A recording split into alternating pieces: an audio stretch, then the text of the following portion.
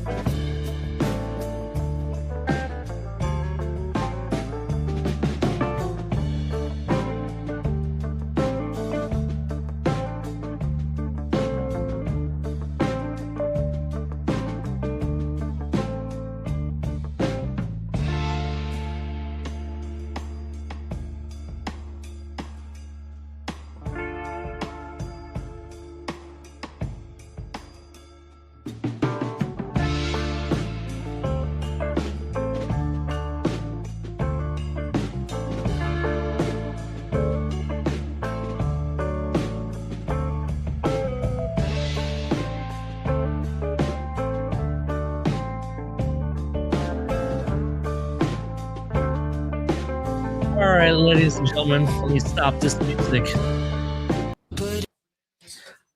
We're going to go ahead and start this over like a proper 4th and 10U.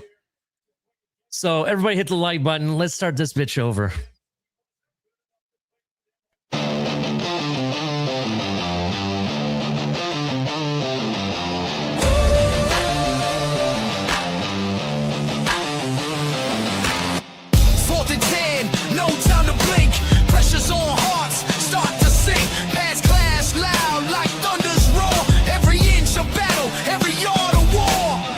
Shining under Friday lights, sweat and grit fuel these fights.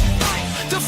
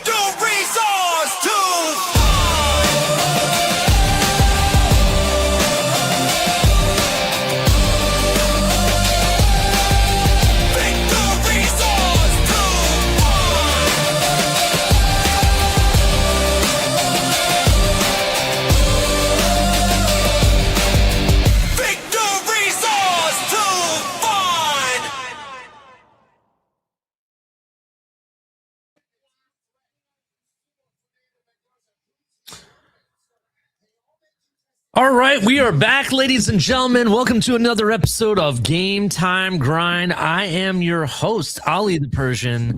We got Steve up in here.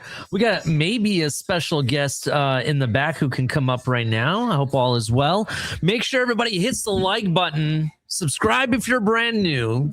Again, this is 4th and 10U national title watch along. We're gonna see who wins the national championship game today. It is going to be Indiana versus Miami. How you doing, Steve? How was your weekend, man? It was great. A lot Good. of panic, a lot of unnerve with stuff going on in the NFL for us, but good outside of that. Yeah, mine was okay. Dealing with a lot non-football related, stuff going on around the world, but I tried to cap my weekend off on a good note. I took my whole family to the Cheesecake Factory. I don't know if you've ever been there. And it was hella good. We had some really good food. My wife gorged herself with cheesecake. She we tried like 4 different slices, and I don't know if you guys ever been, but it's really good food. I recommend it. It was a good time. The whole family, we had a hell of a time. So, but that kind of capped off my weekend. Like you said, some news in the NFL. Poppin' news happened today. Our pro team now has a new head coach, so it'll be very interesting what happens there. But today, we're not going to talk about that. We're going to talk about the Miami Hurricanes versus the Indiana Hoosiers. The Indiana Hoosiers, they brought a lot of fans. I don't know if you've noticed in the stadium, there is quite a bit of red. More than what some people thought they would see. What do you think so far? Man, there's a lot of red out there, but we kind of figured this would happen. Like, we kind of talked about this for the game last week. Like, Indiana travels. That this is a once in reality. Like, it's always said, through two in a way that it wouldn't really mean it. Trying to think of the words to say it, but This is literally a once in a lifetime opportunity for these fans. For Indiana, I would say so. And I think that's why you see so many of them. They filled that Atlanta stadium like it was their own, dude. From top to bottom. I swear the only green I saw in the stands was the band for Oregon. That was it. That's at least that's how I felt looking at different angles that they were showing. Oh, yeah. It was nuts. And, I don't know if you looked at how much the cost of, these tickets were for this game. $3,000 for the nosebleeds. I'm going to say they priced out a lot of people, even their own fans, for this game. I was not happy. And it's not $3,000. It was like $3,800 for nosebleeds. Lower bowl seats. I don't know if these were those premium seats or not, but I saw as high as $28,000. I would not pay that for a national championship game for college football. Maybe a Super Bowl, I'll pay $3,000 for a ticket, but not for a college football game. I won't do that. But what do you think? What do you think is going to happen in this game, man? I've kind of changed what I think is going to happen. I know I said the Hoosiers are going to put belt to ass, but in hindsight, I kind of think it's going to be much closer now. I've kind of changed my score prediction to be 31-28. What do you think? I think it's going to be a close game. And Joe Mama Y2K, absolutely Stephen Ross gets a cut of all of this. Absolutely. Yeah, this game's going to be close, man. Again, like I said, this is two very defensive teams. Indiana has a good offense. I mean, UM also has a good offense. Despite that, it's going to look like one of our playoff games from the NFL this weekend, in my opinion. Like it's going to be a knockdown, drag out slug fight, and whoever makes the less mistakes is going to win. That's why I didn't give a score prediction on our last show. I don't know where to put the score on this. I think it'd be fool's gold to try and put money on this on the score on this game, because it could turn into a 10-13 game. It could be a 25-30 game. It could be anything you imagine.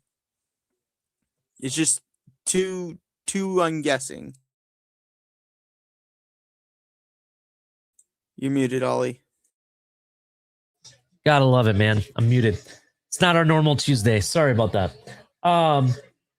One interesting thing that I just saw, Tom Brady and the Raiders brass are all there right on the sideline, right? They're going to get have the best look at Mendoza. And I think if he has the performance that I know he's capable of, I think without a doubt, he's going to be the number one pick for them. You know what I mean? There's no doubt about it. In fact, right now, I feel like there's no doubt, but this would definitely solidify cross the T's, dot the I's type of thing. You know what I mean? You want a shocking twist of events? Go ahead. I was thinking about this the other day. I doubt it. There's less than a 1% chance this happens. But can you imagine if they pass on Mendoza, thinking about the draft next year, and just take Bain first overall? Bro, if that happens and the Jets get Mendoza, I'm going to be pissed. I'm going to be utterly pissed. Are the Jets even second? I don't think they're even second. Where are they? I just know that they're the ones that thought they were getting Mendoza. I think the whole Titans time. are second. And then I think the Giants are down there and somebody else. Might be the Titans, but the Titans don't need a QB. That's why I said I'll be pissed if the Jets get them. No, the report is that the Titans have said that they're non-committal on if they would take a quarterback or not. Are you serious? Oh, shit. Depends on who their coach is, I guess. Here we go. Draft. Do we have the lineup? Where is it? No, I don't have the rankings in front of me. I was curious. Positions. Here we go. No, that's rounds. Yeah, it's the Jets that have number 2. So 1, 2, 3, 4 is this: Raiders, Jets, Cardinals, Titans. If Raiders pass on Mendoza, Mendoza's number 2 overall. I cannot see him getting past the Jets. They'll ruin him. I'm not scared of him going to the Jets. They'll ruin him. I don't know. We shall see, though. It'll be very interesting. But yeah, it popped in my head the other day because everybody keeps talking about, especially with Dante Moore going back to college. Mm-hmm. There's no quarterbacks in this draft. There's about 1 billion of them next year. That's true. There is no quarterbacks in this draft. But since you talked about commitments and, going back to college.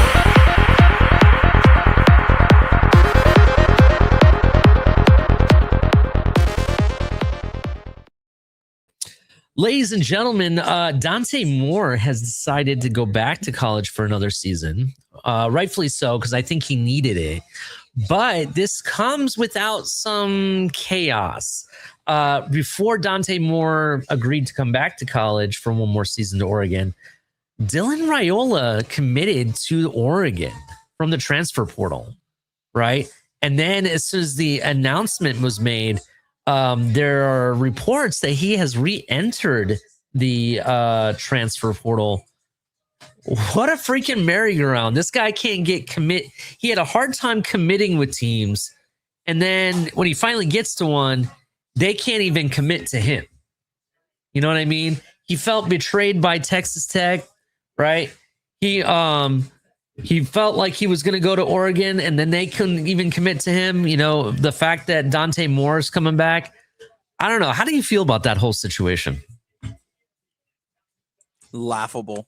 That is laughable. It is laughable. And what's crazy? What's crazy is before that game and during that game, they kept talking about how Dylan Raiola was going to be okay with red shirting behind him, and how he was okay even if he returned to Oregon. And in a minute he says he's coming back, boom, transfer portal. Yeah, if those reports are true, I haven't been able to confirm it, but that's what people are saying, and there's been several reports about it that I've read. One team I know that needs a quarterback is your team. Your team needs a quarterback, so it'll be interesting. He ain't coming down here. I listen. I would love Dylan Raiola, but he ain't coming to South Florida. Well, don't say never, bro. He was part of that recruiting that recruited him to Ohio State before he ultimately landed in Nebraska. So he was committed to Ohio State for a long time and ended up going to Nebraska because of his uncle.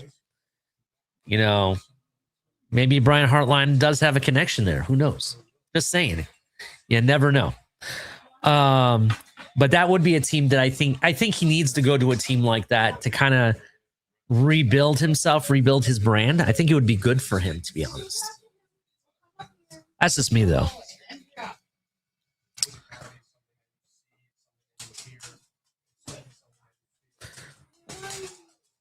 What is up, Color? How you doing? Not much. How about you guys? Pretty good, man. Pretty good. I saw you in the back.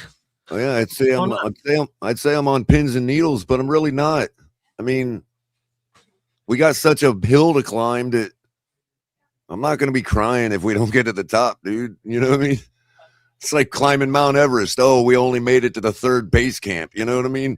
I hear you. For people that don't know, Color is a big time Hurricane fan. He's excited. Are you able to watch the game this time around? I'm having a little trouble because they're only broadcasting it on ESPN, not ABC as well. So I can't pull it in on rabbit ears, and so I can't share it in the back. But I have to sit in the living room on my phone if I want to partake with the socials. You know what I mean? Because I got my super box, but it's in the living room. I understand. So that being said, Color, I was hoping that guy with the ACC net, streaming ACC net, that helped me out last week. Well, let me see if I can help you this week. Okay. Cap deleted the show. I don't know if we're still running it because you're simulcasting anyway. So it's I don't know. We might just go with deleted the show. 4th and 10, yeah. Oh, I didn't know that. Because he can't get it. He was going to rely on me. So I don't know. We might just have you running point because you're simulcasting anyway. Okay. All right. Well, I didn't know that. So that's something new for me. I mean, you are simulcasting, right? Yeah, but I didn't know he was. So this is coming in through our channel too, right? Yeah, it is. Yeah, it should capture everybody. Okay, all right. This is what we're gonna do. I am gonna help you out to put it in the back for you so you can watch the game. In addition, you can hang out here with us. We're just gonna sit there and call it the game, or if you want to be our announcer, since you have the voice for that, to be honest, because you're much better at it than I am, you can. Just give me 1 second. Let me fix it so I can put it in the back for you. But meanwhile, why don't you tell everybody at home what your score prediction is, what you think is going to transpire? I'm with Steve on this one. It's just hard to really nail this game down, bro. I mean, I have to go kind of homer and say we're going to win. And that's, you know what I mean? I don't know. I think if Miami is able to pull it out, it's going to be close. We're definitely not going to win in a blowout unless it's a case where Indiana just gets upstaged, which I doubt, and being Hard Rock and all that. I don't know. It's really, really humid tonight, but it still is only 58 degrees. It's gorgeous football weather. You know what I mean? No wind. But I mean, if I'm gonna try to do it realistically, then obviously Indiana's poised for a blowout, bro. I don't know what I mean. What else am I supposed to say? Yeah, I gotcha. You know what I mean? But at the same time, it's college football. Literally anything can happen in a national championship game when you're a month removed from, the guys you're used to playing with, the game plans you're running, the type of opponents you have, all that. Everything is up in the air. You have to just go on raw talent. And look, Indiana's just got 500,000 guys they can throw at you, bro. You know what I mean? Like, marching is going to be tested like it has not been tested so far this season. And I will say that our conditioning is the reason we're in the national championship game. I gotcha. We'll definitely see what happens here. Color, can you do me a favor? Please check the back room to see if you can see the screen now. It looks gorgeous, man. It's gorgeous. Frozen, but it looks gorgeous. Frozen. Well, I don't know if you got it paused. I see the play button, so it's not. Yeah, it was paused. You might have to click the live button again. It looks great. I got Nick Saban running his yip. Okay, good. All right. And but you might have to click live again because you had it paused for a second. Do I have it paused now? No, but you had it paused, so you're probably behind. You're going to want to hit live again. Oh, I see what you mean. Here you go. I do have one question. I got someone in the back. Before you have that question, let me go ahead and introduce him. This man is the new celebrity on the streets, throwing spaces left and right. And this man, I think we should give him a warm welcome with some music. It's that time. Mystic in the building. Turn that on. Mystic. Mystic in the building. Turn that up. Mystic. We live, we violent. Crowd so loud, got the rival silent. Run that score up, ain't scared of nothing. Mystic on the field, yeah, we came to crush them. Pass, pop, helmets clash. Whole squad hungry, ready to. All right, Mystic, what is up, buddy? How you doing? Welcome to the show. What's going on, guys? What's going on? Anyway, we got them damn biased Miami fans in here. What's going on, fellas? How we all doing? We all settling in for the game? Yeah, I thought my take was fairly unbiased, Mystic, as much as it could be. Listen. It's a Monday. We got a case of the Mondays, right? Started the show with technical difficulties. I don't know if it's because there was 2 shows scheduled for the same time or what. I don't know. But it wouldn't let me get to my my intros, so I had to fix some things. But yeah, welcome here. Color's hanging out with us. He wants to be able to watch the show, and since we're simulcasting everywhere anyway. If you're on X, come over to the YouTube side. Come over to @4th&10U. Please follow us directly. We're trying to grow the channel. Come join the chat and everything. Make sure you hit the like button, subscribe, turn on the notification bell. Also, you can find us at 4th&10U on X as well. You can also find us on Spotify. This episode will be on Spotify as well. So shout out for that. But yeah, so how you doing, Mystic? What do you think of this game? Oh man, I think on a personal level, it's been a long time since I've actually had interest in a national championship game. A lot of college through my lifetime, I've watched Alabama run away with all these championships, and you had Clemson had their little run, and then Kirby Smart won a couple, and in between, but majority of the time it was Nick Saban and Alabama just dominating. So I didn't really care to watch the national championships. I knew it was going to be, but this one definitely has my attention. I'm fully invested in watching it, hoping it's a good game. I think at the end of the day, I think it's going to be a good game. I don't think any of the team's going to blow either team out. I think both teams have enough on both sides of the ball to keep it, in my opinion, that 1-score game. That is what the 7.5 is what they have Indiana at right now. I think that makes sense. I think that Indiana's defense, if you put Carson Beck in a bad position and force him to, turn into turnover Beck, I think that's the difference. And it starts with stopping the run game. Got to do. And I don't think you're going to stop that run game. I think you just have to limit the explosive plays you give up. Well, the keys for this game, for me, if Miami stands a chance, they got to keep the game close. They got to keep it real close, right? And don't make any faltered mistakes by Carson Beck. As long as he doesn't do that and they keep the game close, Miami has a real chance of being the next national champion. However, unfortunately for them, the Hoosiers, their keys to the game is don't make mistakes and just keep scoring, baby, and keep your foot on the neck. And as long as they do that for the whole game, like you saw them do against Oregon or some of these other teams, I personally think they're just going to run away with it. That's what I think is going to end up happening.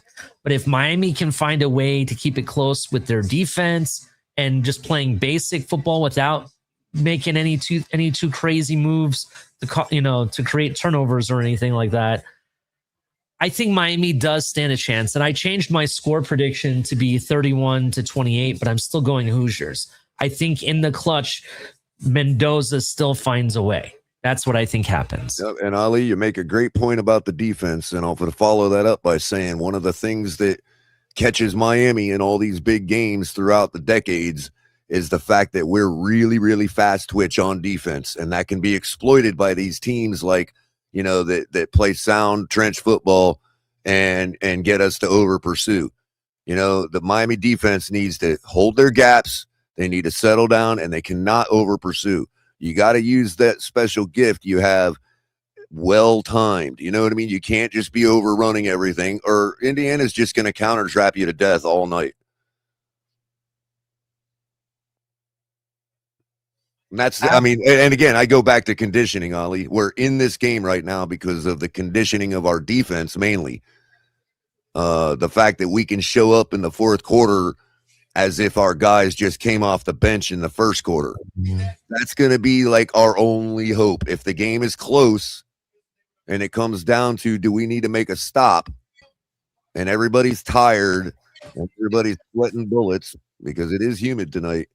Are we get that stop? So let me ask you this game, some questions.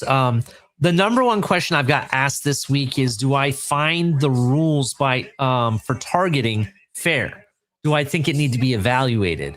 And what I've stated is that I think that targeting does need to be evaluated on how they call it. I think there's some things that they could change, like bring in context of why someone may have been hit with targeting. I think some of those things they need to maybe evaluate and make it part of, the decision process. How do you guys feel about how they decide what is and what isn't targeting? Do you agree with it? How would you change the decision making for that type of call?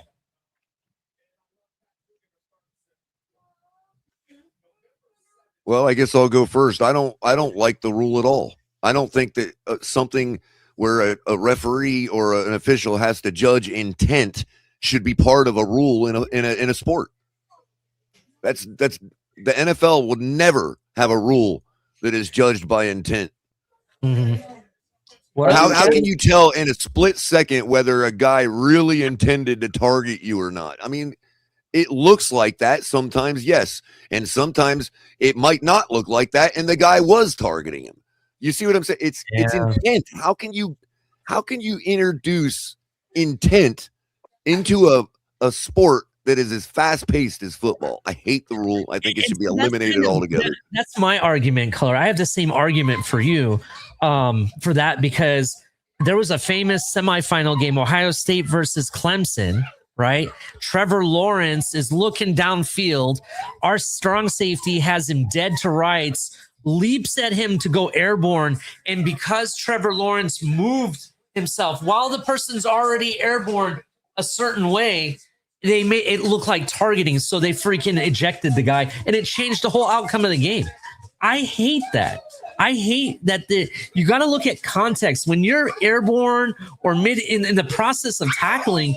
Sometimes things are going to happen that are out of your control. Right. And to me, that's too much context for a sport, Ali. That's too subjective. I see what you're saying, but other sports have now adopted on, looking at the context of what was happening. Is it a natural position that they were taking? I agree. I agree with what you're saying. I'm saying that a rule that needs context shouldn't be a rule in a sport. It should be cut and dry. That's what the rules are for.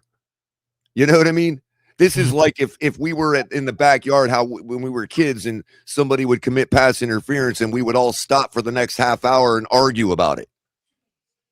I see what you mean. What do you guys think, Mystic, Steve? What are you guys' thoughts on targeting? So, man, I don't like it where it ejects players in college. I don't like it. The plays that have happened recently that people are like, oh my God, this should have been that, da-da-da-da-da. My opinion, as much as I hate to go to what you guys just said, intent, I feel like it's all about that. Is a dude trying to make a play on a football, or is a dude just trying to tear a dude's head off and not trying to right. And how can you determine that without mind reading? I mean, again, I looked at those two plays that just happened here recently, and I could tell dude had his eyes turned looking at the football the whole time. There was no problem whatsoever. Other dude wasn't even looking for the ball. Like, knowing where the ball is also helps your, ability to tackle, because then wouldn't you say a good tackler, you're supposed to put your head on the ball to force fumbles? Literally, it's hat on the ball. That's That's all why you're supposed you to be hear looking in for the ball. practice all day. Hat That's on the what I'm ball. saying. Hat on the That's ball. what I'm saying. Hold it down for me. I'll be right back. Be right back. Yeah, we good. Not a problem. I think I Yeah, can fix what's it. happening? What's going on, Mystic? Steve? What's going on, boys? What up, Cap? Yo, I think I could fix it. It's easy. It's kind of like, here's the thing about NFL with rule changes. They never want to admit they were wrong. So you can only kind of broaden on a rule. So you make the foul, but then you can now rule whether it was flagrant or not, just like in the NBA. You know what I'm saying? It's pretty easy. There's some malicious intent behind the foul. Right, where it's so egregious that it's any egregious. normal person would see some intent there. That's right. That's right. Easy way to fix it so they can leave it open-ended when they call it, because they never want to pick that flag up, right? They want to still change the way the game is played, and plus they love throwing those flags. But to kick a kid out or hold him out of a game for half of a game in the championship, or whether or not fines for NFL players will be introduced. If you did the foul and you get a $10,000 fine, no big deal. But if you did the foul and it's a flagrant fine, now you can get $50,000. You know what I'm saying? Like, there's a little bit more. We know it, bro. We know why the And rule even was if it created. doesn't get called a penalty, you can still get you fined. can get afterwards, because they do that too. They retro penalize and put people in, give them in trouble. But to me, it's an easy way to fix by adding a level system to it. So Tell you one thing, I can't see this whole stadium, but the one side of the stadium they keep showing is so red, it's unreal. Did Oh, you yeah, see that's the the visitor ESPN side. cast? Did y'all see the ESPN cast? I don't know. I'm trying. Okay, are you talking about the Pat McAfee? Yeah, everybody but Pat McAfee took Indiana. yeah, Yep, I've seen that. Yep, I did see that. Yep. That's the easy pick. They need to be bold. Or sorry, other way around. Everybody, everyone picked Everybody Miami took to win. you. Miami, Pat but- Pat but McAfee. Pat Oh, I McAfee, like yeah, that. sorry. 3-1. Yeah, it was 3-1. You're right, Well, Color. Pat That was- McAfee didn't he punt for the Colts? Yes. See, he's an Indiana guy. No, Color's lying to us. He was right there. It is the easy pick for everyone to pick Miami here. We understand. It's okay. Right. Well, it's the easy bold pick for sure. Yeah. Yeah, it's the way to And everybody can say, I didn't pick him. Go prove it. You know? I was gonna ask this before Mystic got up here, but I guess I'll ask it now, even though Ali's not here, because I know Cap loves a good conspiracy. Do you think it's possible that Mendoza gets the shakies of the knees because Tom Brady and the Raiders are on top of him during this game? Ooh. Good question. I would say that no, because I don't think it would matter ultimately win or lose or how he plays. Yeah, at this point. If they want Mendoza, they're taking him no matter what. Yeah, they've already decided if they really that want him. decision's already.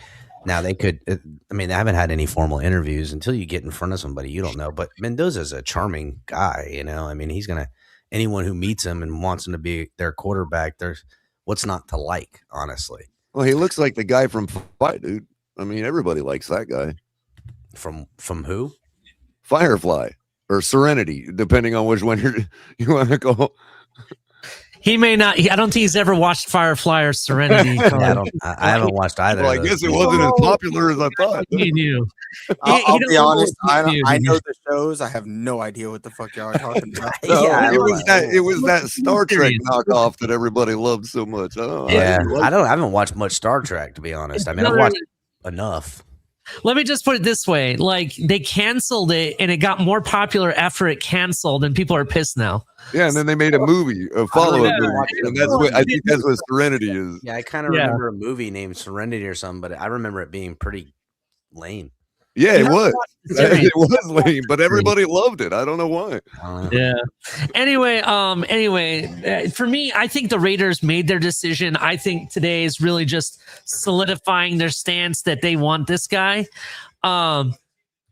But I'll say if they don't pick Mendoza, I think they're making a terrible mistake. If they pass on him, I think it'd be an absolute blunder, to be honest. Safest bet by far, by a mile in this year's draft as far as quarterback class goes. Safest bet. So to me, You think about where Mendoza's at, right? And what the drop off is to the next person.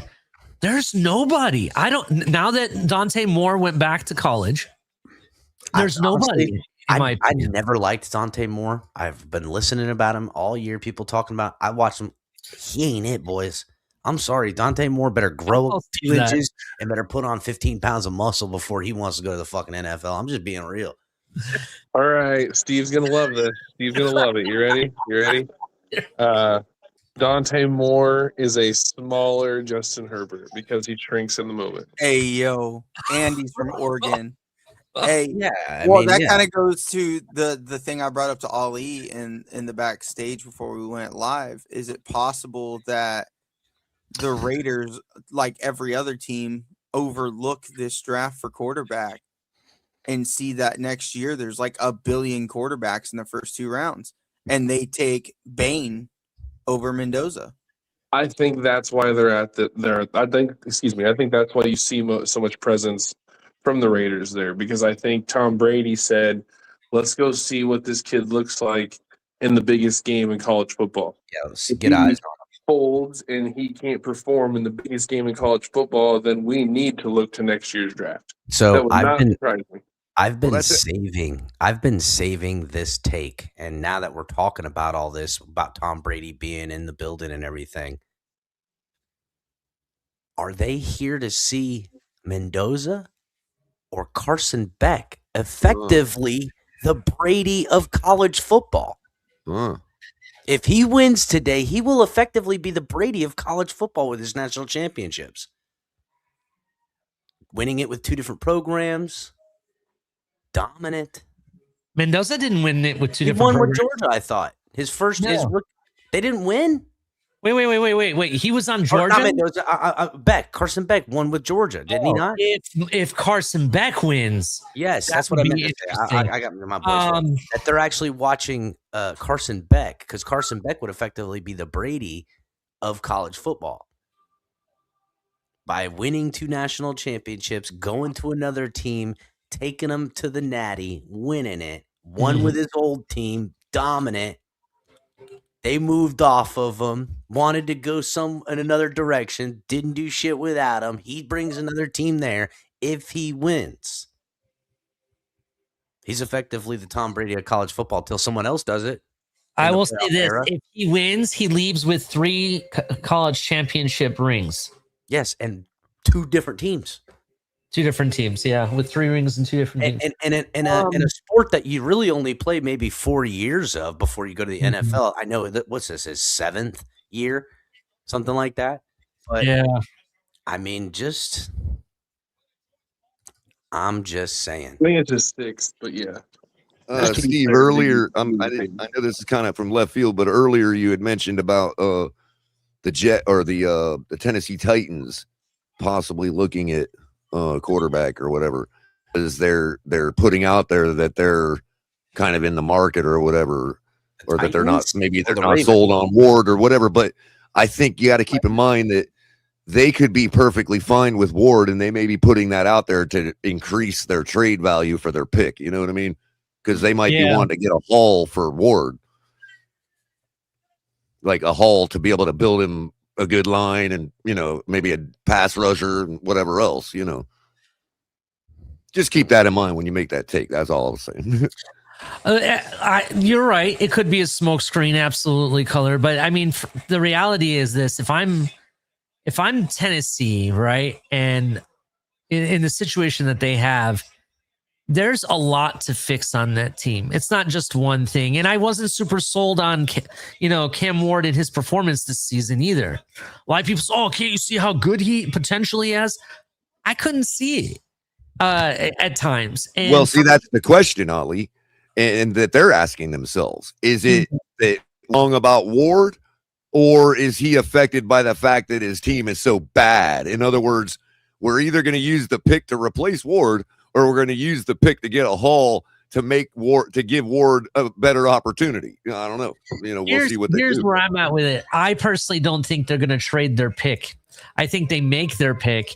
If they trade their pick, they're trading back, and it's not for a QB. It'll be for multiple different positions. They keep Cam Ward. The reason being is the drop off at QB from Cam Ward to the next guy is much larger than it like. If you look at Cam Ward and the potential you have, and you look at Mendoza, right? There's probably not much of a big drop off there. But looking at if Mendoza's gone and let's say Cam Ward is there, who's the next guy? Ty Simpson? You going to take Ty Simpson over Cam Ward? I don't see that happening. Even Taylor Green. I like Taylor Green, but I think if I had my choice, I don't know. I don't know what Steve or Mystic thinks. Would you take Taylor Green or Cam Ward? I'd take Cam. Don't forget about the politics of the NFL. It's hard to move off a guy you just picked first overall. I mean, look what we've been dealing with too. True. I say if they're moving off Cam Ward, bring him home. I want him back. I don't care what anybody says. Cam Ward is great.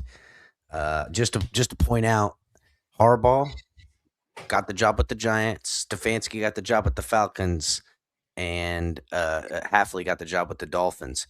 All three coaches were set to have in-visit interviews with the Titans the following day. All three got hired before they can get to the Titans. Interesting. I think the Titans will be the next domino to fall. Very interesting. Man, I got all the TFTG people trying to crash my show today. Oh, yeah. Tonk coming in here. What up, Tonk? You the point man tonight, Ollie. I don't want to hear Ohio State. This ain't Ohio State, the national championship. What do you? This ain't. All right, I just gulagged Tonk. Anyway, hey, this is not an Ohio State podcast, just so you know that. And this ain't no Gator Agenda podcast either. So it certainly isn't anymore. Right now, it's the Canes podcast, bitches. Let's go. Hey, all I know is before Color and Cap got up here, I was the only person up here who took Miami to win. That's there you go. You know what, Steve? Let the record reflect. Steve is a motherfucking real one. Okay, That's let right. the record reflect. And that means that it's tied 3-3, which means we have the advantage. And that streak continues as I jump on. Hey, I'll be the real one. It's the Midwesterners versus the wannabe national champion. Remember, it's 3 versus 3, which gives us the advantage. Sorry, we can't all marry our cousins like the Midwesterners. Wait. Is Tom going against Miami too? No, Steve picked Miami. So it's me, Cap, and Steve. I thought you meant like at the beginning of the season. Oh, yeah. Well, Tom, who do you think is winning tonight, Miami or Indiana? I don't want to say. You don't know? Who do you want to win? Who do you want to win? Miami. Okay, there we go. 4-3. 4-2. It's 4-on-2. Look at that. Why the hell would I want Indiana to win? Well, let's see. They've never won. I never before. talking about betting on games. Okay, I ain't like what the hell. Look, for me, Tonk, I thought you were kind of like, I thought you would go with the underdog. You seem like that type of guy to, place the bet on the underdog. They're favored. Indiana is favored in this football game. I would bet. They've been favored all week. They were up to 9 points. Let me explain my pick, because obviously it went over your guys' head. Oh. Indiana comes from the most losingest program in college football history, right? They've never won it before. Not recently. Yeah, not this year. This is the first year since 2 seasons 1965 that they have ever had any type of relevancy, right? Yeah, but last season they lit it up too. Say that again? They lit it up last season too. They won their bowl game and they only lost like 1 game last season. That's a part of all this though. The last 2 seasons, there's the most wins by a head coach in his first. Wait. Hold on. He just said they won their bowl game. Didn't they lose their bowl game because they were in the college football playoff? I thought they lost. I didn't. I don't remember, but You know I what? know I don't even I count know bowl they- games no more. They're just playoff games or nothing. Bowl games are I'm saying. useless. They need to change it. Ah, Bowl games lost their luster. This is I the didn't- last year bowl games don't mean anything anymore. So B McD says they're lifetime 500 and 700. That's basically 5 and 7. They're a 5 and 7 team yeah, Since forever. now they're fucking 14, and now they're like 21 and 0. the last time they won a Big Ten, actually, it wasn't even Big Ten. I think it was something else at the time. Their conference championship was 1965. They were like Space Coast. Damn, what was that? The Big 8 Ollie or something? I Damn. don't know what it was back then, but that's the last time they won it. George Look, Bush Sr. wasn't even born last time they did it. Miami, if they win it, congrats to them. If Indiana wins, congrats to them. I could either one. It's cool, but I'm kind of rooting on the Big Ten side because that means 3 years in a row would be a Big Ten champion as national champion. So that's I'm watching the Canes. I kinda echo right now with their Mystic's earlier coach, and sentiments. that looks like a fucking national championship winning ass team right there. Oh, yeah. That is a strut of fucking. Look at how Indiana's coach and team is walking out. They look like they're scared of the moment right now, boys. They look like they're I don't scared of the know. moment. That's usually I a don't know, silent bro. assessment. They That shook on the usually is. moment right now. No. They shook on the moment.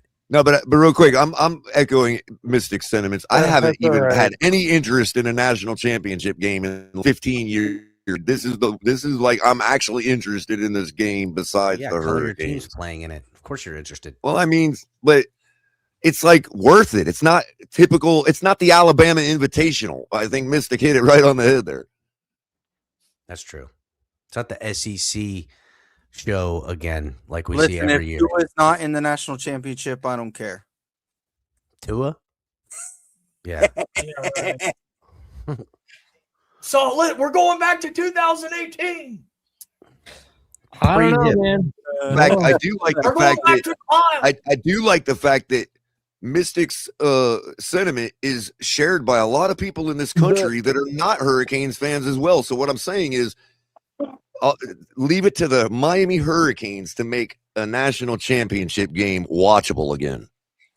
Or leave it to You the Indiana say that. Hoosiers. How about that? You say Ooh. that, but how are we gonna say that? But your stadium isn't full of you fans; it's full. That's of okay. That's okay. The Split. game is Honestly, watchable. sound wise, I think it's split. So if you We're can hear, South in my Floridians. opinion, listening to it, both Mhm. teams got an equal share of a cheer and a boo when they were both coming out. Well, and not just that, but I just want to point something out.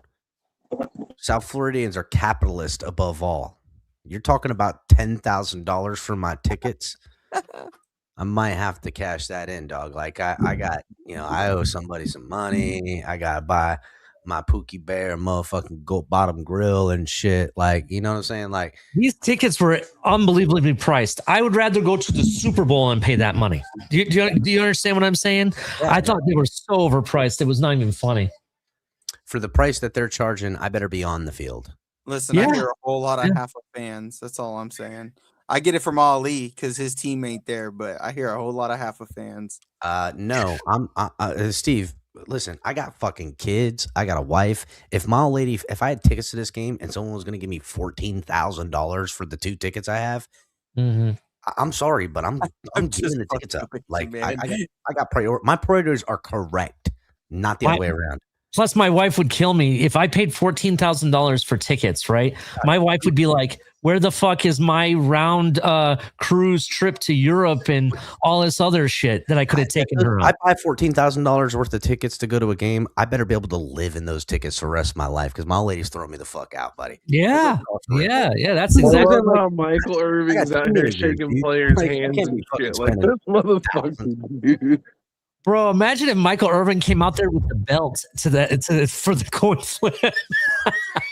I hope No, I he was starts gonna say spanking the something, ref. but I'll keep it to myself. Ooh, we're gonna receive. Oh, they're deferring. Indiana's deferring. Hell yeah, that's what you're supposed to do. Hell yeah.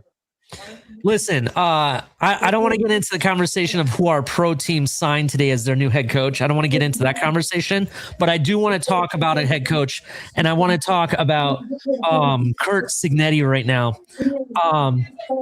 Cignetti, what is very interesting for me is the fact that he rarely smiles during a game. You don't ever really see him crack a smile.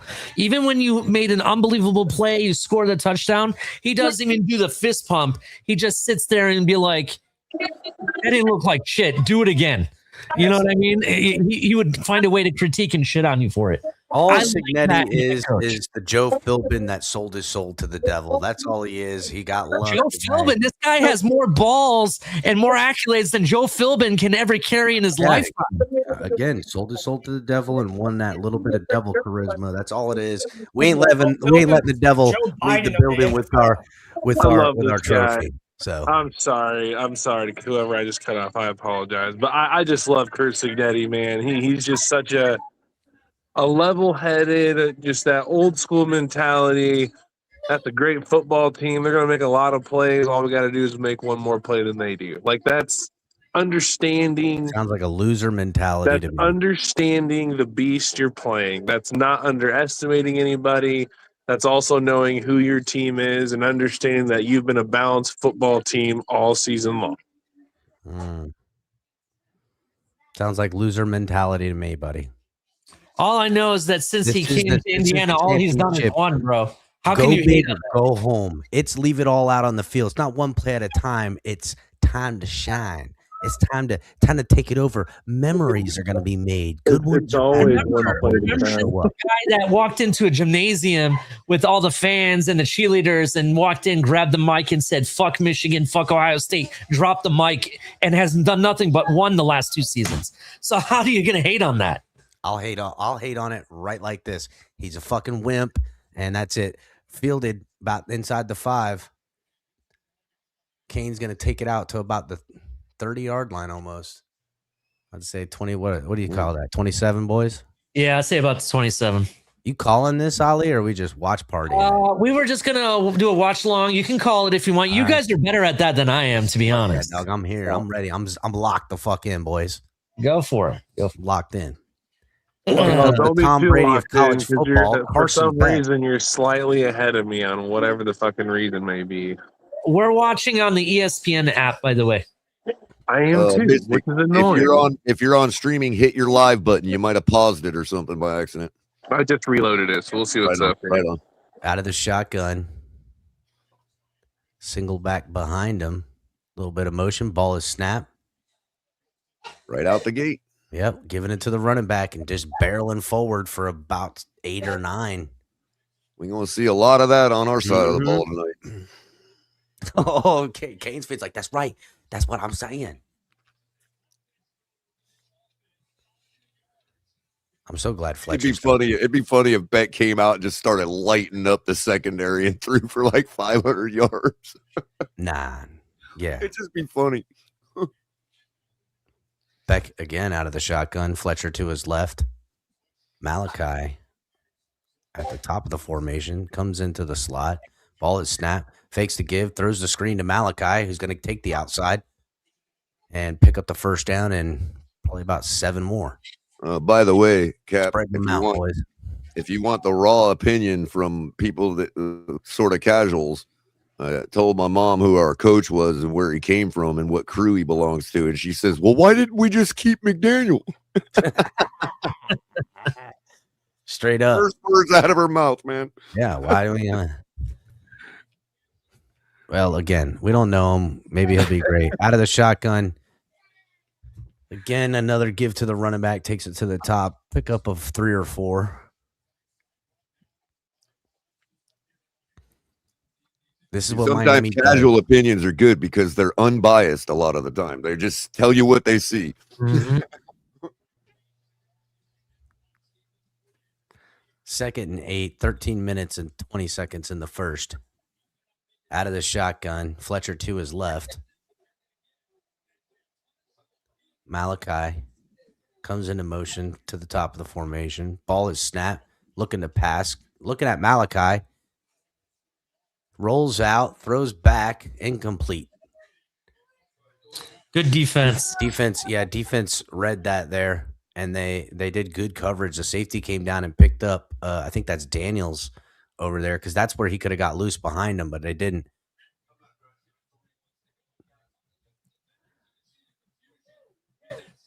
They 3rd and 8.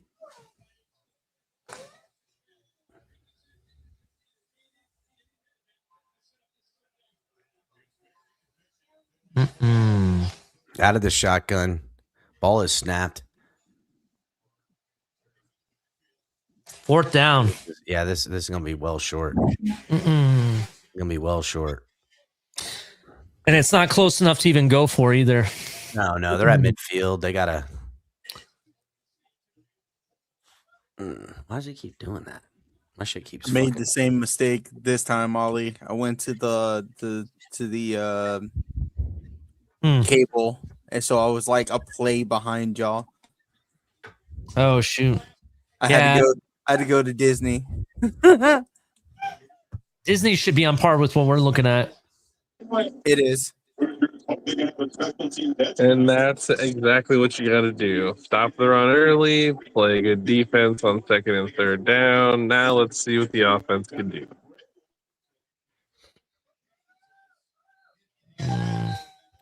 Fernando Mendoza. I get back and it's coming up Mendoza. I guess we punted, huh? Yeah, you guys fell short on 4th down or on 3rd down. Yeah, it was 3rd and 8, and they only picked up like 2 of it. Can't be doing that. No.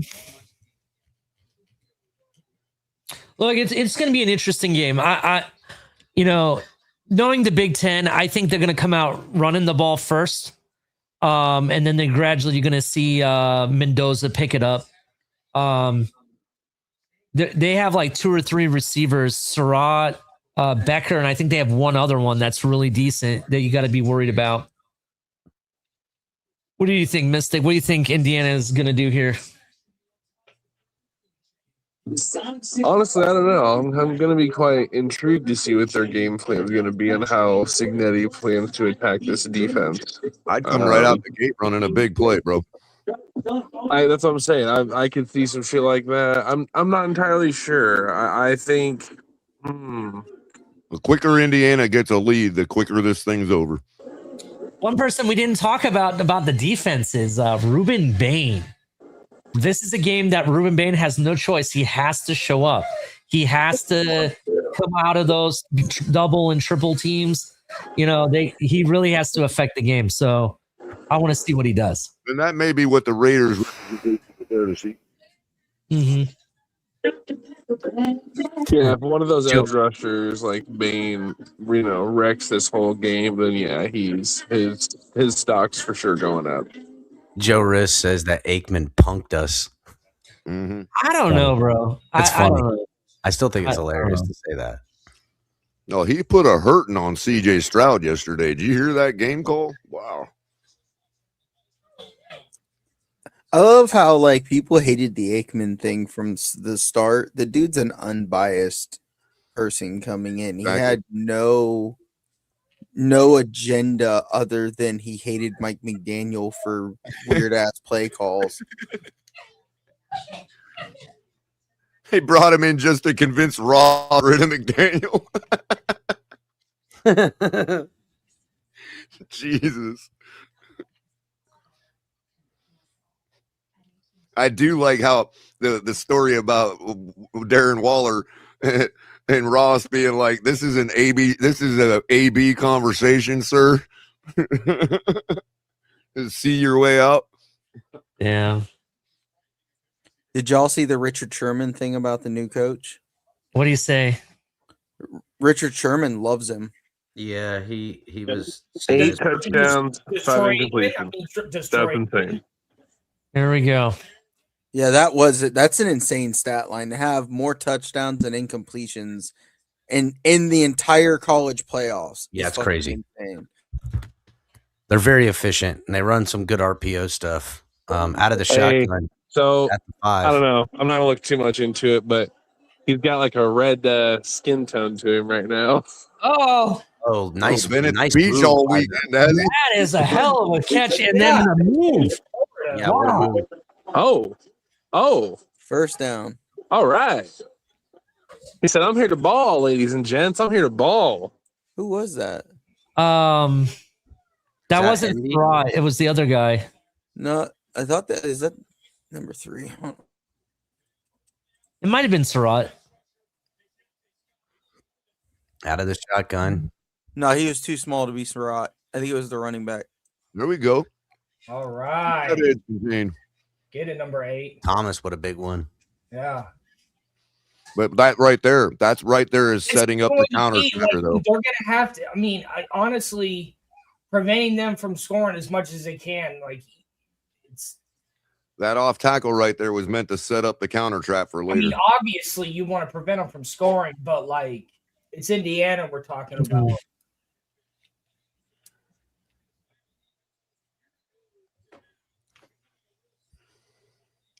Mendoza finds his receiver, but instantly taken out. Gain of 1 yard. Third down. Bring a third down and almost for a gain of 1. So Good lots pursuit. of pressure. Yeah. Again, that's where Miami's defense is gonna shine. Oh, Is on the was that his first read? So I want to start paying attention to his read since everybody says he's a first read quarterback.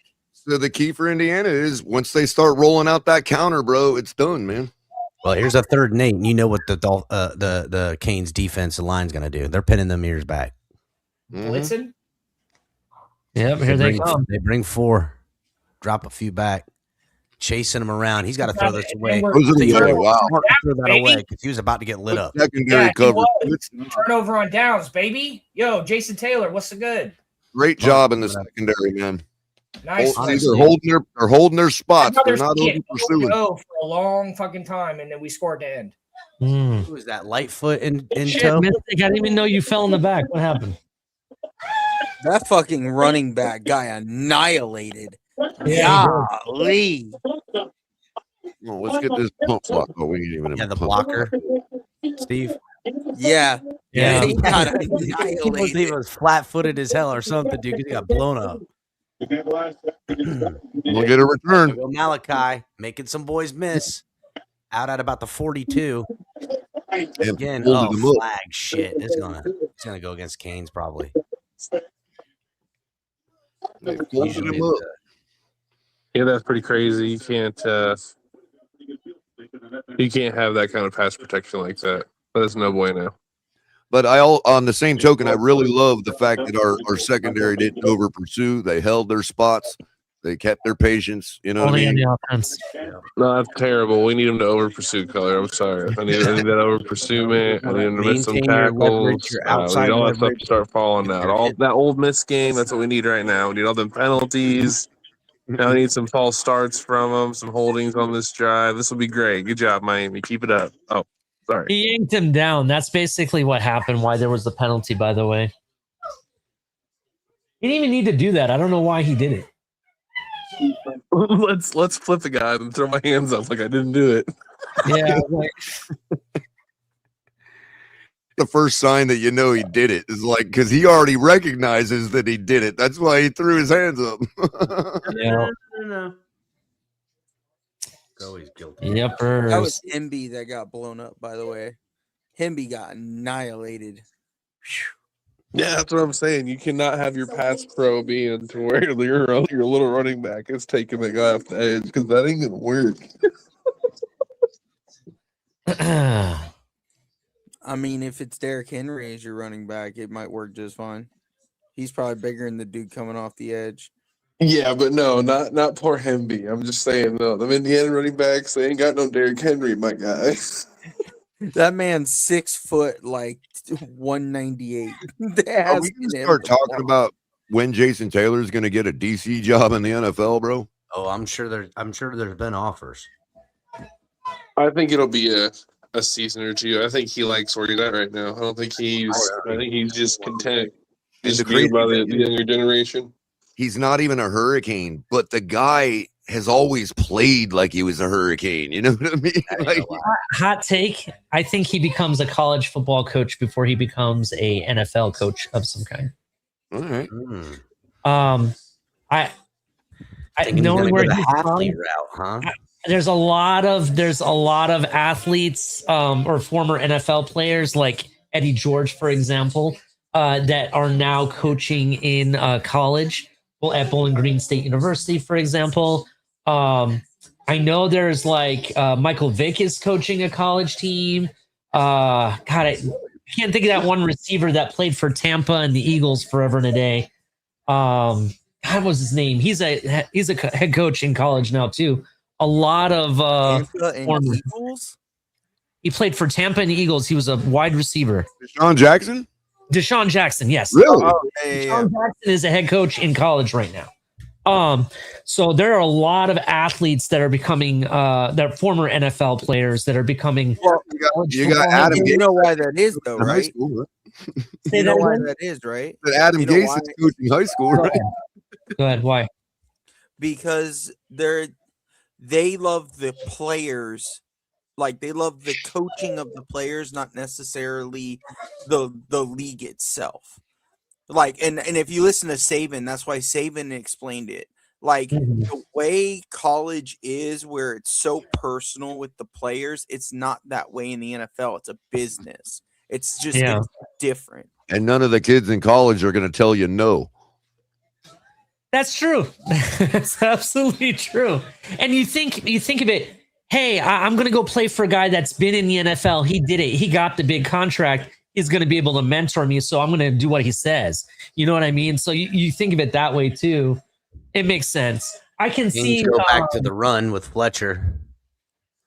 Picks I up can a see couple. Jason Taylor doing that though, is basically what my point was.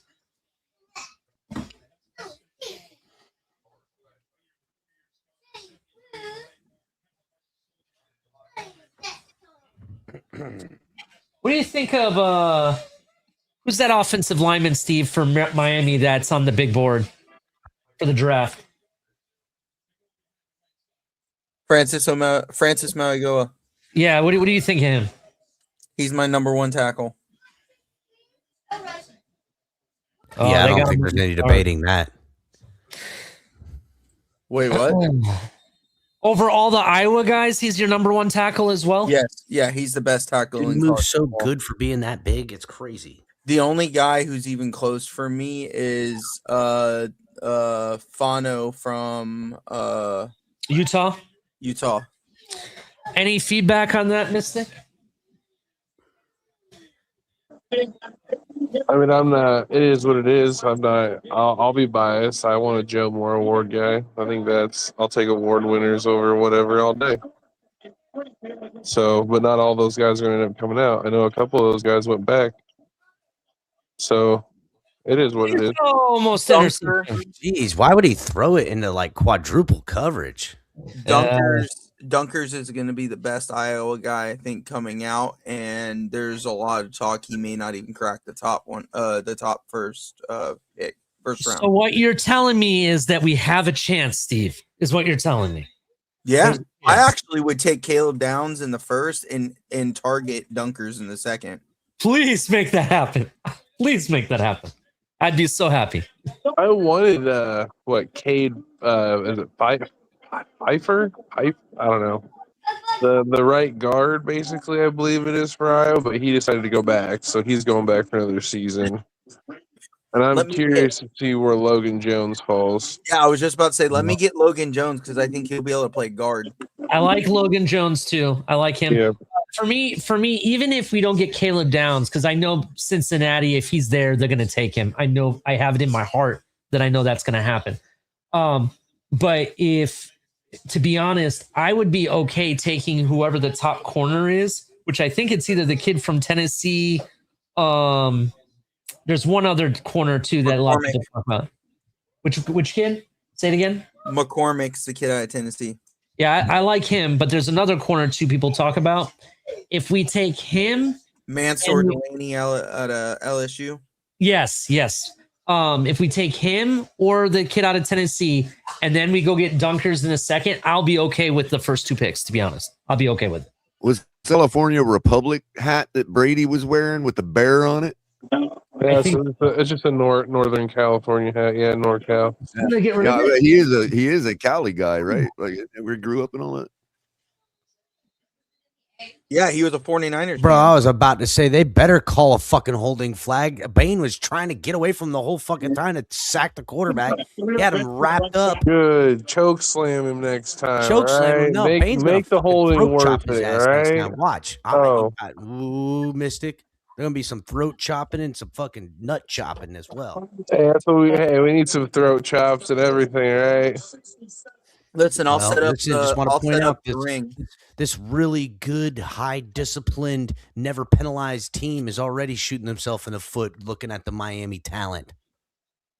Was that really holding? I guess it was. Yeah. you're Yeah. right. Oh hell yeah, it was. He Yeah, grabbed the In jersey. cheese, Yeah, how he hooked Hey, them. so I mean, he was hang on, literally hang on. redirecting his left Let me- shoulder towards the Let me ground. ask bro. you guys, whose fault is that really? 67 or Mendoza? Oh my God! I'll tell you what. The fault is that guy didn't make the tackle. What the fuck was that, Oh dude? shit. And, yep. You had him, bro. Clutch. You had him. How do These you wide bounce off of receivers, him? man. These wide receivers are playmakers, I bud. will agree. Though, in watching Indiana through the playoffs, these boys are hard to tackle. But I see, would there take, again, look, I'd there take an again, Indiana wide receiver the for our linebacker new bit Miami down. team. There again, the linebacker bit down and left the wide receiver right behind him wide open. So that's what I'm talking about with the over pursuit, man. And Keller, why did he bite down though? You have to honor Indiana's run game with Hemby. That's why. Exactly. But he also did over pursue a little. You're right there. He did move Ooh. forward too much. You know He's what I mean? a missed tackle from breaking that run right there, See, because right then you there, guys though? came to again. Yeah, these What boys. you If he just didn't make said, that though, tackle Mitchell, there, he was gone, Mystic. That guy would have been gone. Yeah, if he you know didn't what's make be that. crazy honest, you say that? You know he's gonna be like a late round pick, right? Who? Hemby. Oh He's yeah, gonna no, be he'll a be- late yeah, round yeah. pick. false start on the offense. Yeah, definitely. Can't be doing that. I think it was on the right guard. I think the right guard jumped first. I think the That's right against the tackle rules, Indiana. already trying to cheat their way into a championship. The bastard. You know, this guy's already. That's two now. That's twice now. Get out of here, Kev. Twice now, dude. Look, they're trying to get the jump on the friggin' ball because they're scared of the pass rush. That was obviously going to be a passing call too. That's why they did that. I Like, oh, will shit. say this: you can't have Mendoza to have that much time to throw like he did the last play, and that was just unaffected pass rush. He had all the time. That'll never happen They're again. not. They just need to settle in here, honestly, because they're the 5th least penalized team in the nation. So that's very uncharacteristic for them. All right, we're gonna Oh get. yeah, give him that stiff arm. that corner got 24 pumped. catching that arm. That's our Look at backup third and corner short that's in here. for the guy that was out on. When I'm guessing they'll go for it on 4th if they don't get it. And Hemby is going to be a late round. Oh, there pick. you go. Give Mendoza a little There you something go. to think about. I like that. Right. Yep. That's right. This is just little by little, boys. Don't I worry can't about believe it. they didn't call that. Mendoza's gonna soften up. Yeah, that's They wild. gave That him was the first down pretty on that, Oh, or late. look at That's this. Look at crazy. this. Tell me Wait a now. minute. They gave him the first down on that? Yeah, no, he definitely got there, Color. He stepped out. About right at the line. Yo, they did give him. Come on, bro. He stepped right out at the line, out of No, scrimmage. bro. The ball wasn't near I across didn't the, see it. the, I the thought he line. was like a yard short. I'm not gonna lie to you. It's all right. It We did got him look here. like a yard short. Football. I'm He not didn't gonna lie. reach out his arm with the football, man. Go Hoosiers! They really want to. All those people that put all that money on Indiana, they really gotta. You gotta get a turnover on this, man. This is the only way we're stopping this drive is a turnover. Jeez, Get in dude. there and chop that ball, man. Throw. Oh, I just saw a fist fly. Somebody's trying to get it out. It's all right. Two. That's okay. Hey, let me ask you: does this look like a one-read quarterback to you? 'Cause I'm not seeing a Yeah, one-read definitely. He was quarterback. staring down his guy the whole way. He looked left first. No, Yeah, that was you the look second good. read. You look at He three stared different right people. at the fucking One, tight end guy. Two. Cap right there. That's his second Look, read. that's that Tua fake look off. That's L Cap being Cap artist of the day. That's what he. No, he Bullshit. hit. He That's got that it right. fake He look got it off right. bullshit Yeah, Tua that's does. Yo, Here goes the Taking RPO. his reads now. Yo, Look, get out of here here, goes the Are they gonna RPO. give him, Read they're gonna pass give him the stop. first down on that too? They're gonna give him the first down on that too? They gave him the catch. He's like 6 yards away.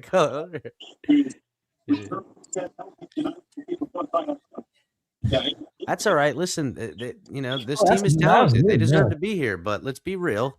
I like this They're gonna need Surratt a guy. turnover, man. I like him too. He's I starting to will. grow on me, to be honest. He Mystic. reminds me of Shakir. I would There you take go. Surratt in like Oh, the oh. mid rounds. The Raiders almost gonna dialed love it up. him in the second And round. Guess what? Mendoza took a Incomplete, and massive Mendoza shot. picking himself up off the turf again. He took a shot. Yeah, he did. The Raiders are gonna love Surratt. That's in the our first game round. plan tonight. This guy is going to the dirt, whether we get fined Yeah, for we it or know he's not. going to get rattled just like Tom Brady. Yep. Oh shit! His head fucking bounced off the back of his lineman's head. That's it. A couple more bounties of the dome, and he's going to be seeing stars. All right, let's get the ball here. But here's the thing, though. Last time that a team rattled him a couple of times and sacked him a bunch, he fucking God settled in and damn. tore him up. Damn. Hemby is for real, man. That I wasn't Hemby him. said, "Who's this linebacker in That my wasn't way?" that like wasn't Hemby. That was the blockered upfield, boys. Stop playing. That was the blocker up here. Yeah, that was good That wasn't Himby. That was their Who is that? that was their second string. Oh, that was that boy's black. way bigger than Oh, him. okay. Yeah, That boy's Himby big. wears number 1. That's right. You're right.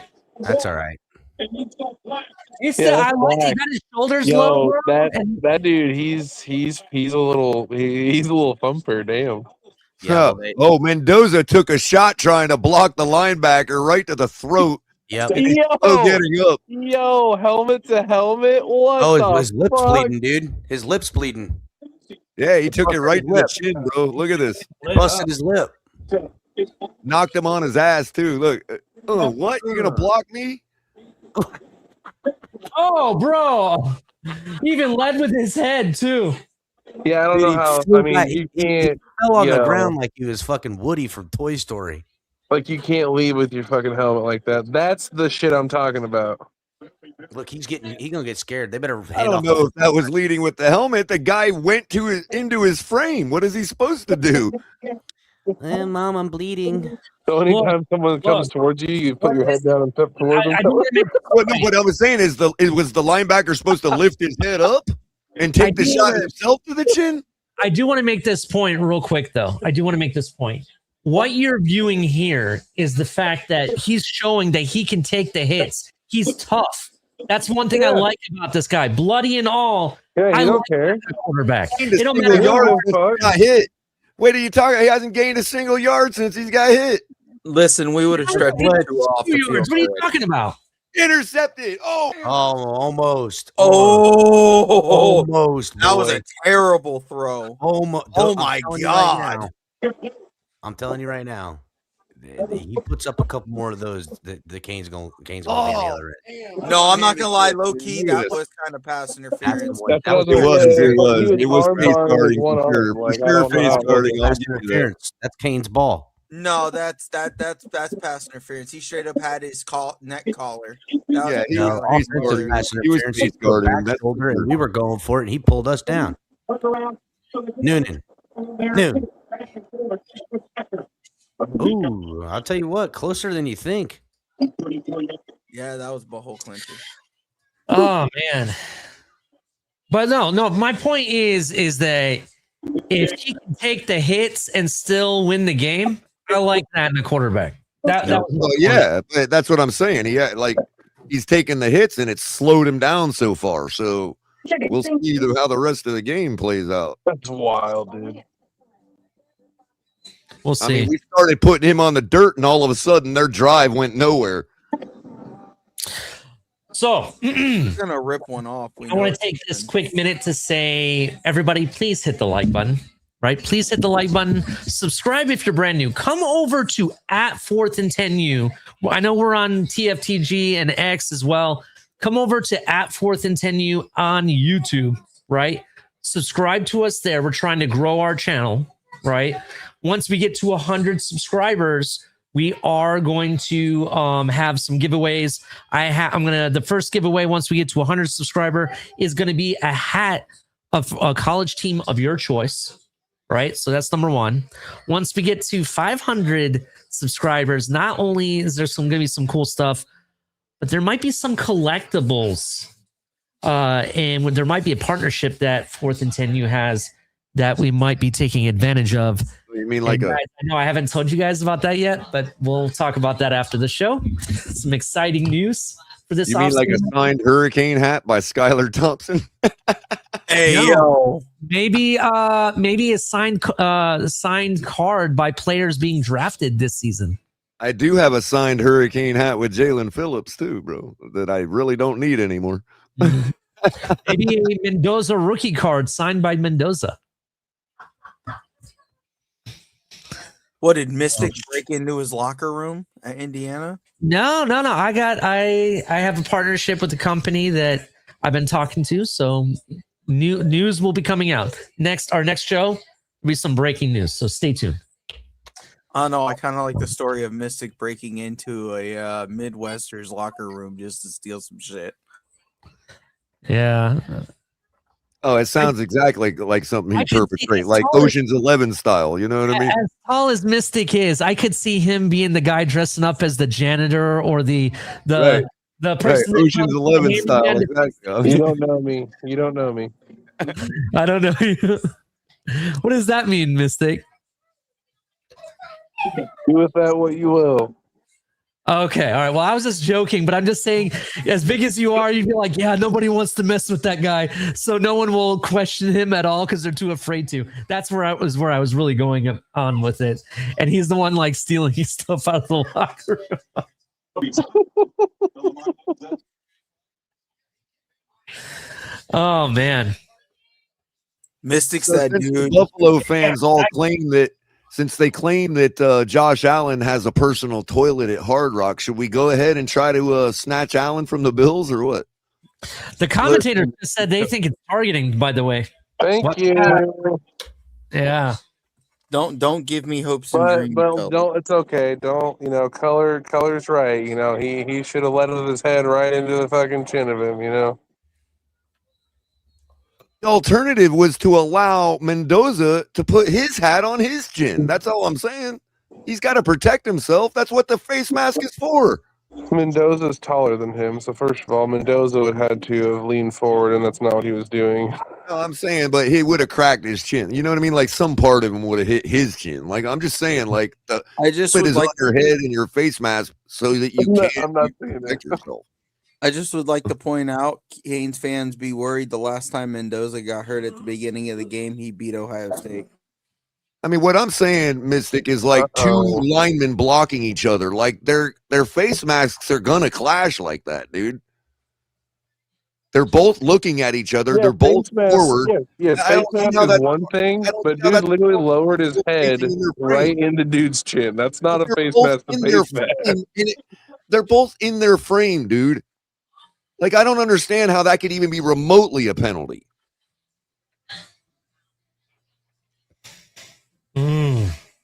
That would be like calling a penalty on an offensive lineman or a defensive lineman who's coming in on a rush. Hey, Mystic, you like this? Apparently, the Panthers and Sharks goalie got into a fist fight. Yo, I just saw that. I'll have to check that out later. Heck yeah. Shout out to the NHL where real men take care of the action on the ice. See, that's the thing, Mystic. If this was hockey, Mendoza and that guy would have just thrown down right there. Holy shit! No. That's not how it works. So when the guy took a shot at his quarterback or one of the star players, the fighter for the hockey team came over to Old Boy and said, "Hey, let's fucking do this." And Old Boy right. They dropped got, the they glove. got enforcers, right. Yeah, that's how it would work. So at the game, Fat Joe and DJ Khaled is at the game right now. But wait a minute, There's Greg. so many people The at crown of his helmet didn't hit his chin. The top where his face mask touches the helmet hit his chin. That's not the crown of the helmet. The crown of the helmet is the very top. That's your crown. Maybe I'm looking at it wrong, man. It's okay though. I mean, that is literally the definition of the crown of your head. It's the very top.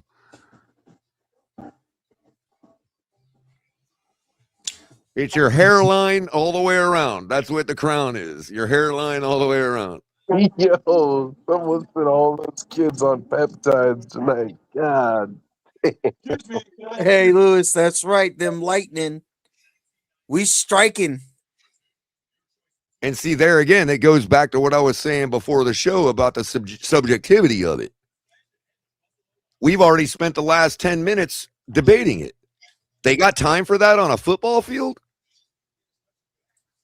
Damn, we losing everybody tonight. We just lost Mystic and Cap. Yeah, I'm back. Sorry, I was just allergic to that bullshit about the lightning. Sorry. No, I'm just kidding. I hit the back button. Cap has access. He can come and go as he please. He has admin rights. So True. yeah, Mystic is the one that he's fashionably late and gets his own intro music. Here we go. All right, here we Oh, go. that was almost a pick. Come on, Beck. Do Beck what you drops do. back, Throw them picks, Throwing baby. across Oh. out to the sideline and tipped it. Oh. Almost picked. Man, that dude's got some hops on him. Damn. Yeah. What's his name? Steve. You're like, I want to say 10 seconds ahead of us. For real. I was just behind all of y'all. Now I'm in front of I don't know. I don't know why, but you're like 10 seconds ahead. Yeah, what's your game clock at? 231. Okay. Yeah, What's 31 your, here. Beck stands in the shotgun. what's your play clock at? Sorry. 40 seconds on the next play. I got 10 Oh, seconds yeah, on see, the I'm play down to clock. 10. Drops back to throw. Throws out to the sideline and ball is deflected away. Oh, he put that lock on. He said, "You ain't going nowhere, my boy." Hey, I'm not gonna lie. Was that 10 yards? No, that was 5. Never mind. I was gonna say that was low key pass interference. He straight up He grabbed had his the face shit mask, out of him. dude. Look, he has his face mask right here. Oh, no. I don't know. It didn't look like that from that At angle. first, on the real time, it looked like it, but he Yeah, didn't. it did. I will say it did. You're right. You're right, Color. You're right. It did look like that. All right, here we go. 3rd and 10. Ooh. 8 seconds on the play clock. Ooh. Back in the shotgun. Full complement of receivers. Drops back to throw. And he Under some pressure, he's going to be sacked at the 20-yard line. Oh shit! Carson Banks takes a sack. Not only that, it looked like he went around the world with the little spin and throwdown. Oh man. He said that's Fisher our gets quarterback. home on a big All right, move. Miami, Right the up the snowball middle. is starting, bro. You can't let this happen. Hey, you should ask Mark Fletcher where's that blocking ability at, because old boy just juked right by him. He gave him the old look over here. Yo, that was wild. Indiana coming after it. Punt is away. Mine is up. Nice Miami fact that roll it down to was the the shit out of 20-yard that. line where it'll be downed there. Punt. Down goes Frazier. Down goes Frazier. Hey, now that McDermott has been fired, right? Does that mean a guy that we interviewed for the head coach position could be available for the OC, Joe Brady? Probably. Well, we did give him I an would interview today. feel for a head coach. lot better about the hiring if he could get a good OC that is a known commodity. Well, if he Brady's could in the get a- building right now. Brady's No, in the that's what I'm- building. We gave him an interview today. That's what I'm for, saying. I head feel coach. like someone like a Joe Brady, someone of that substance, I think would make I love that joke that you just made, Color. That's funny. things a lot better. And Did I, that's I didn't even intend. I didn't even intend to. What part of it was it? I didn't even intend the joke. What was it? That's a loss. Oh, well, Tom Brady is in the building, right? Oh! I was saying. I just said Brady. Like Joe Brady's in today. He had a head coach I interview. thought You with meant Tom Brady. No, he was in the building for the interview, but I was wondering, like, everyone thinks we're gonna go after this no-name guy at OC, but I don't know, bro. I think we get somebody.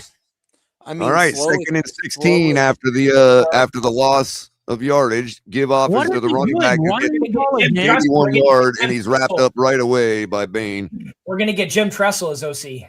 That's going to bring up 3rd down and long. Remember, Bobby Slowick's in the building still. First of all, just so you know, Tong, Jim Tressel is now in politics. He's not doing anything with coaching anymore. Check that. That was number 99 on the stop, the nose tackle. Yeah. all right. We're going to get 3rd and 15 here. Come on. Kane's got to get off the field, man. 3rd Wide and receiver 15. set.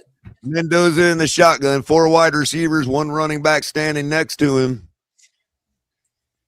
Canes are backing off. Mendoza drops back to throw, dumps off to the running back. Tackle is made for about a 4-yard gain. That's going to be well short of the first down, and we're going to be trading punts. Come on, Canes. Kane's defense makes up for the missed That's what opportunities you by got to the do. offense. You punt the ball, and you got to get right back off the field if you're Miami's D. That's End our of the that's first our game quarter. plan tonight. Well, that is the end of the first quarter. The Indiana Hoosiers are beating the Hurricanes 3-0. What do you guys think of the game so far? I think it's exactly the way Miami needs it to go right now. Hilarious. By the score alone, we know it's a fantastic game so far. Mm. I like it. I like it. I also think I think you easily see after that first quarter that Miami's defense is absolutely keeping them in this game. But I don't really see their offense doing anything too crazy right now. If they don't make some adjustments and get a drive here, then that defense is going to be on the field all night, and eventually Agreed, Mystic. Which is why you're why I'm so adamant about conditioning being our key, because we've been in this situation. We were in this situation against Notre Dame, and also Ohio State, and our defense is just still firing late in the fourth quarter. That's our one little ace card that we have. We don't know if it'll play out tonight, but to counter your point, I would say that our conditioning has been seeing us through that. I would say too that it's not like Indiana's moving the ball with at will, right? Like they've had two drives now that weren't the greatest, and then one drive where they went down the field and had to settle for a field goal. So this is a pretty even match right now, personally. Yeah, I think it's pretty even. It's pretty interesting how much both teams have used the run, to be honest. This is kind of how I thought the game will go. I'm still sticking with my score prediction. I still think it's going to be like 31-28 because both teams technically get going more in the second half. They both are very similar in that aspect. I will say, Ali, the Hurricanes likely must score on this drive for the game to continue to be a game. You know what I mean? Like, it's only, like Mystic said, it's only going to go for so long before the floodgates start opening on Indiana's offense, man. Yeah, that's true. That is definitely true. We got to get some points on the board because in my example with Notre Dame and Ohio State, our key was we had almost a 2-score lead on them, and our defense was able to tee off the rest of the game. We haven't done that tonight. We're down by 3. The first half is waning. You know what I mean? And it's like, we got to score here, bro. We have to score here, in my opinion. Otherwise, it's going to be a typical college blowout coming for the second half.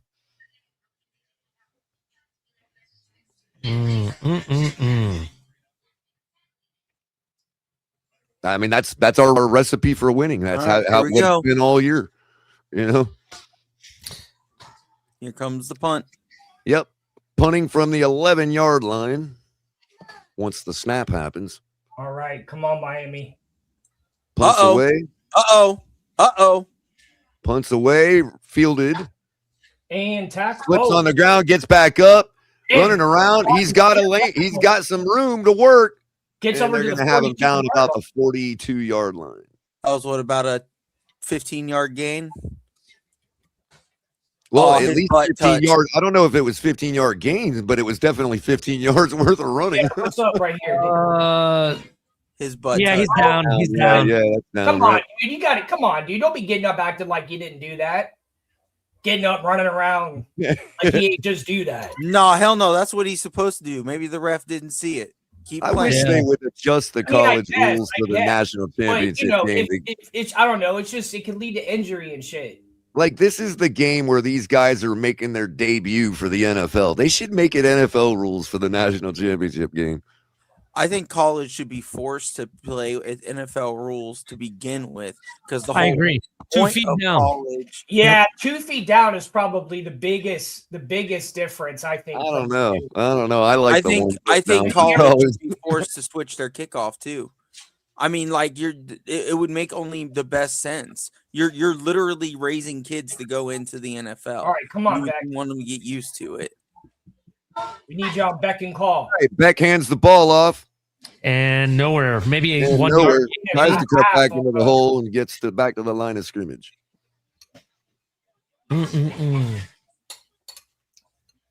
Look, I agree. I kind of agree. They should be abided by the same rules, to be honest. I do think it needs to be 2 feet down. That's just my opinion. And the kickoff, though, I kind of like the college kickoff versus the pro kickoff. Just my opinion. Well, no, of course, I'm not used to I miss the old kickoff. I'm saying because the NFL has adapted the XFL kicking. Also, I don't know if anybody else saw it. Look at Maui Goa just manhandling that man like a child. He's a big guy. Look, I agree with you. I understand their premise of where you're coming from that needs the match. That was about an 8-yard gain by Daniels. 3rd and 2, give off to the running back who goes nowhere. Indiana's defense stuffed her down conversion. Would you go for it right here? No. You're at field. Any relation to Mo? That was Kamara. Is that any relation to Mo? I don't know. I'm not gonna lie. I would be aggressive right here. It's the second quarter. I would too. Midfield. It's the last game played in college. Just go for it, man. Like the Hurricanes are such a dog tonight that you got to take these spots and go for it. What are you going to lose? You know what I mean? You know, I was told this week. Your defense has been stellar. Your defense has been stellar so far. You got to go for it there, man. Come on. I was told this week that them big guys for the Miami Hurricanes are just going to push around the Indiana defensive line and bully them because they're so much bigger than them. You're hearing that from a bunch of idiots, dude. That's the first third. That's the first third and short. Hang on, that's the first 3rd and short that I've seen Miami get stopped. I think in this postseason. I think honestly, Indiana only being up by 3. I think it is kind of a win for Miami. It is. Honestly, it is, dude. Like, I think it is. I think it is right now. Yeah. I mean, I'm a realist. I'm with you guys. I honestly think Indiana's going to roll us eventually, dude. It's going to, you know what I mean? But obviously, I still have hope for my team. But I think if you guys were moving the ball and after the first quarter, you know, and you just kind of had some issues where a drive fell short, I would feel more confident about it. But your team had 18 yards after 1 quarter. Exactly. Wait, someone commented? Tell me, isn't the college football bigger than the NFL ball? It is slightly different size. That's are right. What I thought. Yeah, I must be reading this wrong because he said even the ball is smaller. I'm guessing he must mean in the NFL because I'm pretty sure the college ball is bigger. It's so slightly different that you really can't even tell the difference, man. Like, it's more bulbous. It's fatter. It is fatter in the middle. Yep, it's got more girth. But I've never been sure if that wasn't just the stripes making it look like that. You know what I mean? Yeah. But there's a slight adjustment, but nothing you can't overcome. It's just a slight adjustment, you know.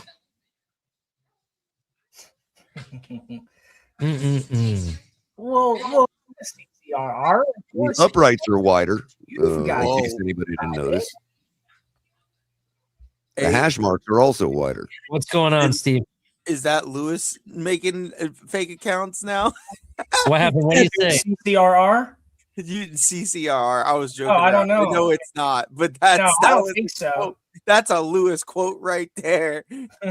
No, he says he's always got something like whatever.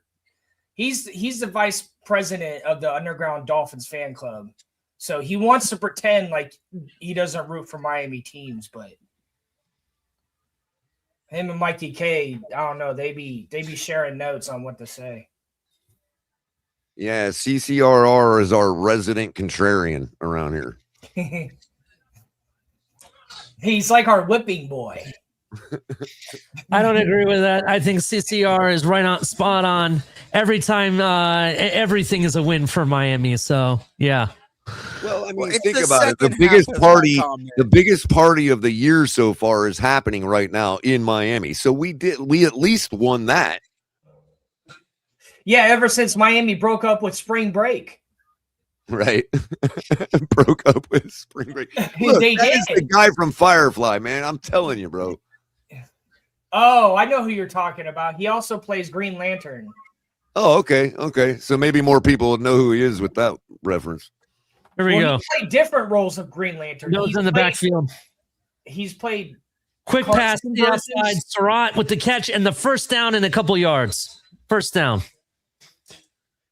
Nice, quick, easy Ain't no pass, block pass that. to get Mendoza back in rhythm. Goes for about 11 yards. That's what they got to do. Yep.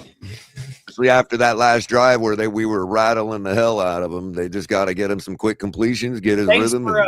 Thanks for sharing the game for us tonight, Ollie. Oh, no worries. It's exactly what we need to do on offense. Oh, he For some dropped reason, it. Cristobal doesn't understand that. God damn you, Steve. You're 8 seconds ahead of us. I'm sorry. Yeah, was ball another- deflected away at the first down marker. Falls Ooh, harmless. no, to the that There was you a go. great play. There Never you mind, that go. was That's what I'm defense. talking about. See, that's what I'm talking about right there. There's some pass interference. He yanked on his jersey. Did you see that? Look at that. Yeah, a little bit. That's letting them play, dude. That's letting them play. Come on. It didn't affect the guy's ability to reach his hands up and catch it, dude. Oh, that was a butthole clincher. All right, Mendoza in the shotgun. 2nd and 10, drops back to throw, fires to the hash mark. It's caught, tackle missed, but they're still going to wrap him up before the first down marker. He's Man, he still almost got struggling there. along He trying to was get it. number He's eight. only He going to be almost about got 2 there. yards short. All right, That Mike. was a Yo, long that pick. boy's a beast. Yeah. He fought all the way to the sideline, man. Damn, That's he's going to just bring up the dragging 3rd and them. 1 they're That's calling what it. I'm saying. He almost got there. Now, bro, you telling me they're giving him an extra yard on that, dude? He went out of bounds literally 2 yards before the marker, bro. Yo, some of these spots are pretty wild. Wow. He stuck the ball 3rd and 1 now with Yeah, but they got the 11:53 line of left in the scrimmage second just 2 quarter. yards off color. Hey, remember this is the Big 12 referees. They're pro offense, just so you guys know. Look, it's even at 2 yards. The Yeah, network has it wrong. Yeah, the They even network- have it 2 yards out. The network's just an idiot. The network was Hey, you brought know up. what that is? Hey, Keller, you know what that is? An Indiana, Indiana first controllers? down. No, just Oh, think sorry. about it like this. This is what I feel. I feel like we're holding them well, and then maybe in the AI? halftime, if we make some changes, we can really pick up the offense. No, Indiana's starting to move. This defense has got to knuckle down. Ooh. Well, we have to breathe, and this is the part where we breathe, and they're taking advantage of it. Speaking of What they which, got to do. Off tackle run goes for a yard. Good they didn't tackle in the even hole. get that. Shit, that was right at the line of scrimmage. What's crazy to me is how hard these dudes are hitting, and it's like they're not Hemby and them are getting those hits, and they're having a chance to like gather themselves, and they're not quite gathering themselves. Look, they're showing all the hits that Mendoza has taken over the season. That Iowa one looked harsh. Mendoza in the shotgun on 2nd and 9. Hands the ball off, goes up the middle for about 3 or 4, maybe 3. Again, I must ask, where the fuck is Bane? 6 if you're the Indiana referee. He had 2 series ago. He had a tackle for loss. Oh wait, Oh, he almost got there too. Every time I say something about him, this 3rd and 6. They're going with the hurry up. 3rd and 6. Drops back to throw. Pressure. Almost got there. Pass is deflected. there's a flag. Flag on the defensive pass interference. Number 29. First down. Oh, sorry. Oh yeah, he straight up grabs all of his jersey. Come on, Cristobal.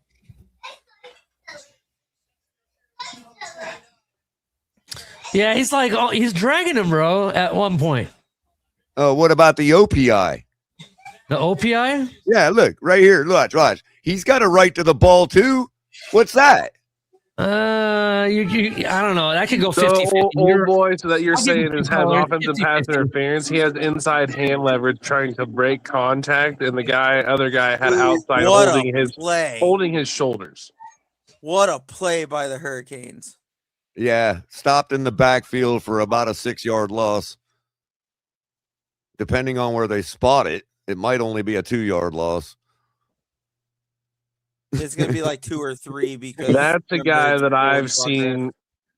Sorry, that's a guy that I haven't been impressed so far with tonight is 99. Oh yeah, that's like twice now, bro. And he just grabbed his jersey and just dragged him back toward. That was a Zach Sealer tackle right there. High motor, raw power is what I'm seeing. Yep. He borrowed Zach Sealer's arm tonight. And in case you're wondering, Mystic, that's an inside joke around here. Zach Sealer's arm is a half a player by itself on our team. It literally makes another play. So I think Signetti's he's so good at playing field position. He can tell, like, okay, so there was 2 drives ago, Bain blew up the backfield. It turned into a 2nd and 16. He said, screw it. Played the field position, ran the ball, little screen, punted the ball. Everything's fine. They had a drive here, but they made an impact play. He'll probably run it here or call it short and put you guys deep and make you guys try to drive the field. Because he knows your offense isn't doing much right now. Like it's right, going to right. be He's trusting what's going on in the game. Yep. You know, which is something, not to harken back to failed coaches with the Dolphins, but that's my biggest problem with McDaniel is not paying attention to what's actually going on. I don't want to hear about McDaniel color, all right? Because we had another first time head coach. I was just exemplifying. I was just exemplifying it. What's up, Steve? I know you love this kid. Does it bother you at all that this is now the second time against a top end defense he's been struggling to move the ball? Who, Mendoza? Yes. I think, honestly, I mean, if I'm being honest, if I'm looking at this game, I'm not questioning Mendoza right now. I'm questioning. I mean, the team. Look, that line in front of him. It's getting mauled, dude. Like his clock is being pushed right now, but he's not making this bad play still. Right, and they're winning the game. Right, I mean, if I'll the game agree. ends right now, they win. I was gonna say he hasn't done anything to really lose the game at all. You know what I mean? That's what I'm saying, Ali. If an earthquake happened in Miami and the game ended right now, they would win. Yeah, I kind of see. I understand that, but that's not the point I'm getting at. The point in Mendoza, though. I mean, obviously, I know what you're saying with this top defense stuff. I mean, that could be a whole different conversation, I suppose. But when it comes to late in games, that's what this guy does. I think he makes the right plays. He does enough not to make the wrong play. And then late in games, he gets a chance and he makes the right plays and they win games. Yeah, he don't get out in front of his skis. This is another point you can make, Steve, and this is kind of, I think, maybe where you were going a little bit. Maybe not. Maybe I'm going to give you the inverse. The inverse to me is what you're seeing on TV is that he's proving when things aren't necessarily working perfect for him, he's able to still manage the game without losing it, right? More points than his opponent. That's what I'm trying to say. If the game ended right now, he's the winner. So I think this is good defense for the or not. You know what I mean? Yeah. You know, I would expect if he's playing a good defense. See, that's the thing people got to realize. Like they immediately get off a guy when he's struggling against a good defense by saying, "Oh, well, he can't play against the good defenses." Well, but he can. And if you're still winning the game, that means you're good. That means if you're not putting up 60 against a good defense, I don't think that's an indictment. You know what I mean? But I do expect you to make a few more plays. Well, given how our defense is, I'm playing just fine tonight. Like he's playing highly professional level right now. Even though the score don't reflect it. 3rd and 13. Here we go. 3rd and 13. Oh, look at that, dude. Right as I said it, bro. God, man. There's a flag. Yeah, but they jumped. Miami's. Well, that's what I'm saying. Right as I said how he's playing professionally, he makes an Aaron Rodgers move and gets our defense to jump. I mean, come on. He's doing all right, man. That was Bain too. And that's part of the over pursuit that I was talking about earlier. Is our guy is not watching the ball and going by the quarterback. You know what I mean? Yeah. God dang. They're smacking him still, though. The interesting thing I've never understood is why wouldn't a defender want to look at the ball instead of go by the sound? Light is quicker than sound. Oh, shit.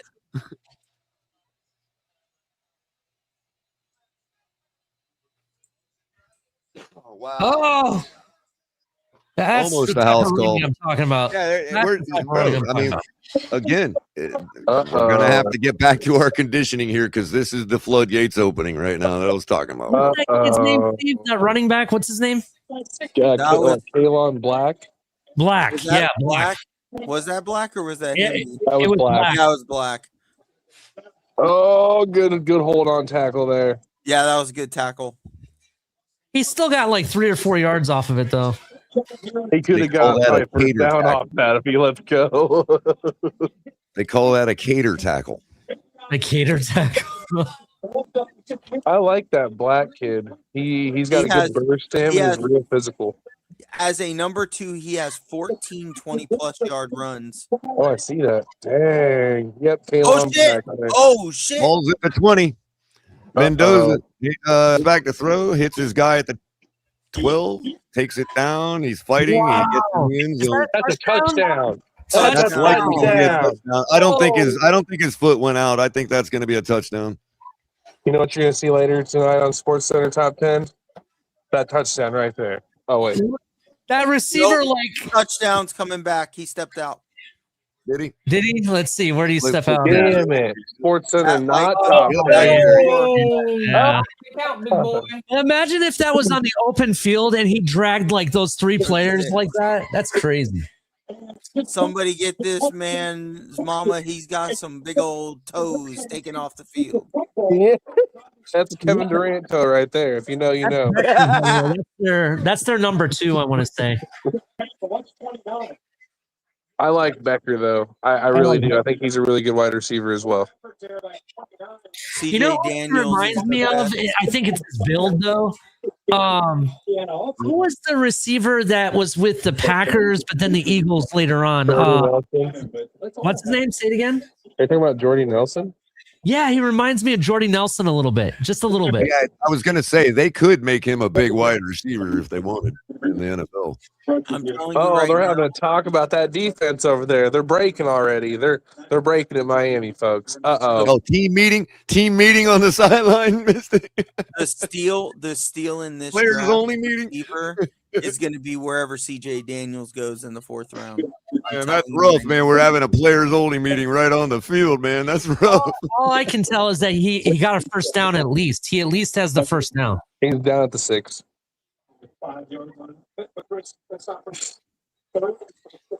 Down at the 6. Yep. That was so close. I want everybody to talk about Becker and everybody to talk about Sir Eliza Surratt so I can like get Surratt. CJ Daniels. I need me some CJ All Daniels. right. Miami, you I gotta like get the him, ball but I here. like these other 2 guys. Like, I really do. Like, I like the Surratt guy, and I like this Becker guy. It's, I like them both, but CJ is what we need.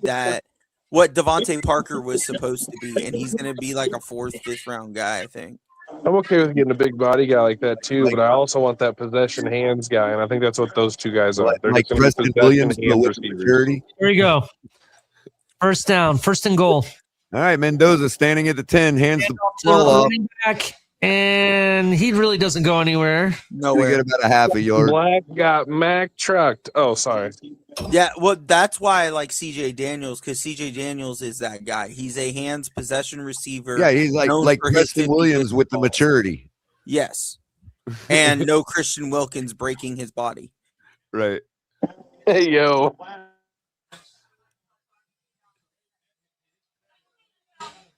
Hey, Preston Williams without the runway. Man, Preston was so good, and then he just was not good. Well, yeah, because All right, Christian Mendoza Wilkins standing at the I know, 10-yard line I again. know. Yeah, Christian broke him. Takes the snap, hands the ball off, up the middle again. Miami stops him short, gets down to about the 1. That's going to bring up 3rd and goal. And he's about a yard short, ladies and gentlemen. I would expect a play action rollout here. It could be some trickery too. You know, Or I would say I spread the offense, and Mendoza runs it right up the gut through the zone. I think it's straightforward bread and butter. You just continue to show that That's playing into our strength, but we'll see what happens. That's what they did the last 2 plays. Though. I know, and they are still not in the end zone, bro. So there we go. Miami said, "Oh hell no, we got to stop this." They lined up with a fullback in I formation. They were about to go. They said, "Oh shit, old school football." Okay, wait a minute. Right. And I think Cristobal was thinking like me. He had the pass package in. You know what I mean? The lighter guys. I told you what was coming, Colin. I know you're right. I'm just saying. I know you're right. I just man. We're gonna come back and line that shit up, and we're gonna come right at it. Mystic, I know you're right. I know you're correct. I just wouldn't have called that myself. You know what I mean? Like I would have. Oh yeah. That's Kurt, man. That's who I feel that guy like to the core. I feel that guy like he's. No, I would have called that. School driven. It's wild to me. I'd have called that right there. I love lining up in ISO in the red zone. Yeah. Put your big boys in. Let's see who's got the bigger set. The thing about it is, though, in college, the hash marks are so much further apart. If he play actions there and rolls out, he's walking into the end zone, dude. Oh yeah.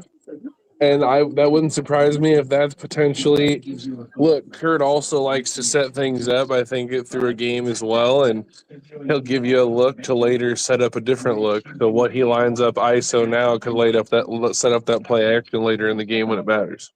Yep. The other thing is you can have him spread. You can have the quarterback in the shotgun and then just laterally, horizontally run down the line, waiting for a guy to get open in the end zone like a big tight end or something. If nothing happens, he can walk. He can dance in himself. Oh, you mean like a Caleb Williams heave? Oh wait, no, I think he means like an Eagles running a fucking jet motion with their goddamn tight end. And then Hurts just like laterally kind of trickles down the line and finds somebody open. You know what I mean? Or takes it himself. Like as soon as you see a hole in the zone, if nobody's open. You know, bum rush it. Kind of Josh Allen style, even. Be right back, gentlemen. Or even Patrick Mahomes. They do that a lot in Kansas City where, you know, they're at the 5-yard line and they'll just spread everything out, run him laterally, and he does his thing. You know what I mean?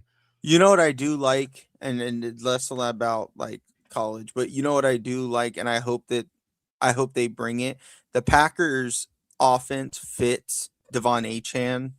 What they do with Aaron Jones, if you really pay attention to what they do with Aaron Jones, that's going to fit Achane like a glove, and then you treat Ollie Gordon like they did their power back.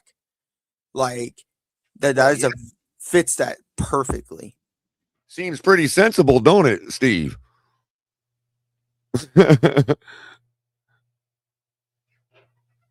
Absolutely. That was a shot at McDaniel, by the way.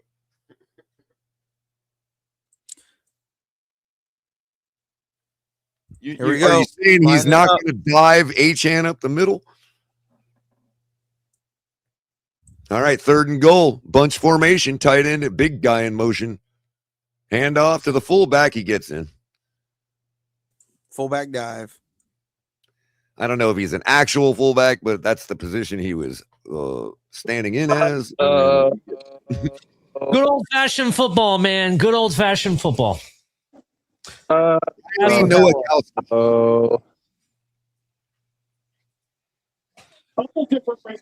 14 plays, 85 yards, and a touchdown. Looks like a statement. Yeah, it could very well be. That looks like a statement to me. Almost 7 minutes off the clock too on that drive. Yeah, that's nuts. Mendoza only has 16 yards passing. Yeah. Jesus. That's the thing. That's Remember, the thing. Nothing goes up in a straight line or down in a straight line. So even your defense has to breathe at some point. Yeah. And you know, Indiana stepped right in and took care of business during that point. You know? Yeah, but there's some good teams do. That's the problem. Miami's issue with their missed tackles shows up at the wrong times.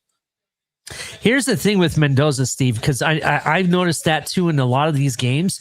He doesn't have all the yards, but he executes enough to score touchdowns. That's what he does. It's ridiculous. I want to say the last game. I want to say in the last game he only had 155 yards and 5 touchdowns. You know what I mean? I don't care that he doesn't throw for 200 yards, but the fact is he scores when he hits the opportunity. You know he's going to get it. That's all I'm saying. It's the same thing with Seattle and Darnold, Ollie. When Darnold's hoisting that trophy in a couple weeks, ain't nobody going to be talking about his 113-yard performance yesterday or the other day. So, wait, Colin, that's breaking. So you think Seattle is the key person that's going to win the Super Bowl? Oh, absolutely. They have to be the favorite now, dude. I kind of like that. A complete team, bro. They're the only complete team in the NFL right now. I mean, I said it. I've said it for weeks, Ollie. I thought Seattle and Denver were going, and now that Denver's hurt. Yeah, I think Seattle has it.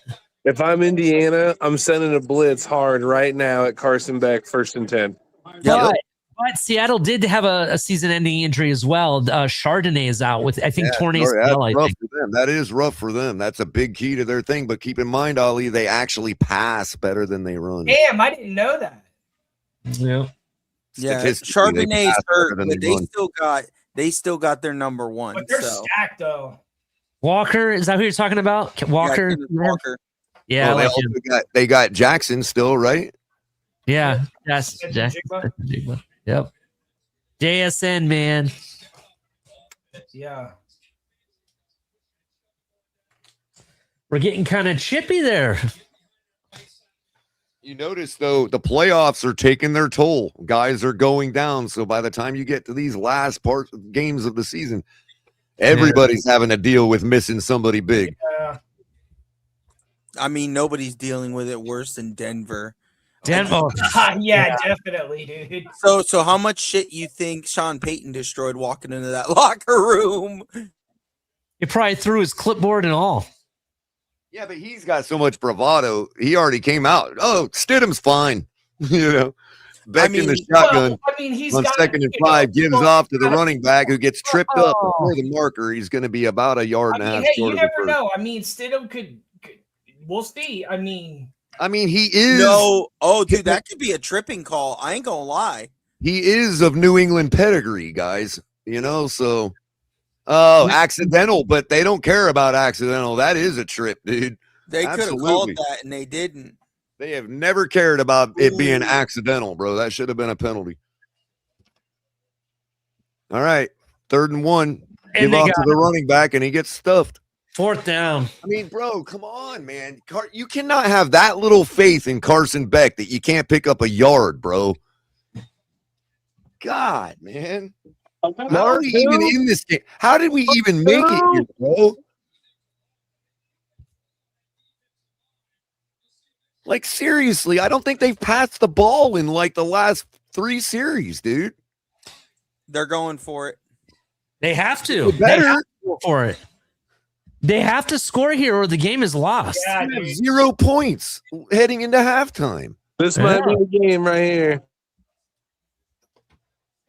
You're giving your defense no hope. Here's the bunch formation, running back. Come on! And he's gonna second effort. Might get it. I don't know if he got it. No, man. But where the referee's running in, I don't think he got it. He was bouncing back real. They are marking it as a first down by a ball length. So we'll see. Now they moved it back. I'll take it. No, it's a first down. I thought he moved the ball back. The tip's just over. Oh, so he did move it back to the tip touching. Yeah, I got you. Because where he put it at first, the ball was full ball length beyond it. Now they want to trust people. All right, handoff. Oh, fake handoff this time. Beck has his man down at the 40-yard line, number 7, who takes it out of bounds for a decent gain. That's Daniels, right? I believe so. Yeah, Daniels. And he just goes on a straight slant right off the snap, splits the defenders, and Carson put the ball right where it needed to be. See, this is what I wanted from Nick Westberg-Akine all year. Like, that's how you use that player. And that was a gorgeous throw, dude. Just one off. Gorgeous throw. Just a slot slant.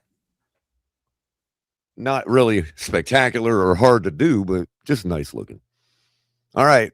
Back in the shotgun, ball's at the 40-yard line of Indiana, throws the screen out to Tony, and he picks it up for about 2 yards, maybe 2.5.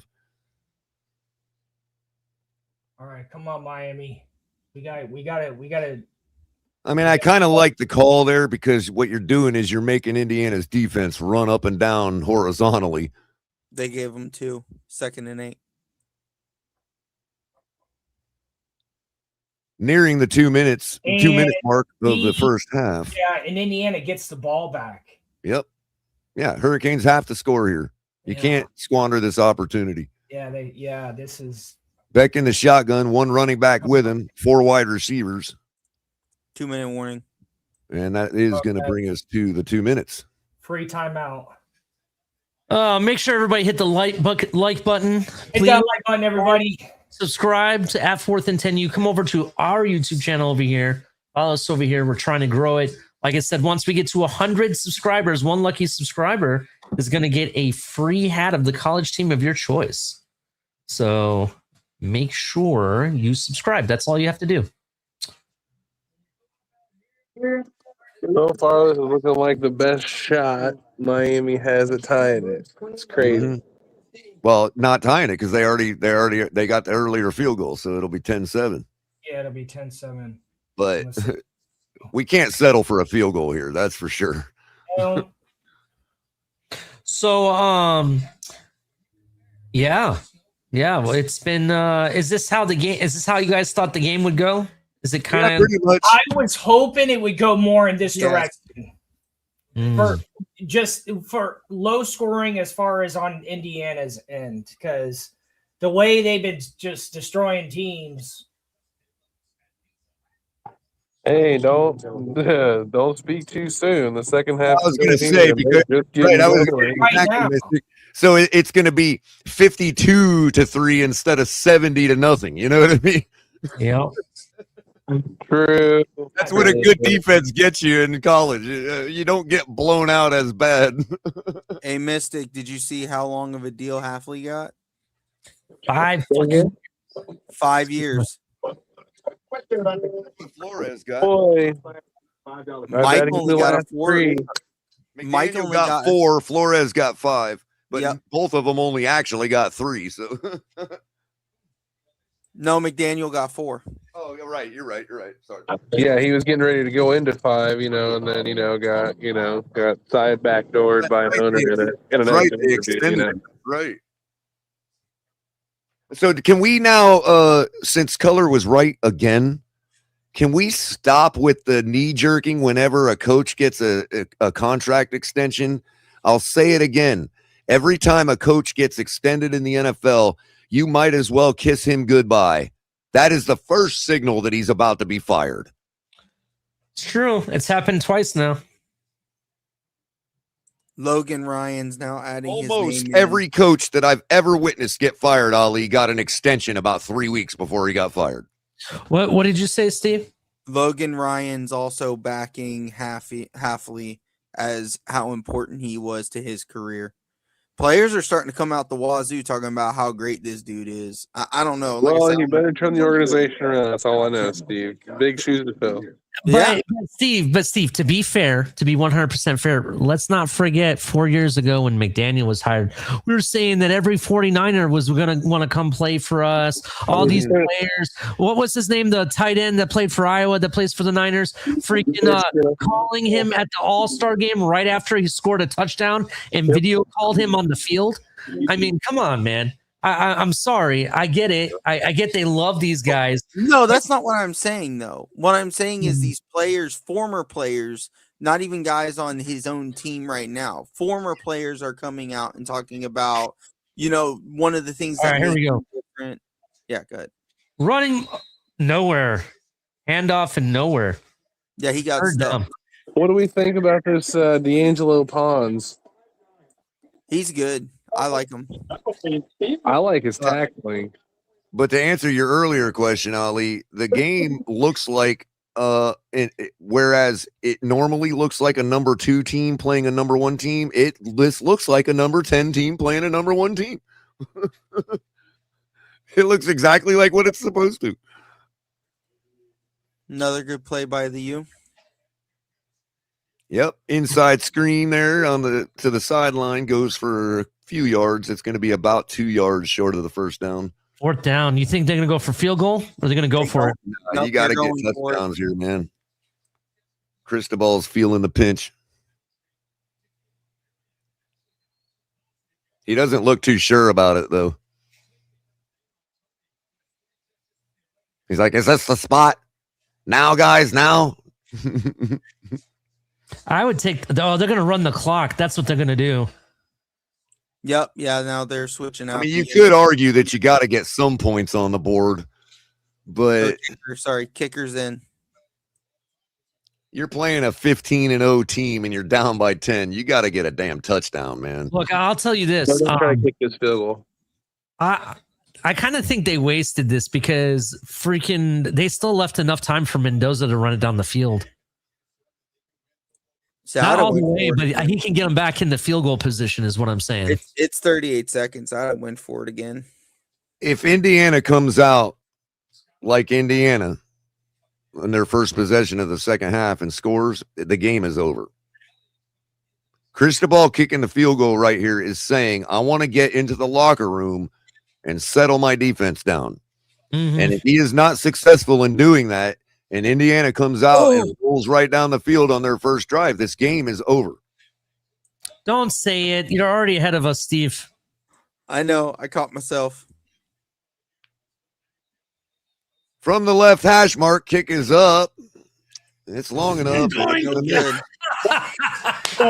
No good. He missed. Wide right.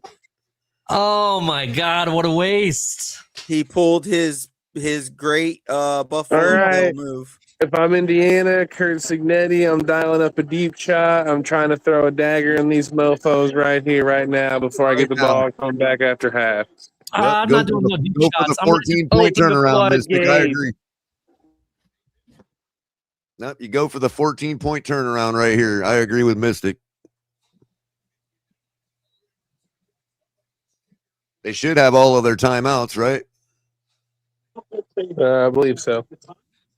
No, Indiana has 2. Yep, they have 2, sorry. That's enough to get them in field goal range. That's enough for Hemby to go forward and get that field goal in closer position for him. Oh. Good little gash on first down. It looks like they're going to settle for going to halftime, though, bro. Clock is still running. Yeah, they're handing it off, hoping that their running back just breaks one and settling for halftime. Mendoza in the shotgun. He's going to pass now on 2nd and 4. Throws to the sideline, fairly deep at about the 50-yard line. Catch is made. And 3 seconds on the clock. Yeah, I'm not gonna lie. I don't like their clock. Why the hell didn't he just take the timeout after first? Then, if he's going to do that. Yeah, I didn't like that. I think Cincinnati fucked up the clock management right there. Yeah, I was wondering what was going on. Yes. But they're gonna try to kick. That was kind of senseless, dude. Not gonna lie. All right, Troy Aikman. But everybody slips up.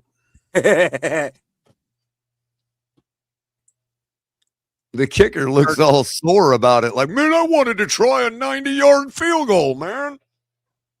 Kurt McDaniel over here. Look at that tattoo he got. Looks like that cover of the album for that rock band in 1999. Who would have? Well, what's up with the porno stash, dude? What band was that with the chick with the tattoo just like that? Fuck, I forgot who it was. Oh, they gave him 2 seconds back, Color. 5 seconds on the clock instead of 3. Something Sun.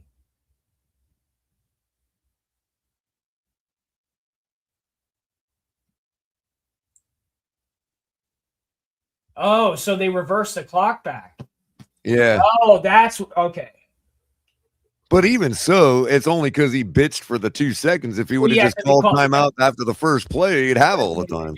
Here. Mendoza, Damn, 5 'cause he gets seconds, freaking ball rolling back. around, takes a deep shot, heading for the end Hail zone, Mary to go and into that's the going to second? be intercepted out of bounds. I don't think they're going to credit him with the interception, but that'll be halftime. Yep. Okay, down by 10. I feel it could be worse for Miami. I really do. As the underdog. Well, They the should have key went is, for Tom, the key is making them holding Now, them if they, to and I scoring. said this is what I said in the third. I said, look, if they can get through this quarter, keep it holding them to 10, they go in and make some adjustments. They Right. should The have whole ran a key quick. is getting the stop on Indiana's first drive coming out of halftime. If they don't, bro, what are they going to do 17-0 when they have demonstrated they've been able to score all night? I mean, They You should know what I have mean? Like, ran a quick slant right there. But and I called feel a like timeout. if you go That's down what I'm 17-0, how have you demonstrated you can score all night? You know what I mean? Or if they score again without us scoring, dude, it's over. this head coach is 24-0 and leading at the half. Damn.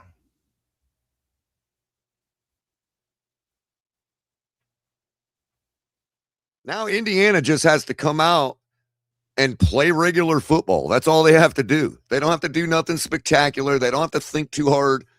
They've got their entire playbook We need opened a up for them. I wish we could get a defense. Man, Mr. Calm, cool, and collect, man. Kurt Signetti, by the way, 24 and all time when he's leading at half. I think that's a sign of things to come. Well, I don't know. Miami. Did someone say they're a second half team earlier this year? I did.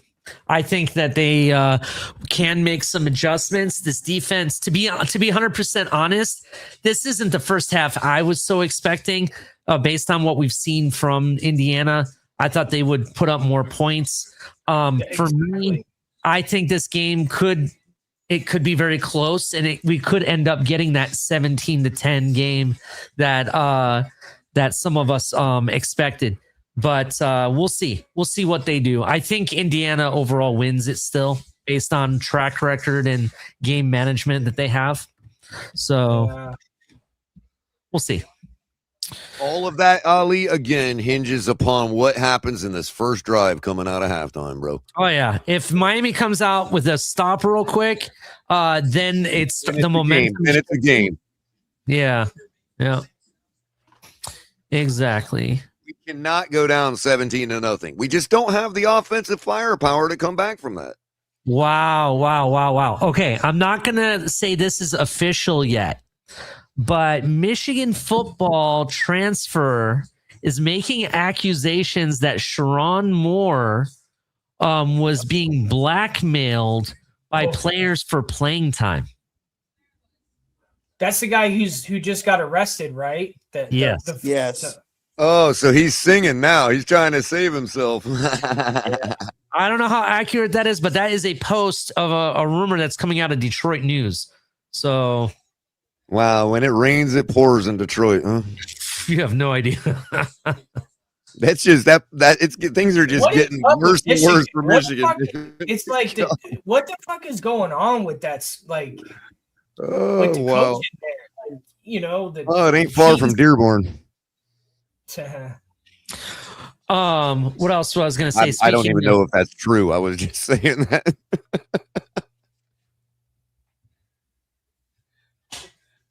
Dearborn could be on the other side of the state for all I know. Oh, wow. Ari Wasserman from On3 Sports posted that the more he watches this game, the more he thinks Ohio State was the best team this year. Take that for what you will. It's On3 Sports. I have no idea why they're making that take. So, yeah, and well, then why did Indiana beat them? And then they lost in the end. Whatever. I just think Indiana just has the right game plan, bro. They're managed. Think about this game right now, right? We saw early on that Miami has the ability to get to Mendoza and rough him up, bloody his face. You know what I mean? Make sure they're hitting him to make sure they know that they're there to kind of get him rattled. But he's like an Iceman, bro. He doesn't get rattled. He just manages the game, make sure he doesn't make mistakes, execute when he needs to, right? And that's what he's shown you to do. And that's how he wins. And that's how Kurt Signetti coaches, right? He doesn't coach like, I'm a hoorah type of guy. No, he's going to sit there and coach like, that's great. Now I need to see you do it again and do it better this time. You know what I mean? He doesn't smile. He's the type of coach that I would want for our pro team, because he basically tells you, just because you made some fancy play, that doesn't impress me. That's what you should be doing that on the regular. It shouldn't be something out of the extraordinary. Right, Ali, let me give you an example of that in the real world that people might understand. You got the type of boss on a construction job when you're going for a job interview, and he twirls his hammer in his hand and he says, "Can you do this?" And you pick up the hammer and you're like, "Hell yeah, I can do that." And the guy tells you, "Good, I've already got 20 other guys that can do that." Yeah, you're not getting the job. Great example. That's the type of coaching that I'm just going to go ahead and say our pro team, Miami. Some of the fans may not know that we're Dolphin fans. I think that's what they're missing. You know what I mean? That type of coaching where it's tough. Like, just because you made some fancy play doesn't mean that impresses me, that I'm going to sit there and pat you on the back. Right? That's the Bill Belichick. That's the Bill Belichick mentality. I don't care what you can do. I need you to sweep this floor because you're the best floor sweeper I've ever known. And when I call your number at a certain time to come sweep this floor, I need you to do that. Mm-hmm. And he puts the rest of the puzzle together himself. You know what I mean? And that's why New England was New England for 22 years. Yeah. So that's basically the type of coach Kurt Signetti is. I'll respect him for that. That's why I think Mendoza is better than what people even give him. He may not get all the yards, but he executes and he just gets the job done. You know what I mean? That's what it comes down to.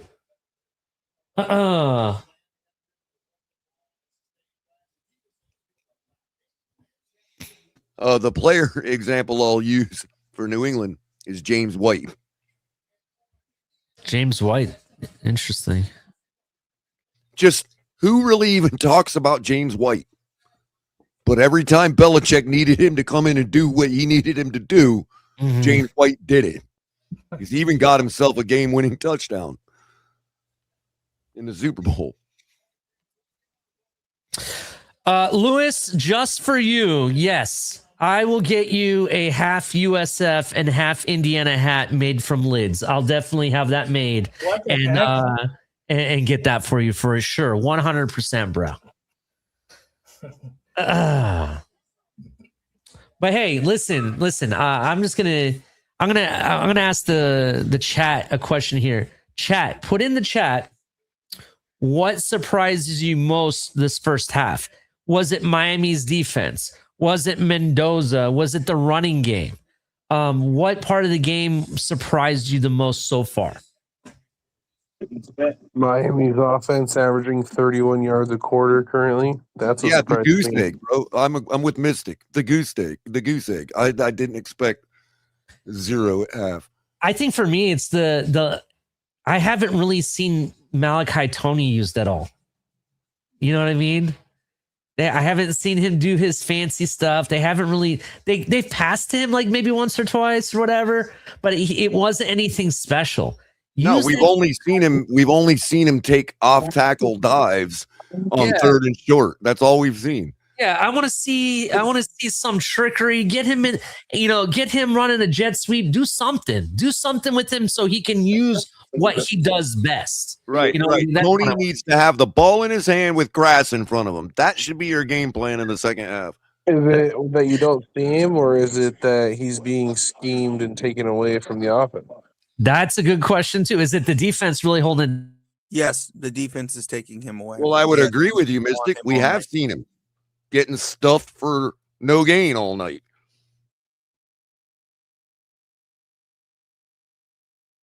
You know, I agree with Mystic. We have actually seen him. They're doing a fantastic job containing him. You know how the U wins this game? They pull Carson Beck and put Malachi Tony at quarterback. He's the best quarterback on the team. The only way we're winning now is if this cold front moves through quick enough for the temperature to start rising as game ends. Because I don't see Indiana slowing down at all. I think they're even getting stronger as the game's progressing. They sure have been. And that doesn't bode well for, you know, I guess it kind of, you know, I get it. I'm talking about real subjective stuff. But when you talk about what makes it so hard for people to beat a Miami in Miami when they're a good team is, I mean, dude, it really is the weather, man. I think people totally underestimate humidity, man. When the ball gets slippery and nobody knows why because it's perfectly fine out, you know, shit like that, man. Or in Notre Dame's case, man, I give them all the credit in the world because their offensive line held out longer than Buffalo's ever did in that kind of weather and that kind of heat and humidity. So I give Notre Dame all the credit in the world, but there was just no way when you got our pass rushers with 2 minutes left in the game still coming at your quarterback like it's the first quarter. You know, that's why we won. That I've been saying it since that night. I said it during the game that night, and I said it against Ohio State too, bro. But tonight, other than the humidity, it's a gorgeous night. It's nice and cool. It's like playing football in the AC indoors. You know, Indiana's just not going to slow down. Hurricanes score. To that point, Color, you know what's crazy is that I've said this, I believe I said this in one of our last episodes, and you know, if not, I guess, you know, now's a great time for me to really, you know, throw it out there and let everyone know. And Kurt Signetti came out this week and said he decided a long time ago that he wasn't a pro guy and college football was for him. And that right there is dangerous, knowing and seeing how good he's already got this program in 2 seasons with 3 and 4 stars, no 5 stars, very, very low ranked talent. I think this is the start of the Indiana dynasty. I think that's what we're seeing tonight. You could be right. He might be wanting to take Saban's mantle. I could see that. And quickly, about the weather again, you know, people want to say, well, why should we have to win that way? And blah, blah, blah, yakety schmackety, right? That's part of football, is using your domain, your home, to your advantage. Nobody sits there and says that Seattle shouldn't have to win with the 12th man, but they love it, don't they? I mean, our 12th man is our weather. We have to construct our team, our game plans. This goes for the Dolphins as well, to utilize that. That's what Shula did. Real quick, Color. I'm sorry, I don't mean to interrupt you, but I wanted to make a point to what Mystic was talking about this Indiana dynasty. Does this start to separate the Big Ten and the SEC even more in favor of the Big Ten? And the reason I say that is everyone says it's Ohio State, maybe Ohio State, Oregon, maybe Michigan, right? Yep. But in more recent years, you saw Indiana back-to-back playoff appearances. They're on their way to winning this game, national champion, right? And then on top of it, USC, I want to say not this past year, but the year prior, had the #1 overall recruiting class, right? Yep. You're starting to see a lot more competition in the Big Ten, is basically where I'm getting at. Does that make the Big Ten and SEC closer? Does it give the Big Ten an edge? Like, what do you think in regards to the SEC? Like, what do you think about the conference overall? I think it absolutely. If you don't think that the Big Ten has elite level of talent at this point, you know, Indiana wraps this up, takes care of business, you know, wins this national championship. We have another Big Ten champion, you know, national champion. I don't know how you don't look at it that way. The line play, the playmakers, what you see, the defense that you see that comes from the Big Ten, it speaks for itself. That's just kind of how I feel. Like, there's a bunch of playmakers and things in the SEC and all that, but I think you see a bunch of defensive guys, but guys, obviously, when it comes to the trenches on the offense, guys like to run the ball, those kind of things. It's just tough-nosed defensive, style of play.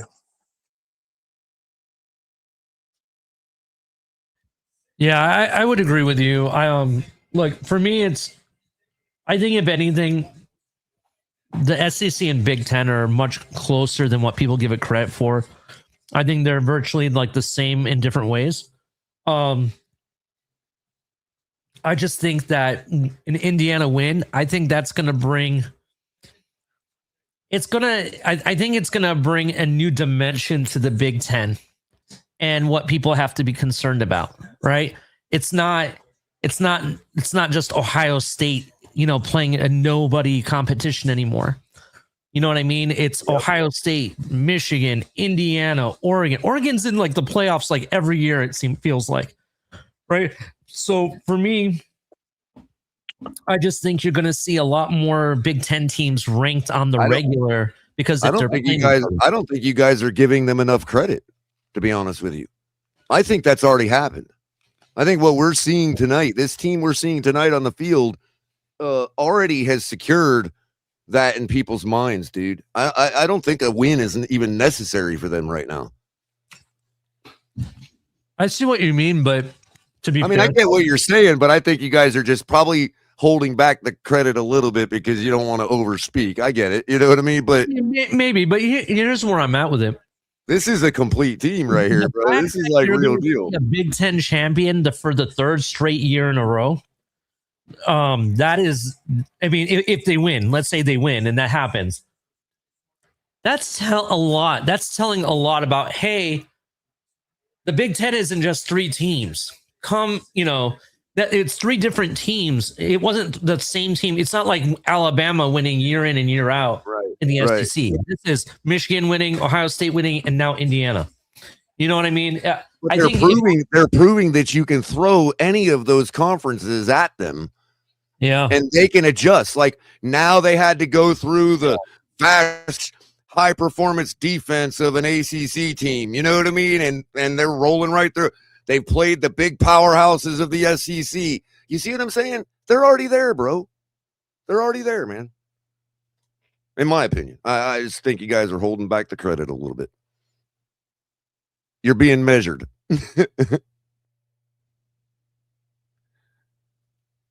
Maybe you're right. I don't know. I'm just I enjoy this football. Like seriously, put this game aside and my desires as a Hurricane fan to win and all that. Like I would enjoy watching another Indiana game if that's all that was on TV.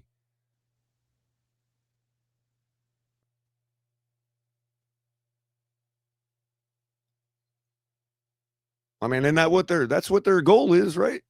I don't know. Maybe I'm overthinking it.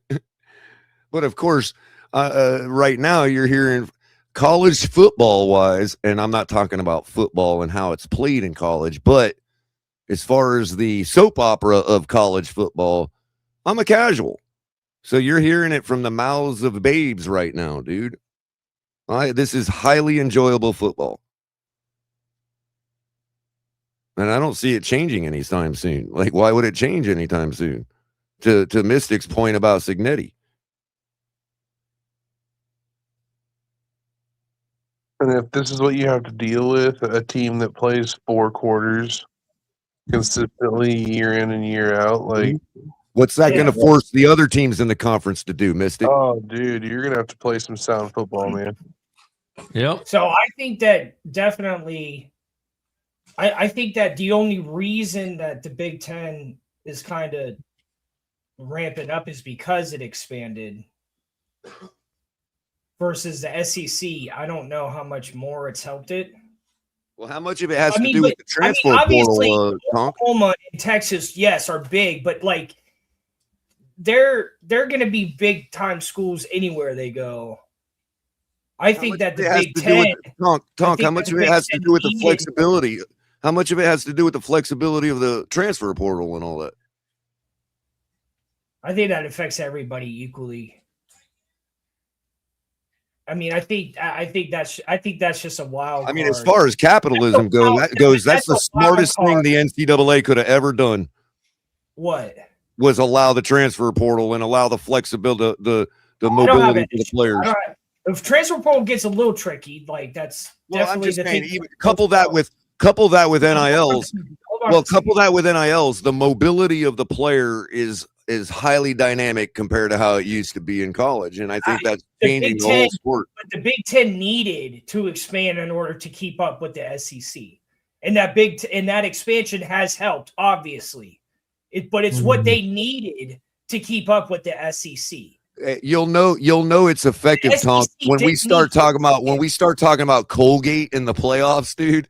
That's when you know it's benefited and it's changed. You know what I mean? I mean, Ole Miss, when I was growing up, bro, Ole Miss was just like a team like Colgate. Like you would see them at the end of the night on the scoreboard on ESPN. You know what I mean? Yeah. Caller, I want to say this.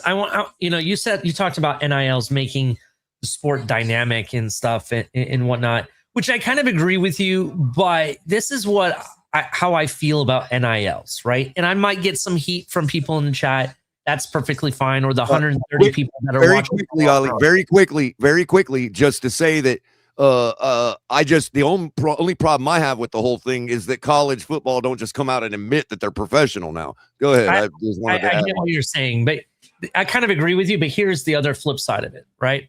The flip side for me is that I feel that the NIL itself, like the rules and platform and everything, is corrupted. And the reason that I say that is this year, they made a rule where teams were only really supposed to spend no more than about $25 million. They had all these teams sign off on it, and they have to follow these rules.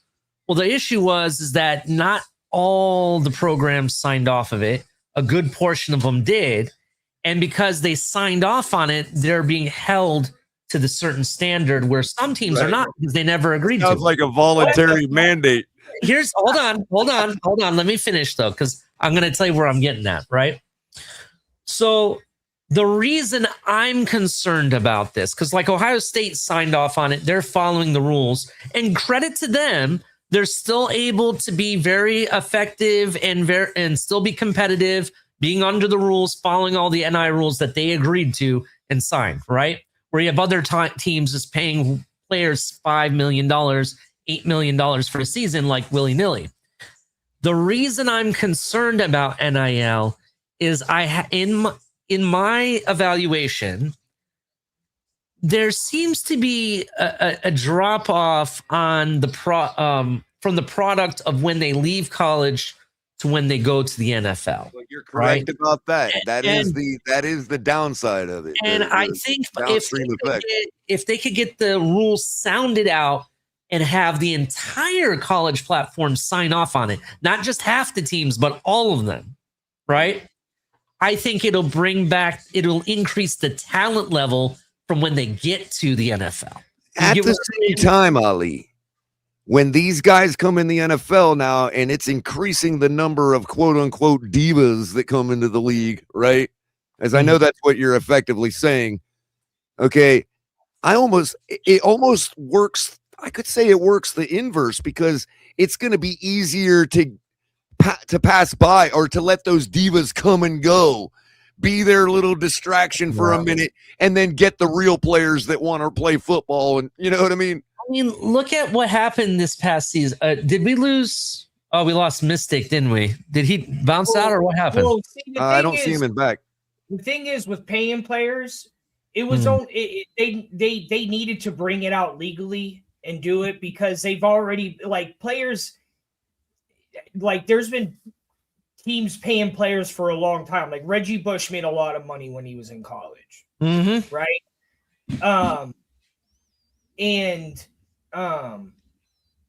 Instead of having to lie and end up like Teddy Bridgewater, Mendoza's end got up the like, ball up real quick. Second half's back underway. Sorry, Tonk. hey, that's fine. The 25-yard line gives the ball off. Running back is stopped in the backfield, but they'll probably give him forward momentum back to the line of scrimmage. Yep. That'll bring up second down. Go ahead, Tonk. Sorry. Well, it's just it needed to happen because I mean, there's gonna be some challenges with it, good and bad, but I feel like it's happening. There's gonna be good and bad effects as well. Mendoza in the shotgun standing at his 20-yard line. At least it's legal now. Man coverage from the Canes. He drops back to under some pressure. He's gonna go down at the 15-yard line. Hurricanes getting the sack, coming out of halftime, doing exactly what we all said they needed to do so far. Bringing up a third and long. My ex's favorite play, the big sack. Damn. Yeah, huge momentum grab here by the Hurricanes to start the second half. Ball is at the they're going to mark it at the 18. Mendoza in the shotgun hands the ball off. They're going to concede the drive, and the Hurricanes do get the stop, forcing the punt. There's a flag. Flag on the play. Oh, man, this better be holding, man. Are they getting a horse? Better be holding, dude. I don't even want to see no face mask. Come on. Illegal hands to the face. None of that shit. Come on, man. Face mask. Yeah, they got a face mask on him. Fucking A. Number 18. Number 18 from Hurricanes got a face mask on him at the line. I mean, if you're going to do all that, then it's pointless to even continue the game. I mean, really, come on, man. You did exactly what you needed to do.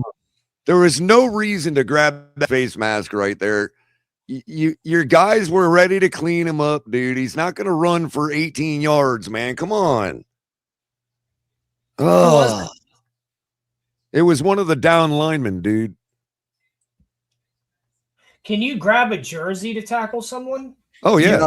Well, you can't horse collar.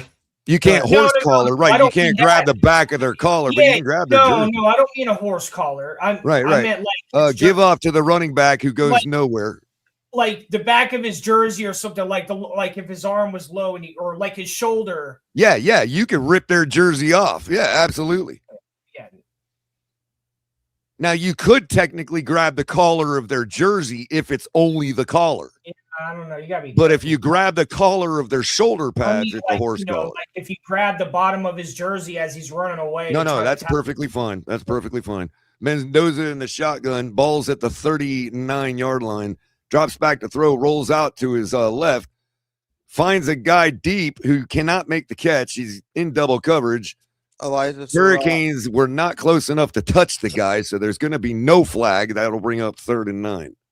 Mendoza misses Cooper. Yeah, kind of a miss there. Well, he misses Cooper wide open, who blew up the corner that was covering him. Oh, yeah, I see what you're saying. Yeah. Oh, yeah. Damn. Number 0, man. What are you? Bro, that's a wide receiver, man. I ain't never laid a D back out like that. There you go. All right, here we go. 3rd and 9. Hurricanes got to get off the field here. Mendoza in the shotgun stands at about his 33. Drops back to throw under pressure. They're going to get to him. Reuben Bain reels him in for a. Is it Reuben Bain? Chases him down from behind, rolling out to the sideline. He cannot get the throwaway off. Jason Taylor fired up on the sideline. He's used to being in that situation in this stadium plenty of times. Great job from the defense. I could call that holding too all day long. Yeah, it was a hold. They held the shit out of him. I mean, he had him curled. He had his arm actually curled around him, dude, his neck. You know what I mean? Like, yeah, I mean, whatever. Here comes the punt. Hurricanes not showing blocking coverage. They're going to receive it. Returned. He's got the sideline. And he just runs out of bounds. Almost had the sideline. Indiana, great pursuit. Closes that lane up really quick and runs them out of bounds. Yeah, I mean, these guys are, again, per the discussion we were having at halftime, That's quality football, bro. The way Indiana closed that pursuit like that and locked up the kick return or the punt return. That's just quality football. I don't know what else to call it. That's not what, you know what I mean? Traditionally, these lesser grade teams or whatever, or smaller schools, they don't have the athletic ability usually to play that level of quality.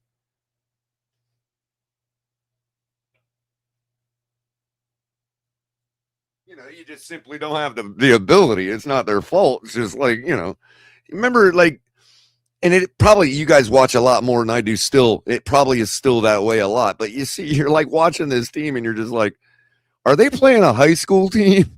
You know, does that still happen?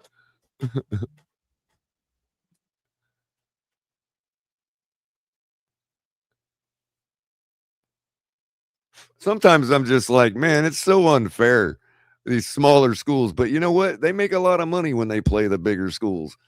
You know, people can laugh at all these teams or laugh at Alabama, but Alabama is basically dealing out charity to all these small schools for the chance to knock off the king. You know what I mean? And let's go. Football is football. It's a chess game, and you can use your mental power to beat a superior team. So, and we've seen it a dozen times. I mean, look how many times Georgia Tech has whooped our ass out of nowhere with the triple option. I mean, it's pretty tough when you're getting beat by a wishbone. It's like, oh my God, really? This is like 1950 here. Come on. But it's a gorgeous thing to watch. I'm really sad that Georgia Tech changed their program, man. They were like very few left running that triple option wishbone, man. I think Air Force might still run it, but, or not Air Force, but I think it might be Army or Navy, but Navy. Air Force has got an air raid now, so they're like, you know, RPO. Navy is starting to adapt a little outward, but they run that a lot. Hey, I love that shit, Trump man. is trying to make the Army Navy game the only game on for the day. Wow, that's nice. And you know what? Them helmets they got, dude. Oh my God, those things are sweet, man. The atmosphere at the Army Navy game looks intense too. Well, that is, a lot of our people argue that game is as big as this one, you know, as far as fanfare. All right, back in the shotgun, stands at his own 3-34, takes the snap, drops back to throw, fires across the middle short to his running back. Small pickup. No, that was Malachi Tony. Oh, was it? Oh, he's technically a wide receiver? Yeah. I thought he was actually like a little scat back. No, he's a wide receiver. Right on. So we got a Tyreek Hill. Come on, Miami. Kinda. All right, second and 5. Keep it manageable, Miami. Gain some yardage here. Back in the pistol. Tony, who's that behind him? His running back gets the handoff. Who breaks off tackle, has a hole, and he's going to house this one. Touchdown, Miami. That's what we needed. House called by number 4. And that is, who is that? There was Mark come on, Fletcher. baby. Mark We made Fletcher, some of adjustments. We Man. made some adjustments. We made some adjustments. Look, I know Somebody Fletcher's open our the garage guy, door. but you still have to Fletcher's make these guys their dreads a little bit so we can see their damn name tag, or put their name tag at the bottom of the jersey or something, people. Come on, man. Where's Mystic? He I'm done all got about outta the here. culture too, but put the name tag in the bottom of the jersey. You just riled the whole Said he'll be back in the fourth quarter. The whole city of Miami Oh, just okay. screamed when that happened. That was his mama in the stands, if you didn't know. Oh, Well, for that's real? how you get back in this one. Extra point is up and good. there he is. Oh, There thank he God. Is. There he is, you asshole. And now he's gone. You bastard. Hurricanes did exactly what they needed to do on defense to start the second half, and also what they needed to do on offense. Off tackle run by Mark Fletcher just took it to the house. Oh, hold on a Untouched, second, by the hold on a way. second. Hold on a second. That Excellent reminds me- block by the tight end. Hold on, Opens hold it on. up, and he goes untouched Hold on, to the hold on. house.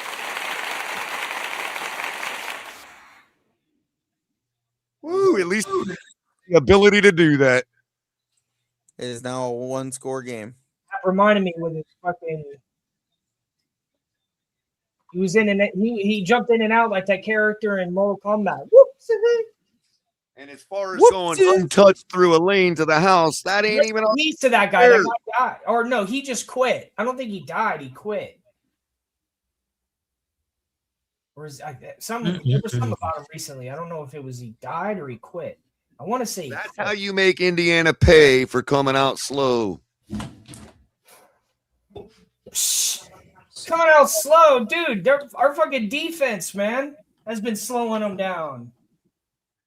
Well, however it happened, the fact remains they came out slow. Miami went in there and made some changes, some adjustments. As Ali pointed out, they have been pretty good at doing that for most of the year. I think a lot of on defense, that's going to be Jason Taylor, man, coming in there and getting them guys going, man. This is how good offensive lines can make decent running backs. Great. They're only down by 3. I mean, Well, you know, no matter how this thing ends, we can at least say we have this moment. We're only down by 3 in the third quarter, and we just housed it untouched, man. So, you know, hey, we're competing. You imagine Devon Achane behind a line like this? Would be sick.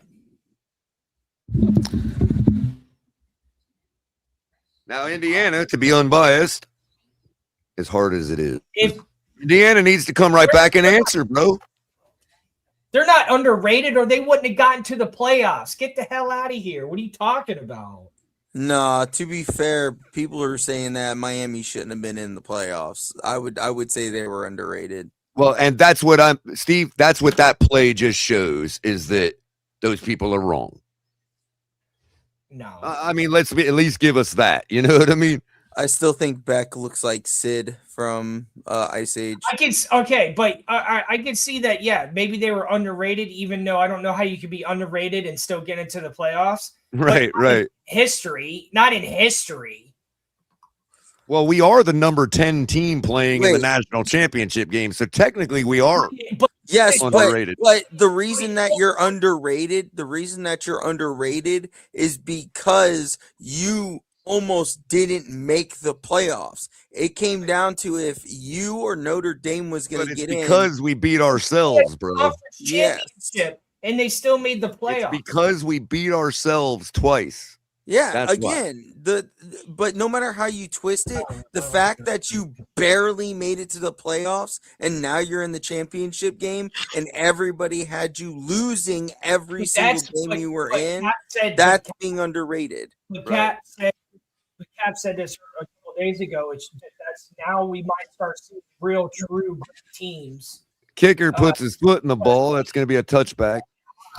So, PFF just put out a mock draft that made me want to vomit. I saw it. You saw it too, right? I liked the first pick, but after that, it was complete trash. Like, oh my God.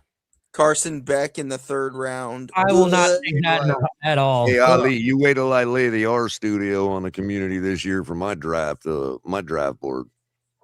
Say what? Say that again? You wait till I lay the R studio on this with my draft board this year. All right, Mendoza at the shotgun, standing at the 20-yard line. Hands the ball off. Number 1 takes it off tackle, goes through a hole 2. He's touched this time, unlike Fletcher, and he will go down, but not after a big gain, 15 yards or so. Roman Himby. I like him too. Hemby and Black are good. That should settle the Indiana offense back down. Miami leading the rushing battle, 77-59. Mendoza in the shotgun, standing at the 35-yard line. Ball is at the 40. Hands it off, up the middle, couple more yards, about 4. That'll put the ball in the middle of the field. horizontally as well. needs another clamp down. All right. Just about even space on each side of the ball. Nearing midfield. 45-yard line. Mendoza standing at the 40. Man goes in motion. Takes the snap. Give off. Follows the man that went in motion as a lead blocker and gets a couple more yards. So 56. Signetti needs to hurry up and talk to his center, man, because those snaps are getting higher and higher. And I don't know. Oh, Number 99 limping off the field for the Hurricanes. We can't lose him. That's Ahmad Moten Sr. 6'3", 320 pounds. Wow. Pounds. Dude's a freaking Good mountain. nose tackle. And he's been stellar tonight. He's been the reason we're even in the game. Mendoza standing in the shotgun on 3rd and 3. Wide receiver comes to the inside slot.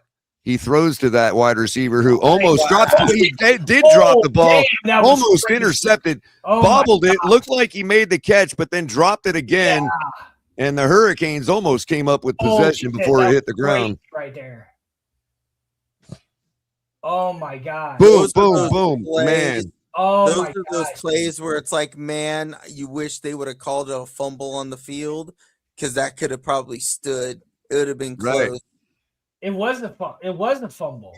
No, it wasn't a fumble. It was a drop. Well, in that case, it would have just helped Indiana because they would have had first down there. You know what I mean? All right, here's the punt. Miami getting them off the field again. Because it looked like Fair he catch had is control called of at the ball. about the 11, 12-yard line. He had control of the ball and he made a football move. No, he bobbled it, grabbed it, leaned forward, and it got hit out. Yeah. It was Yeah. close, but the thing of it is, he recovered it. So they recovered it beyond the first down marker. It would have been benefited them anyway. I'm just Tonk, saying, Tonk, he didn't make a full step. Yeah, he he leaned forward, and as he leaned forward, the ball came loose again. He did not have full possession in 2 full steps. That's a football move.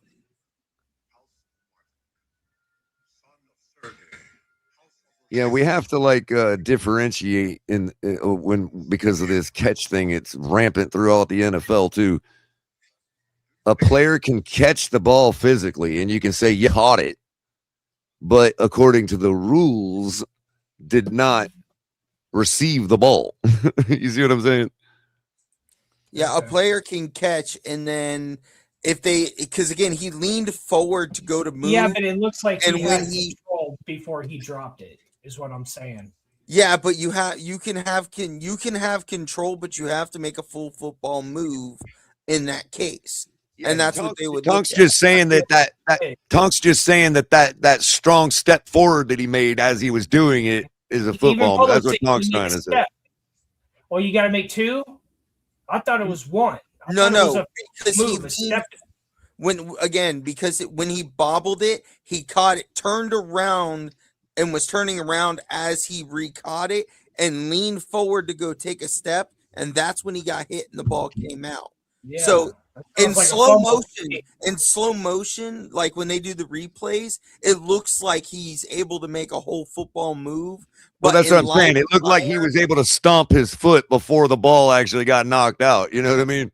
Yeah, but in real time, that stomp and hits at the same time. Right, So they right. don't consider that a football move. Sure, that's what I'm saying. It was close. Yeah, it and was at the same time, that was first down yardage. So if them recovering it right there would have benefited Indiana. That's why I said if that would have been called a fumble on the field, it would have been hard to overturn.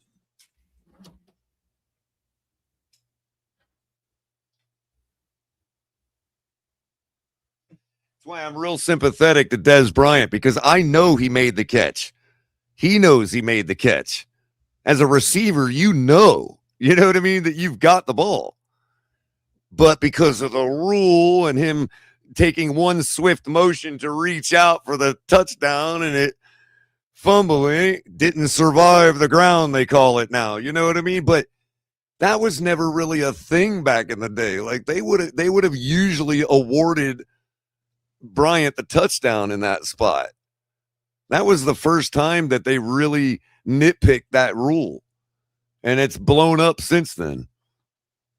As far as the big point of contention. Now, while I'm waiting on Ali to get the game back on the screen, Steve, you're welcome to call it if you got the live action. But there's a huge difference between what happened with Brandon Cooks and what happened with Devontae Adams. I don't know how anybody doesn't see it. Yeah, fact. Same with the Texans and there was a Texans game earlier this year where it was getting questioned too, and it was completely different than what happened with Brandon Cooks. 2nd and 9, 8.5 minutes left on the clock. One running back set to the back. Tony goes in motion. Beck throws to Tony, but it's low, incomplete. And the game's back up, right? The game should be back up. Yeah, I got it, Ali. Thanks. Okay. And thanks, Steve. 3rd and 9. Come on, Hurricanes. You got to keep this momentum going, man. Pick up this 9 yards. Keep moving the sticks. The Canes are 0 for 6 on 3rd downs. Yep. Hurricanes' number one mission right now should be keep the chains moving. All right. Here we go. All right. Beck in the shotgun. Fletcher standing next to him. Twins to the left. Drops back to throw. Throws to the right. Has his man who cannot make the catch. CJ Daniels. In coverage, and that was CJ Daniels. Come on. I mean, Beck, you got to put it a little more out in front of him, dude. No, he hit him right in the face mask with it. That's on him. Yeah. Oh, yeah. You're right. He needed to get his arms out there and take the ball out of there, not catch it. Yep. I always preach that. That's what the eyes do for you. Allow you to reach out and take the ball out of the air. I hate the word catch. I don't catch nothing. I take. Here comes the punt from his own goal line.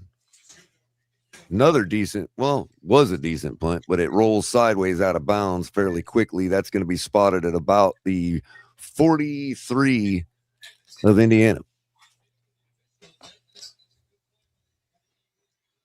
See, people don't realize that Einstein wasn't lying. Nothing is actually moving any faster than anything else.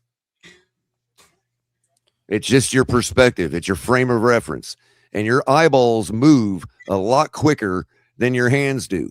And when your eyeballs are rotating in its head and they're on the ball literally slows down, physically slows down. Anyway, Mendoza in the shotgun. Oh. Fakes the handoff. Under some pressure, he's going to go down. He went down and finally dragged down by his legs by number 3. Akeem Mesidor. Yeah, thanks for helping me with the names tonight, guys. It's true that Miami cut ties with Tyreek Hill? I'm not really a casual. I just haven't had enough look at their jerseys all year.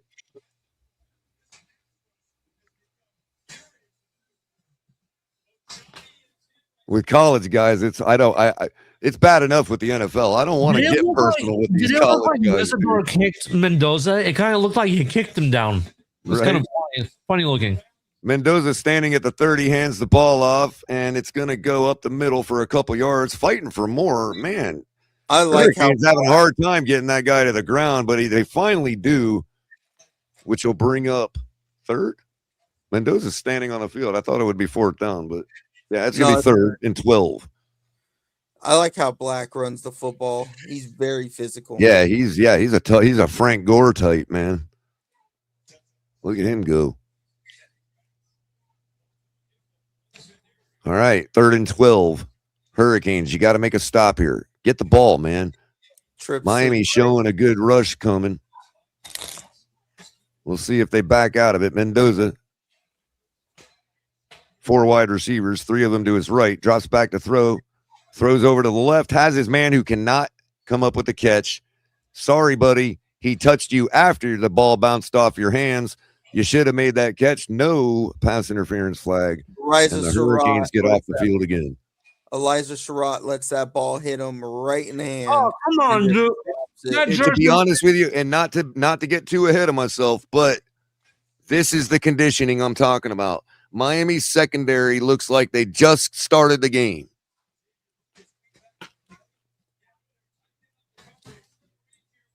Not gonna lie, there was a little PI there, but it is what it is. Punt is away. Yeah, I was speaking. It's returned at the 4 or 5, and he's going to dance around and only get the 6.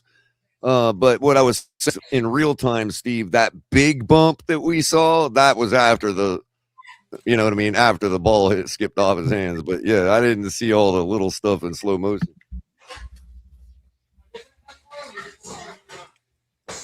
All right, Ollie. Well, I'm gonna have to step out, bro.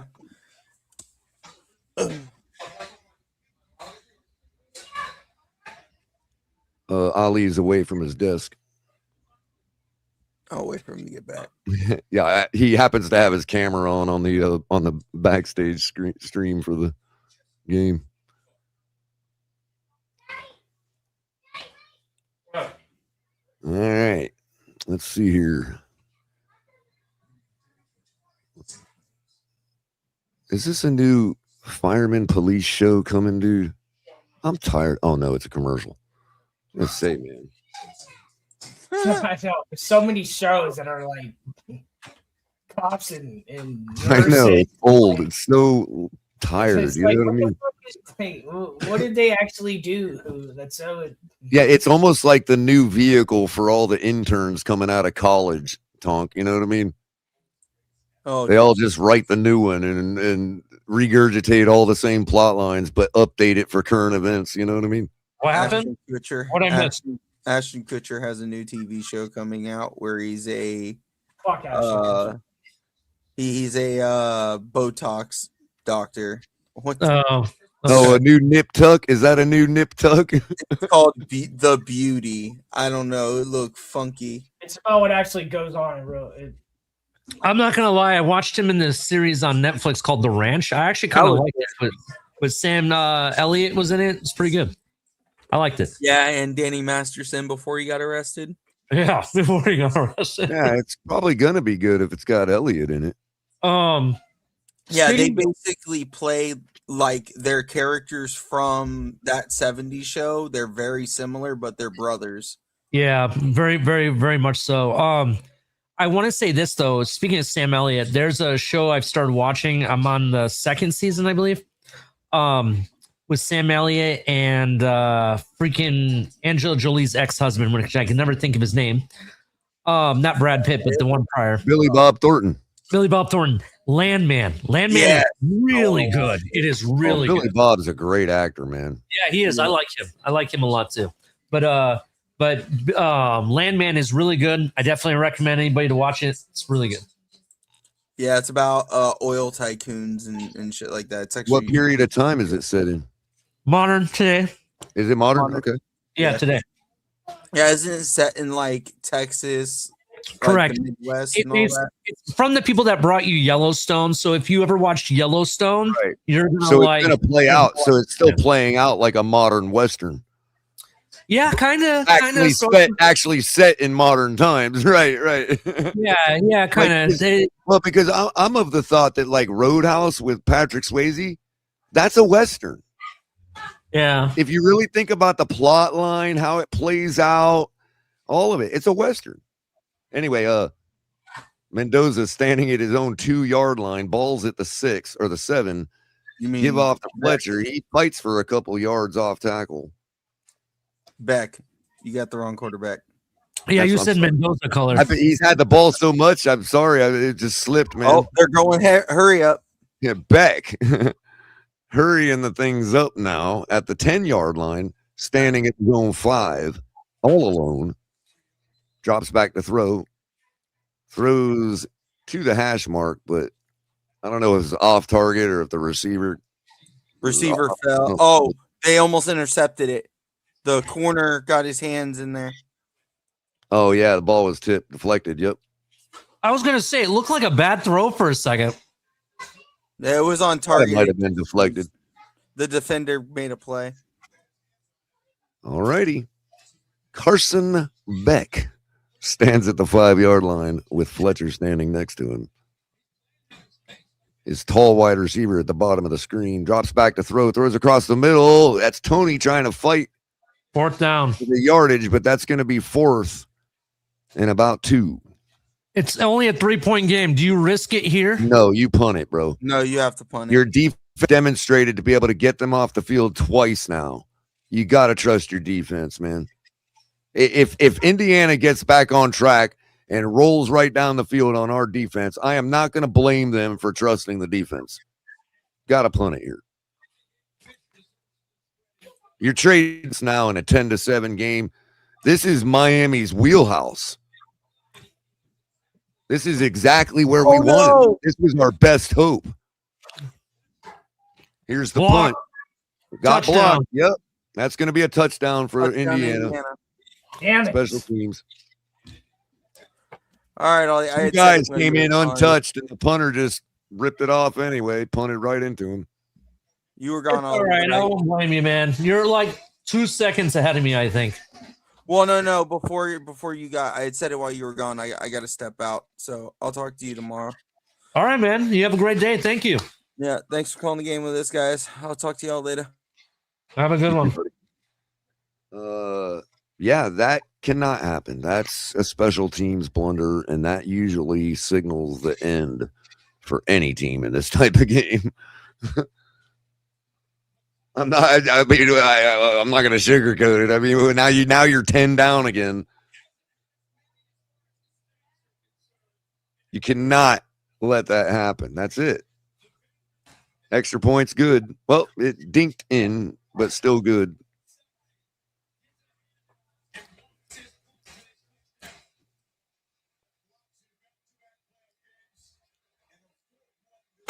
Well, at least you get the ball back.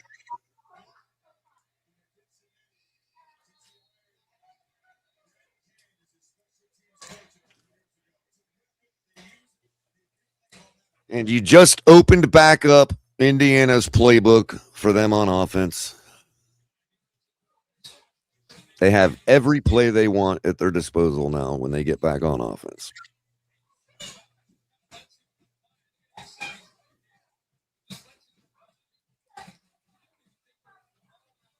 You see, the key to winning a football game is closing your opponent's playbook. As more time goes by and the game is close, did you see your opponent has to close their playbook. They have to, it seals off stuff that they're able to do.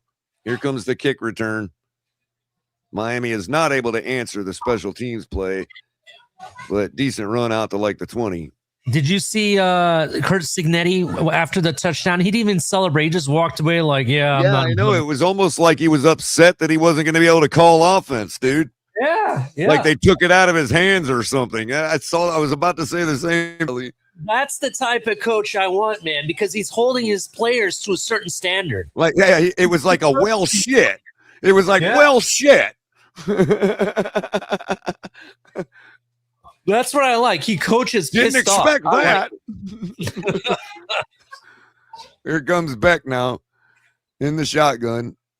Daniels goes in motion, fakes the handoff, fakes the delayed handoff, and then throws to Fletcher, who picks up about 8.5 yards. That was weird. He stood there for like, it felt like 30 seconds, but it was only like 2 or 3 seconds holding the ball out. I know, it looked like Cam Ward again last year. Yeah, he's standing there doing nothing. Here we go. Beck hands the ball off. Yeah, he gets Fletcher that. Comes around the side, breaks the edge again, still dancing around, picks up about another 8 or 9 yards. You cannot give the edge to Fletcher. You cannot give the edge to him. Correct. Every time he gets that edge, he's going to get yards on you or he's taking it to the house. Yep. They need to keep doing that. That left side of the Indiana front is completely leaking, dude. They have to keep exploiting that. They need to find someone to set the edge to stop him because that's what's going to happen every time. Fakes the toss to the same area. Man, come on. Did he hurt? We're going to get some kind of targeting on that, or was that clean? I don't know. I need to see the replay. It looked like tight end was not able to come down with the catch, but takes a big shot to the upper region of his body. This is a guy I like, actually. Oh yeah. That's going to be a. What? If they don't call that a penalty, dude, I'm going to stop watching this game right here and now, bro. Is that targeting? He literally targeted him. No, I'm not being Are facetious. you kidding me, bro?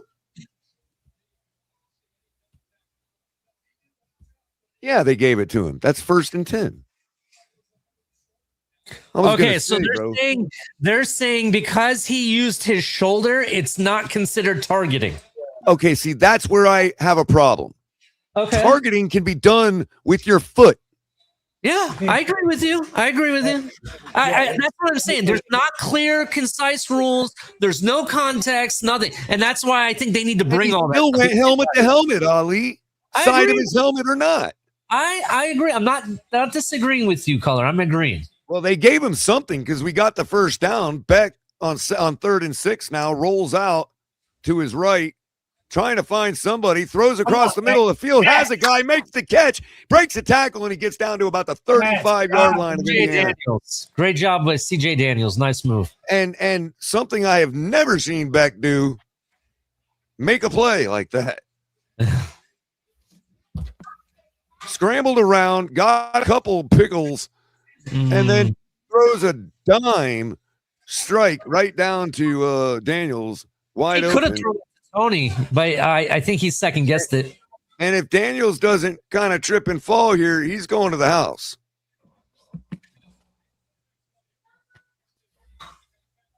Beck at the 40, balls at the 35, drops back to throw, fakes to the left, throws to the down. He's already down. To the right, throws to the left. That's the one thing I also don't like. If you trip and fall, even if you don't get touched, it's an automatic down. I think they need to take that. Yeah. I don't like that. That's always been in college. I know. I don't like it. That's high school as well. Now, Ali, the thing of it is, if you at least in high school, if you're making a diving catch, you can get up once. If it's a diving catch, if the process of catching the ball is what made you go to the ground, you can get up in high school. Fakes the handoff, throws out to Tony. Tony down the sideline, has a lot of grass in front of him, takes it down to the 11-yard line before he's pushed out of bounds. Miami answering back that special teams blunder. That's what they had to do. Get back in this game as quick as possible. Reset it back to where it was as quick as you can. That's what Hurricanes are doing here. Good job. That means all you lost was time. If you can score here. The minute 5 left in the third quarter.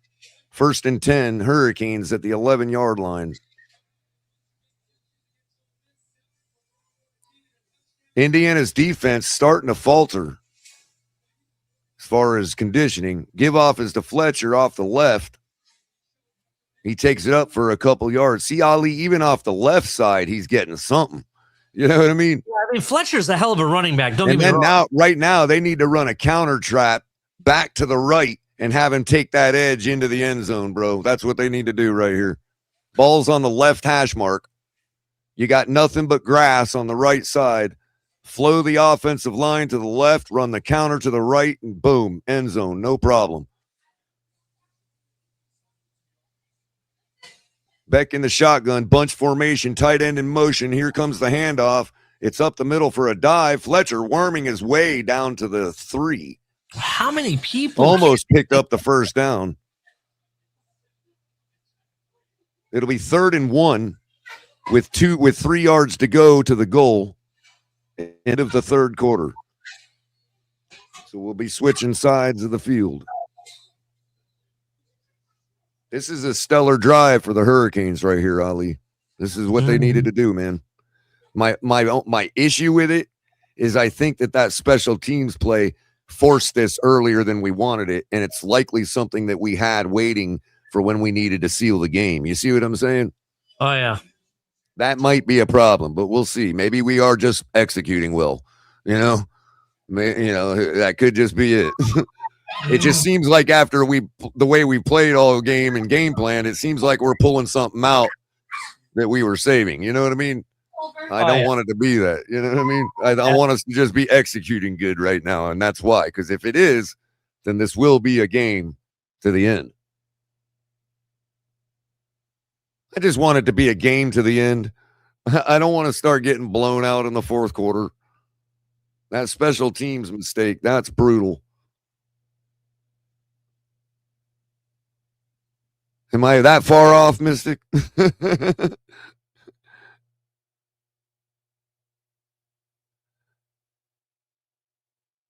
Sorry, caller. I'm talking to my wife at the same time. What's up, Mystic? What do you think of this game, man?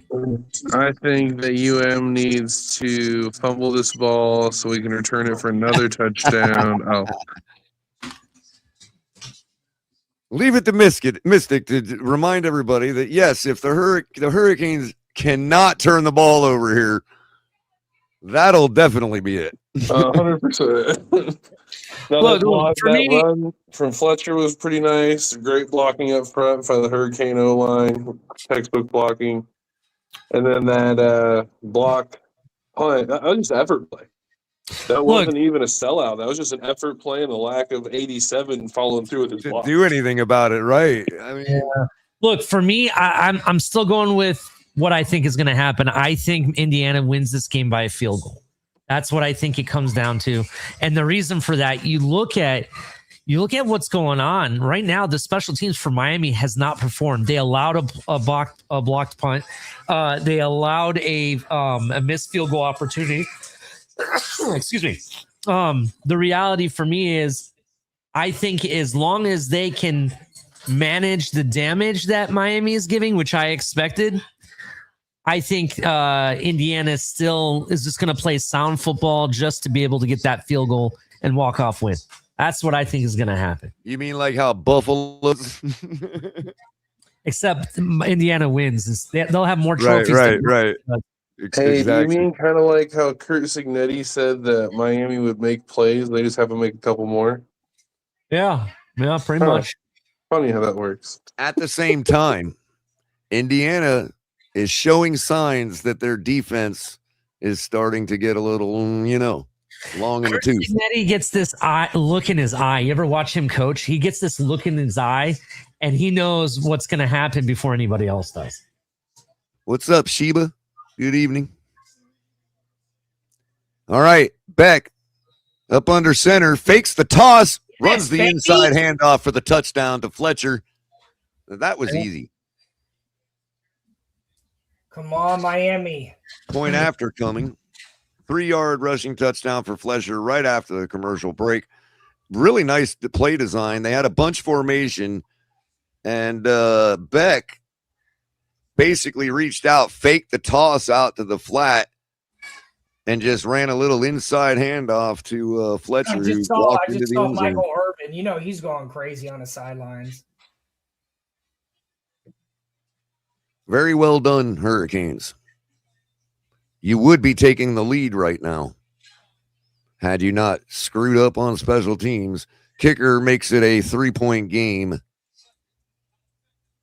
early in the fourth, at the very start of the fourth quarter. The first play of the fourth quarter, to be exact, the Hurricanes make this a game again. And I think the play, if the Hurricanes end up pulling this game out, that 3rd and 6 play they're showing right now from Carson Beck is the play of the game. Maybe.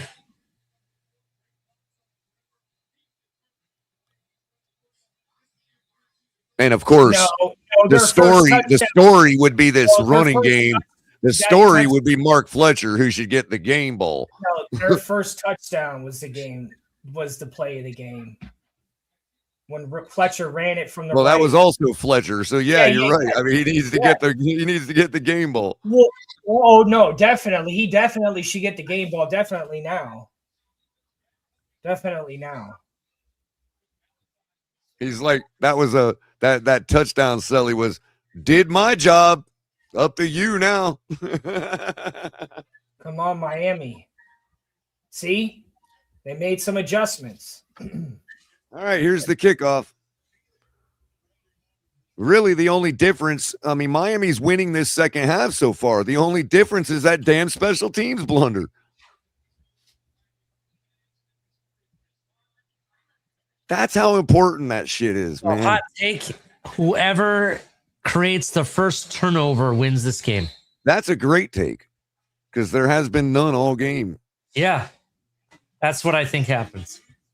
And likely, if no turnover, special teams would be the difference. And currently, that is the We're in difference. the fourth quarter. You're giving a stat. I don't know. Like, there's only one quarter left to have a turnover. And that's why it'll be so critical. Yeah, but you wouldn't have said that at the start of the game. Well, it is kind of a normal thing. Special There we teams go. and turnovers. Yeah. That's, Mendoza in the back, single backfield, man in motion.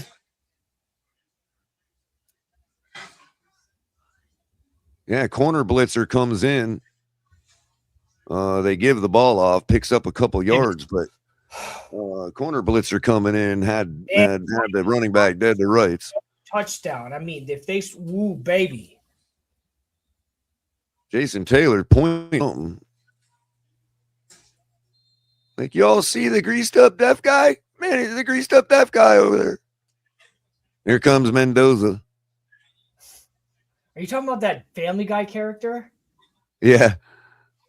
Standing at a 22-yard line, gives the ball off. The running back breaks through a couple tackles. Nice hard run. I'm liking this kid, this running back Black. more and more. Black. Yeah, dude, that's Frank Gore, man. Look at that. Very hard runner. Breaks through tackles to pick up the first down in like 9 yards. Looked like he was running through the foam gauntlet in Frank practice. Gore he went to the Super Bowl with San Fran. Mendoza standing at the 35-yard line. He did. He was on the team the year after. Fakes the handoff, throws out to the flat, almost intercepted by Miami. Cornerback had that all the way. And it too, Ollie. But is not able to come up with the catch. Because that turnover would have been a pick six. Oh, yeah. And Ali would have been right, Tonk. Correct. I'm telling you, whoever creates this first turnover is. No, I said it earlier. I said Miami needs to make a defensive touchdown. I know we've needed a damn turnover all game for sure. Yeah, I was saying that like the second. On 2nd and 10, throws a screen out to the flat, and nobody's touching him for some reason. Wide receiver runs up the sideline for like 20, 25 yards and a first down. That's Cooper. I wonder if he's related to Amari Cooper. Just curious. Oh, sorry. What's wrong, Mystic? What do you want to say? What a wide receiver screenplay, man. What a call. I know. Untouched, bro. I was going to say, no, he's related to the blocking, Cooper that dude. was on the Gators. Their wide receivers are some blockers, man. See that look in his eye? That's Yeah, I know. Yeah, he's like, that's what happens when you coach your receivers to block. You know what he reminds me of? He reminds me of maybe the last Mendoza under some pressure. He's going to go down, but he is able to dive forward for a yard or two to avoid the sack. Cincinnati reminds me of like a coach that maybe was the last coach that Bain again had Indiana winning, like in the 60s whenever it happened. Like I imagine that I don't know, it just his posture and demeanor and stuff. Like it's like he kind of resembles like old school head coaches. It resembles Nick Saban. Yeah, he's both of these coaches, both Miami and Indiana. Their head coach is from the Nick Saban tree. 2nd and 9, balls at the 39-yard line. Give off to number 1, and he goes for a couple yards, maybe 3 or 4. I mean, the Nick Saban tree has definitely sprouted some freaking champions. I mean, even though this is for the national championship, he's had to play like 2 bowl games. That kid looked like Javon Holland, man. And, 3rd and 5 now. Hurricanes. Here's your chance, man. Got to get off the field here. 11:41-40 in the fourth quarter. Mendoza in the shotgun. He's off crying. Here comes the pressure. Throws over the top. Has a man who Oh, cannot. man, dude. Like either the throw was off or the receiver was out of position. The ball falls harmlessly to the dirt as if it was a bad throw. We'll see what it looks like on replay. Yeah. But the Indiana's going to punt. I said. Guy was wide open, trailing to the corner, and the ball just goes to the inside, a little too inside, and he doesn't track it. He's all crying. Well, you could have also gotten holding. You could have gotten defensive holding. They're going to go for it on 4th and 5. He heard who we hired as head coach. That's why he's off crying. And Signetti calls a timeout. They were showing that they were going to go for it. I cannot believe dude lost that ball. Oh my goodness! I'm like a He was being held though, bro. He was being held. I have to be honest, man. Yeah, that was. But besides that, the Hey, dude is still had the guy- Kansas State? Is Kansas State in the Big Ten? No, no, they're in the Big 12. Big 12. Okay. Yeah, Big 12. And there is no more Big 8, right? No. Right. They all got split between those two, right? And the Pac-12. I don't know if they're split between the Pac-12. The Pac-12 supposedly people are saying is making a comeback, but we'll see. Well, who used to be in the Big 8? I don't even remember. I thought it was like Oklahoma, or maybe I'm wrong. I don't. It's been so long. Oklahoma was in the Big 12 for a while, so didn't that turn into the Big 12? Was the Big 8? I think so. Something like that. So the Big 8 was Oklahoma, Nebraska, Missouri, Kansas, Colorado, Iowa State, Kansas State, and Oklahoma State. So pretty much the Big 12. Dude, I was gonna say Iowa State, bro. Missouri came to the SEC in 2013. Yeah. 2012. Right. I was actually living in St. Louis when they made the move. I know they were there in the season 2013. That was actually Drew Lock's era. That was Drew Lock was their first quarterback in the SEC. I love that. That was the first time I saw, the SEC expand or pay attention to it, and being a fan of the stuff. In case anybody wondered why Drew Lock even has half a name in the NFL. I think that's why when we got Texas A&M also, I believe. I don't know what's going on. What do you think, Mystic? Like, it seems like Mendoza has been kind of off. Is it Mendoza or is it the receiver? In the second half, dude, our secondary has been locked down, bro. The coordinator for Miami is doing the best job that he possibly can. But even the passes aren't even like touching the receivers. Like they have a hard time finding it. Well, he has thrown. Well, whether it's the receiver being off or whatever, Ollie, there has been a couple errant ones like that. Yeah, I'd agree. Yeah, he's had some off throws. I mean, that's just going to happen again when you play good defense. Your clock is going to get sped up, but you still got to find a way to make those plays. Mm-hmm. He hasn't made the big mistake yet, but he's not making the, easier. I guess the hard throws look easy. Is what I'm trying to say. There you go. Like we're normal, we're accustomed to seeing. You frozen, Ollie? No. I'm reading some information. Oh, okay, gotcha. This did not translate this for me. That's not fun. Okay.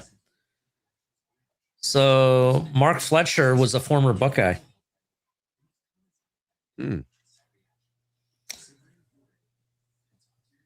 Interesting. Yeah, that old Big 8 Nebraska team. That's the one that beat us one year. I remember that.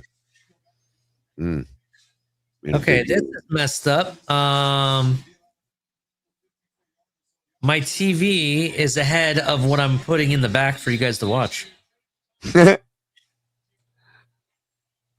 we go. Mendoza. They're still going for it? Yep, Mendoza in the backfield. Snaps the ball. Going deep. Oh my God. Catch of the freaking year with that. I'm sorry. I'm sorry. You guys didn't get to see it yet. I'll let you call it color. You call it right here. Oh, okay. I was like, what are you talking about? On 4th and 5, dude. On 4th and 5. Are you kidding me? Yeah, this catch for me, it's catch of the year because the circumstance is what makes it a catch of the year. Oh yeah. Oh yeah. Behind him and everything. Man, that was a crazy ass catch. Yep, amazing catch.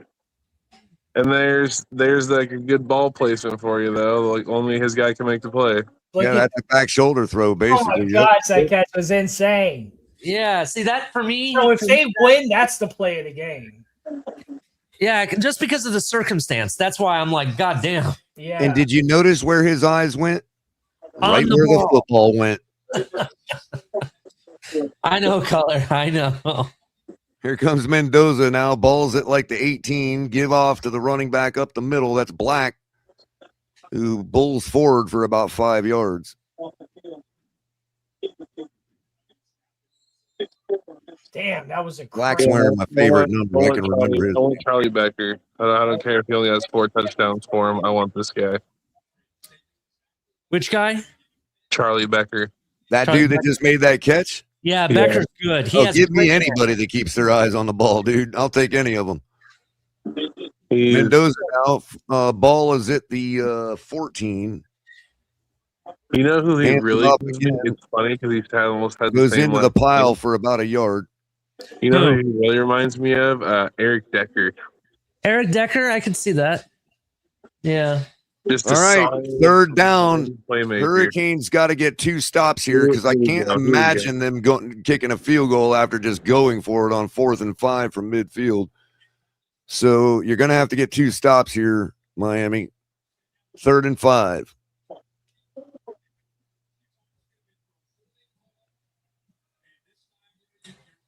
Mendoza in the shotgun. Ball is at the 8. Throws into the end zone. Too high for anybody. Dude. Bro, Mendoza's just off, bro. I don't know what's going I'm on. sorry. These corners are getting away with holding, man. They are. I guess Yeah, that's kind of holding you up a little bit. But the ball was like uncatchable, Mystic, too. You know what I mean? my thing is the ball was not placed where I would want it if I'm a receiver. It's like That's what I was arguing. I think sometimes we all forget to make sure the ball was catchable these days, too. I noticed a lot was not picking on your take, Mystic, just saying I see a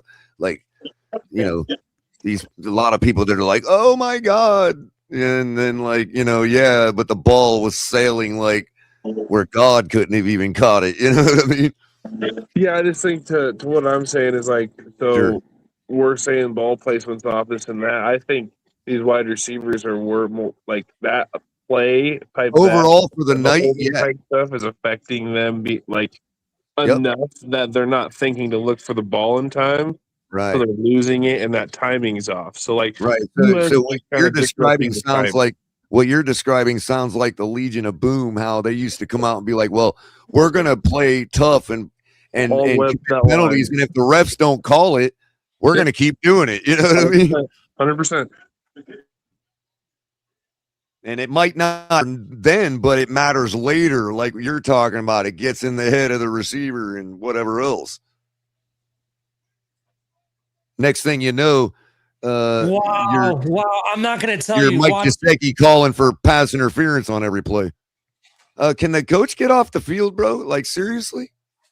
Timeout's over, man. The play clock's running and the coach is still on the field, dude. Like, seriously. All right, Mendoza in the shotgun on 4th and 5, as I suspected they were going for it. Moment right there. That's why Spread he's a up. Heisman winner. Drops back. He's going to run it himself. Miami's not fooled, but he picks up the first down, breaks a bunch of tackles, and gets into the end zone anyway. He just basically said, this is why I'm the Heisman 100%. right here. Kurt Signetti said, you're the Heisman, go tell him why. Especially since the Hurricanes defense was not fooled in the slightest, but couldn't get him down to the ground before going in the end zone. He already had the first down, and then he just keeps fighting and knocking guys over, even number 99. I mean, there you go. That's your Heisman Trophy winner right there, bro. Look, I said it.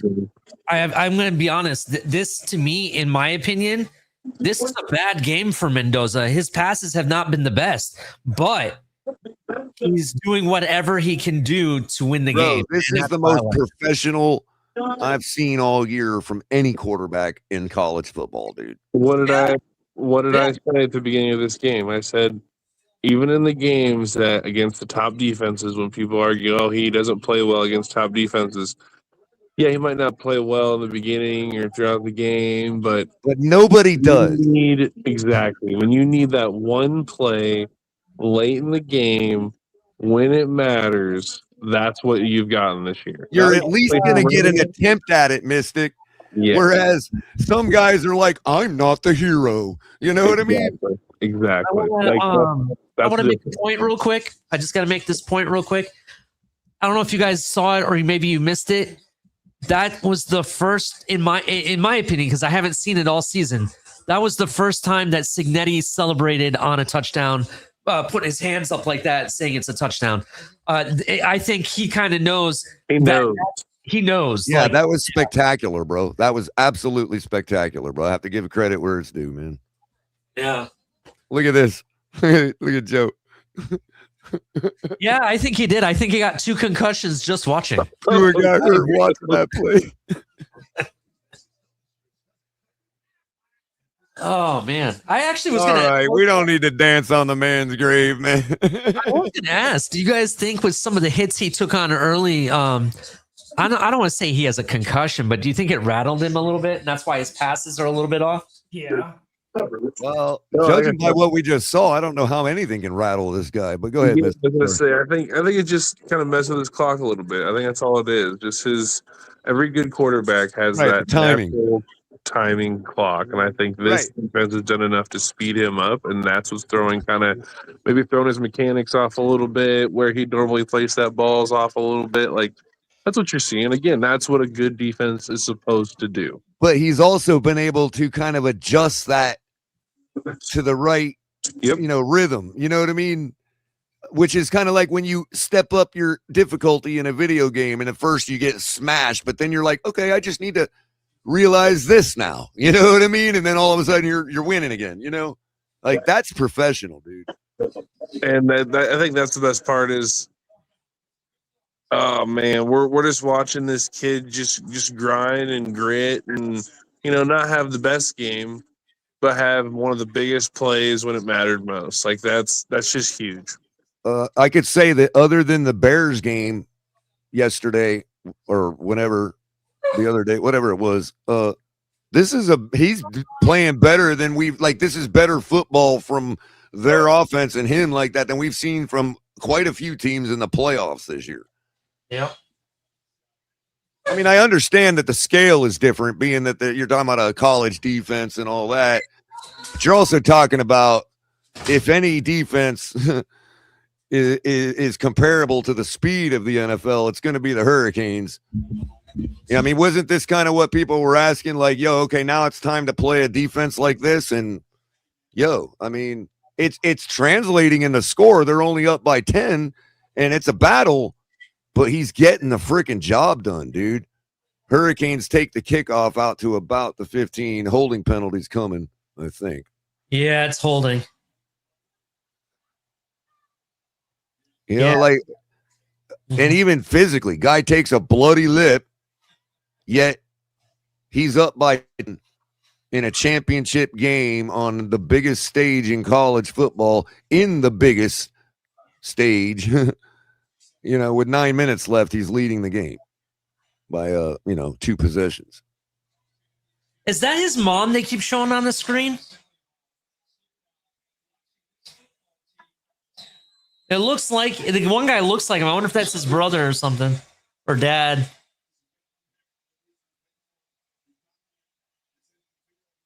Oh, he definitely looks like a mixture of them two.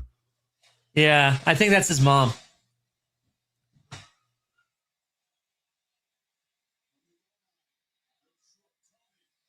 But I mean, I'm just kind of declaring that anybody arguing for him, anybody that I hear in a Twitter space or something that's bashing on him, I'm just going to be like, yo, you already got, you guys that like the guy, you got my vote. I've seen enough.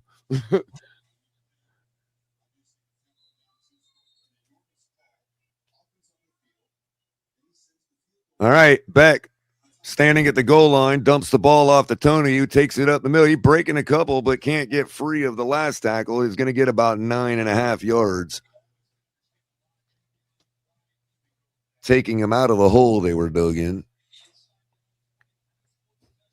2nd and 1. Give off to Fletcher, who picks his way for the first down. About 1.5 yards. You got to keep that clock running if you're Indiana. Yep. Keep that clock running. Don't try to stop the clock at all. Wow.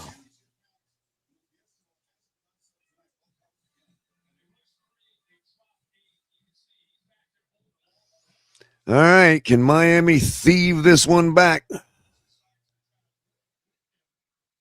Beck standing at the 15, balls at the 20. Drops back to throw, fakes the screen to Tony, looking around, got all day to throw. Now he's going to throw deep. Got a guy who can't make the catch.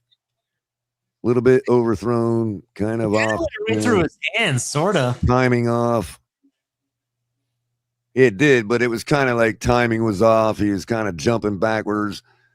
That was Daniels who could. Oh, Daniels was like pulled to the ground on the other side of the ball. Come on. Speaking of holding. Bro, I almost thought this next play was catch of the game. All right, here we go. 2nd and 10. 8 minutes and 3 seconds. Clock is stopped. Play clock shows 5. Takes the snap, drops back to throw. Throwing deep. Has his man, and that's a catch. Number 0, Marion, I believe it is, comes down with a huge grab. I mean, we got plenty of time. And a big play. Incomplete. Oh, what the fuck? Let's get a look at it. How are you watching it faster than yourself, Ollie? Yep. Huh? No because good. I'm watching it on my TV and I have it playing for you guys. Yeah. So why is it faster on your TV? I don't know. Ask the broadcasting. I have no idea how that works. He was not able to control it all the way through the ground, and that is incomplete. 7:55. Here we go again. 3rd and 10, same situation, and we're going to get a penalty probably for a delay, false start. It's because he has cable. That's yeah, why. the feed coming in on the TV is cable. That's going to be the fastest besides rabbit ears. Right. And sometimes faster than rabbit ears. 3rd and 15, reset. Hurricanes have to gain another 5 yards now.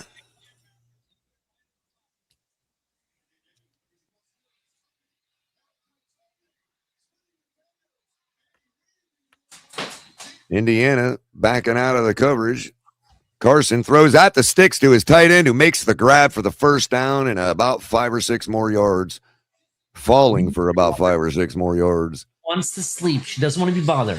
Is the big tight end. Okay, put it up somewhere so mommy can find it later. Hurricanes hurrying it up now. They got 2 receivers on each side of the ball. Throws. He's got Tony across the middle. Tony's still running. Tony in a group of guys and finally gets brought down. Probably in the red zone.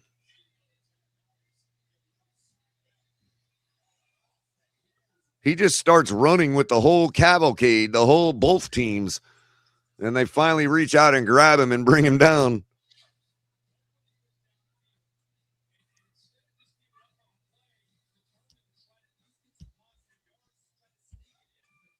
Just before the red zone. That's going to be down to the 22. Carson standing at the 27. Drops back to throw. Looking, has some time. Dumps the ball off, and it skips off the hands of Fletcher.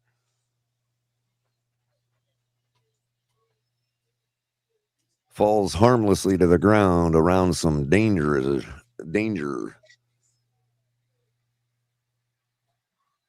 This next play, bro. This next play. All right. We got to get something here. We got to get this game back to a 3-point game. And we cannot give up the ball. All right, Beck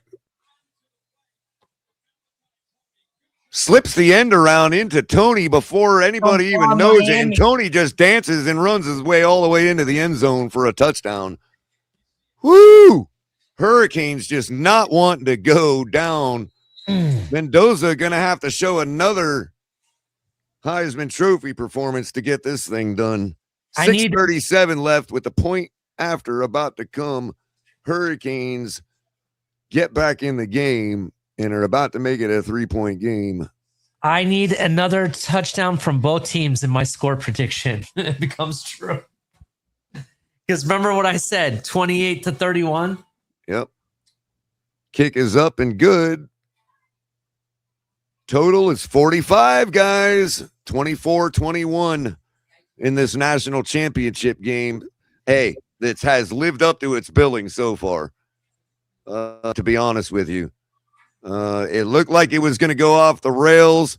Hurricanes kept persevering, kept their composure, have made it a game again after Mendoza showed why he should be the Heisman Trophy winner. And then the Hurricanes come right back and answer that performance to bring the score back to within 3 with 6 minutes or so left in the fourth quarter.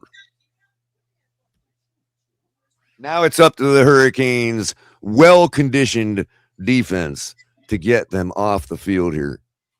One more chance for the Hurricanes to take the lead, which I believe their first lead of the game, would it not? Yeah, you had to go to sleep. So the Hurricanes are going to simultaneously have to get their first lead of the game to win this thing. Yeah. They got to make a huge defensive stop. Big time. And we know they can do it. I mean, again, they're facing the Heisman Trophy front runner, shoe-in, and it's up to him to do that again.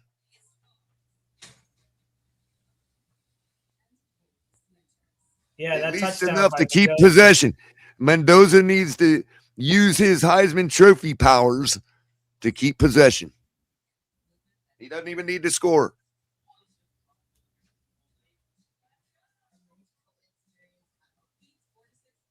Because as I always tell y'all, you can't lose the game when you got more points than your opponent.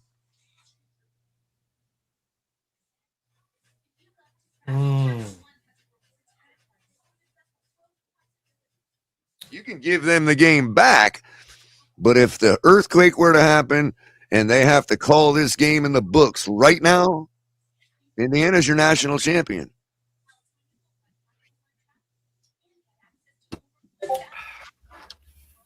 Hurricanes got to take it back.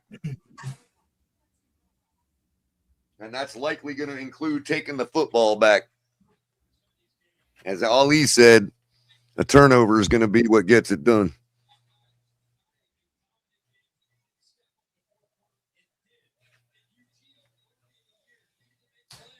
Turnover, man. And to be honest with you, man, as a Hurricanes fan, I would never have had it any other way. That's right in our wheelhouse. If we don't get it done, we don't get it done. I mean, we'll leave it out all on the field and try again next year. I ain't one of those. I'm a realist, man. I'm again. It's not that I'm settling and saying, "Oh, I'm happy with a lot." No. Tell me the other team that's playing right now, 3 points down with a chance to win the national championship. It ain't Buffalo. That's true. Like I said, man, you guys keep this game close, you have a chance. And so far, you've done that. So we're doing exactly what we need to do if we were ever going to win this game, Ali. Now we just need to finish it off. Defense needs to get a stop, and the offense needs to answer with a touchdown. Ball goes into the end zone for the touchback. Second half yards for the Hurricanes, 249 to Indiana's 86. That special teams play is the difference in the ball game.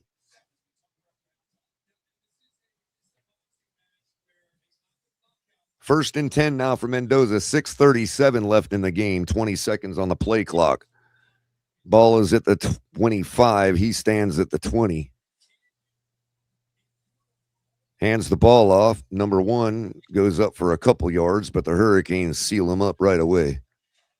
Number 99 again. You ain't getting out of number 99's grip, man. Jeez. Good to see him back out on the field, too. He turned up a little lame earlier. 6:15 and counting. 2nd and 7.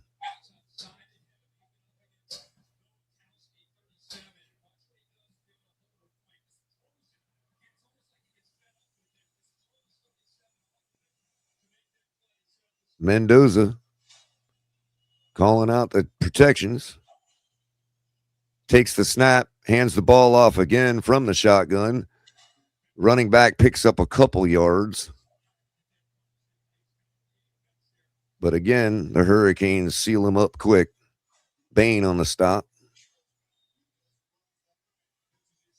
Breaks through, double team to make the stop.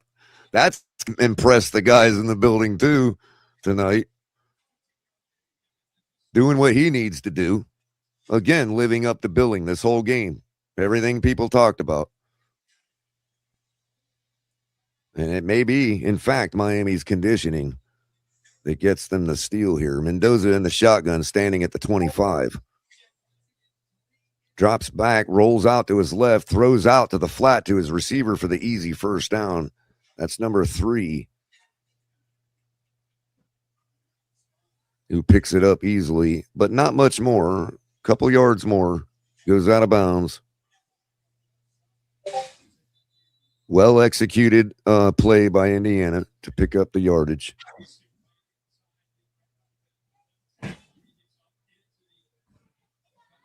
You know, this game has been so interesting. How the hell did Indiana lose 2 of its timeouts? I didn't even notice.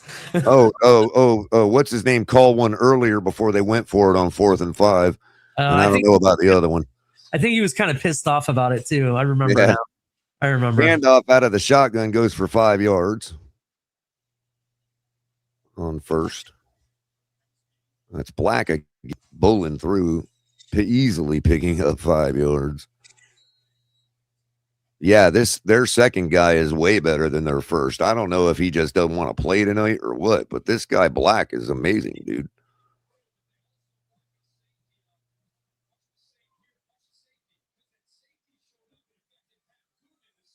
All right. 2nd and 5 now. 3:56. Hurricanes got to get the ball here. Ball is at midfield. Mendoza hands it off again. They stop him right in the backfield for a loss. Pisante along with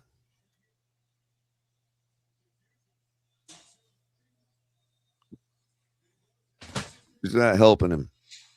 Number 4 and number 4. That's Bain, right? No. Teaming up. Shut that down in the backfield. It's 3rd and 7 now. Forget the first down. Get this ball, Miami. Hurricanes showing some pressure coming. Back out of it. Throwing down the sideline, and what a beautiful catch. Look at that catch, What dude. an absolutely stellar catch by this guy, man. Same guy. That's Man, Becker. a beautiful throw. Another, the same. That crazy ass. It was the same exact play they ran earlier on the 4th and 5. He just leans back and the ball falls into his arms. He never takes his eyes off the ball. That's how he does it. I like the kid. He may not have the speed, but he has the I'm going to find the ball. It's like you can't even root. It's like you'd have to hate Indiana to root against that dude. Yeah. I don't know him enough to hate him. That dude is fucking crazy. All right. Catches, dude. In the red zone now, they're going to go with an off-tackle run that picks up 10 yards right off the bat. On down that to play, the 22-yard line. Watch the block by the wide receiver. All right, two things. You either got to get the ball or you got to hold to the field goal here. Is your only hope, Miami. These guys are coming in the end zone. You better get the ball. That's all I got to say. Get the freaking ball.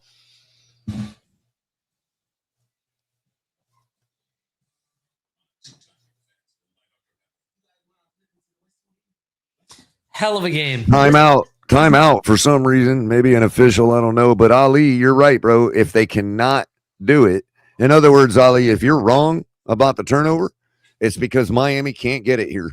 This is where it has to happen, dude. Yeah, it has to happen here, to be honest, if they're going to be the ones to do it. But if the turnover is going to be the difference, it's right now, bro.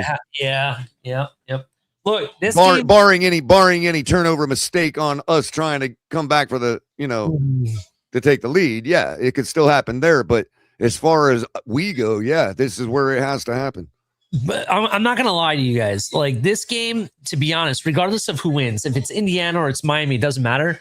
This has been kind of an exciting game. I actually kind of like this game, back and forth. This game is badass. You know what I mean? All I wanted was respectable, dude, and that's what we've gotten, man. Well, it's like compare this to like Alabama versus Notre Dame when it was 30-0, and then Alabama versus LSU when it was 30-0. Yep. Because guess what? It took the University of Miami to stop the boring ass national championship games that have been going on for 10 years. That's right. It's the Hurricanes that have made it a game.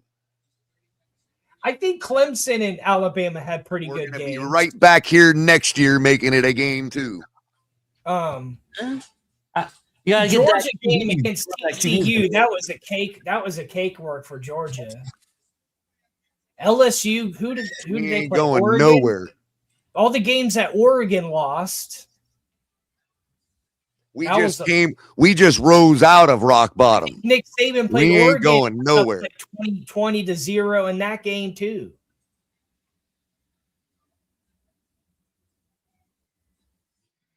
I think every team tonight that's watching from the couch knows that they're going to have to get through the University of Miami to be in this game. Miami's held them close. I mean, they're playing the way I was hoping they would. Like,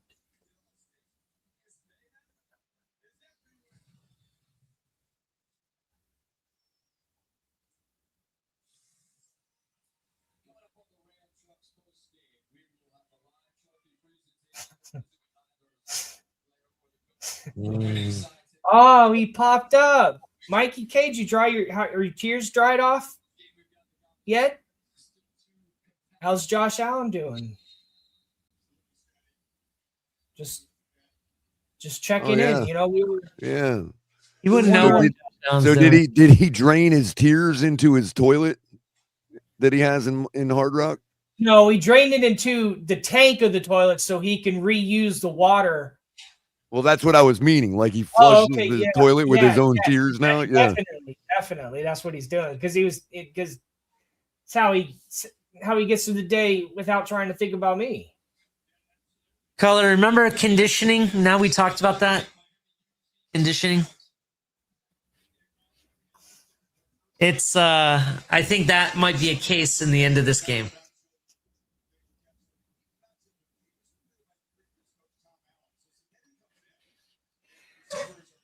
Oh, that freaking running back looks like that's the other one. That's Hemby. That's Hemby. The other one is like Richardson or Richard. What's his name? I don't know who you're talking about. But he played on Alabama. I'm pretty sure he won his Heisman. Oh, Miami's calling the timeouts now. Well, it's about. I mean, I think that was good right after the 2 minute.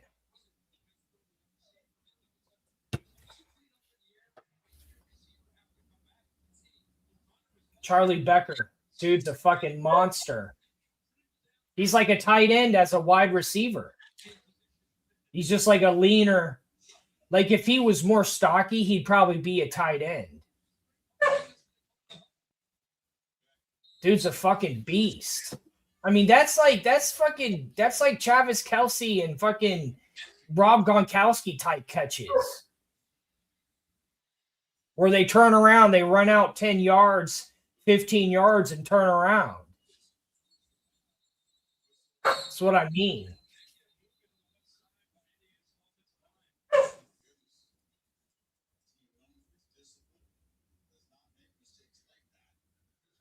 Oh man, Carson Beck's starting to tear up. Man, oh man, nice Indiana. Look, it'll be if they lose, it'll be hard. I mean, but he did the best job he can. I think. I mean, God damn it, that's huge right there. Oh, I got the wrong one unmuted, Ali. I'm sorry. I was wondering why it was so quiet. False start on the offense. The only thing that will ice this game is a touchdown. And Indiana looking like they're going to get it. But the Hurricanes, either a turnover or hold to a field goal gives you a slim chance to pull this thing out. Ball's at the 19-yard line now. 2nd and 6. Give off to the running back who goes into the hole for just about no gain. They might give him a yard. That'll bring up 3rd and 5. And here it is. Can the Hurricanes get off the field here with giving up no more than 3 points? Ideally, you got to get the turnover here, man. You don't want to give them the chance to go for it on 4th.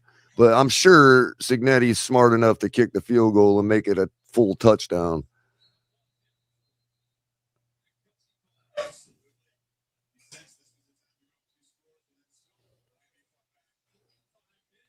Third and 5, Indiana, all they have to do is execute as well as they have all night, and they easily pick up this first down. We'll see. 16 for 27, 186 yards for the Heisman Trophy front runner. And a rushing touchdown. He won it, right? All right, here we go. 3rd and 5. It don't look good for the Canes. Mendoza takes the snap, hands the ball off. The running back gets stopped for just about no gain. Hurricanes are going to hold on 3rd and giving their offense slim chance to still pull this game out, supposing Indiana just kicks the field goal here. Well, they just killed your last time out. Yep. Not so worried about that as Ali, except for it'd be nice if they could get the field goal miss here so we don't have to drive the whole length of the field necessarily. But I like my chances with no timeouts in college more than I do the NFL with 1:47 left. Here comes the kicker, 35-yard attempt. Man, take all that. Wait till He's already dinked one. He's already dinked one off the upright that went good. We'll see what happens with this one. Ball is down. Kick is up. Kicks right down the middle. 27-21 now. 6-point lead. 1:42 left. The Hurricanes are set to receive a kickoff with their last chance to shock the world with no timeouts and drive this thing down for a game-winning touchdown. Joseph's going to light it up in the give NFL. their home crowd a national championship in their own house. Look, and I to think send all that and to send all them red T-shirts packing into the bar. I think Mendoza kind of showed the stuff that you don't necessarily see on tape for this game, regardless of what happens here. Look at that. both teams with 318 yards. You see that? Oh, that's crazy. That's amazing. And But what's the like, difference now? The special teams blunder.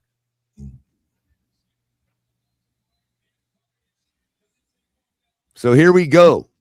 Can Carson Beck come out and tell the world, hey, what about me?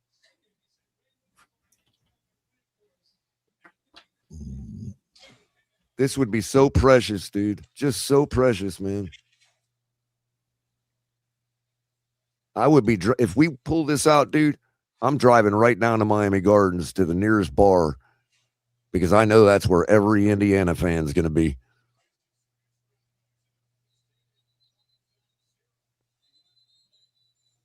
oh yeah. Except the ones with kids.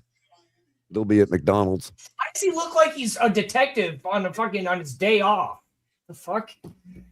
Like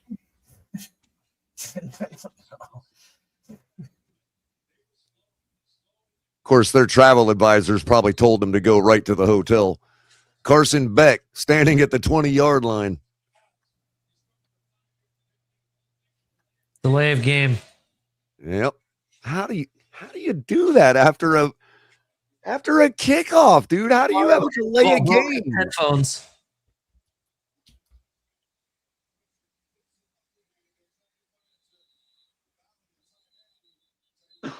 That's crazy, dude. See, this type of never mind. I'll wait till you guys see it. 1st and 15. Minute 42 left. Cristobal is just livid on the sideline. Something having to do with the communications. Yelling at the referee. Beck takes the snap, drops back to throw. Shovel passes out of some pressure, and that's going to be incomplete.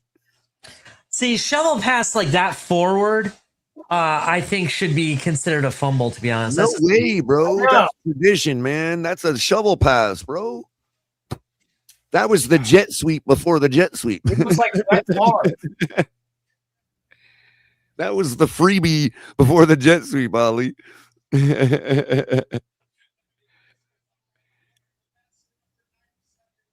Technically, an underhanded throw forward is an incomplete pass. Oh, my fucking God.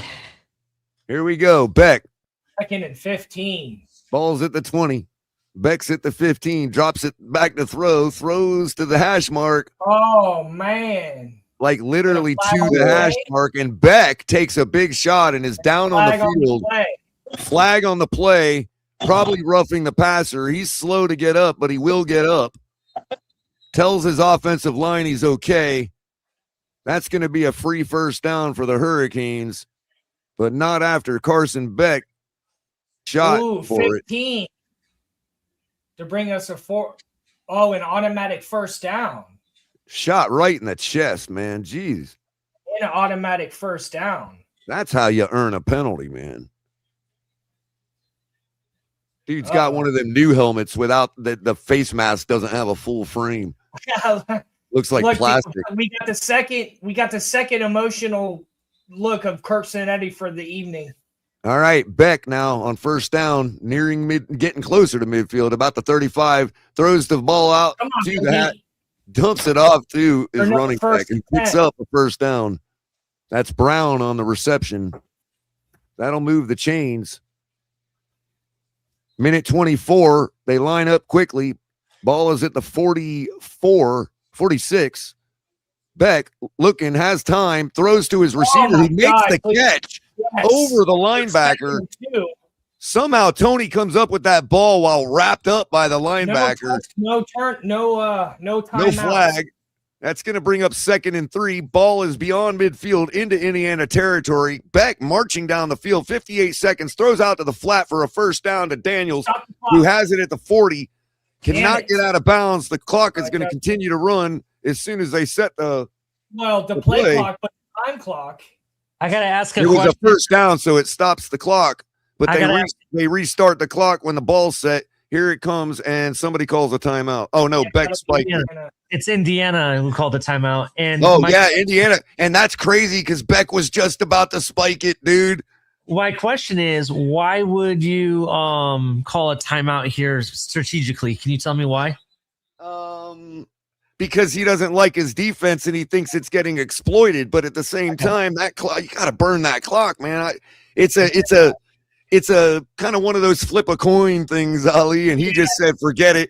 I'm going to settle the kids down, get my defense right, call the right formation. You know what I mean? Well, I don't know. I mean, I don't know. It could go either way. I'm not trying to argue either way. You know, like it's a coach's choice in that spot.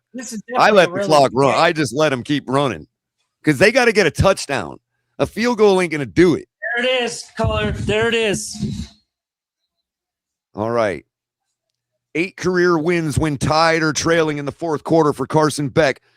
He's down by 51 seconds left. 1st and 10 at the 40-yard line of Indiana.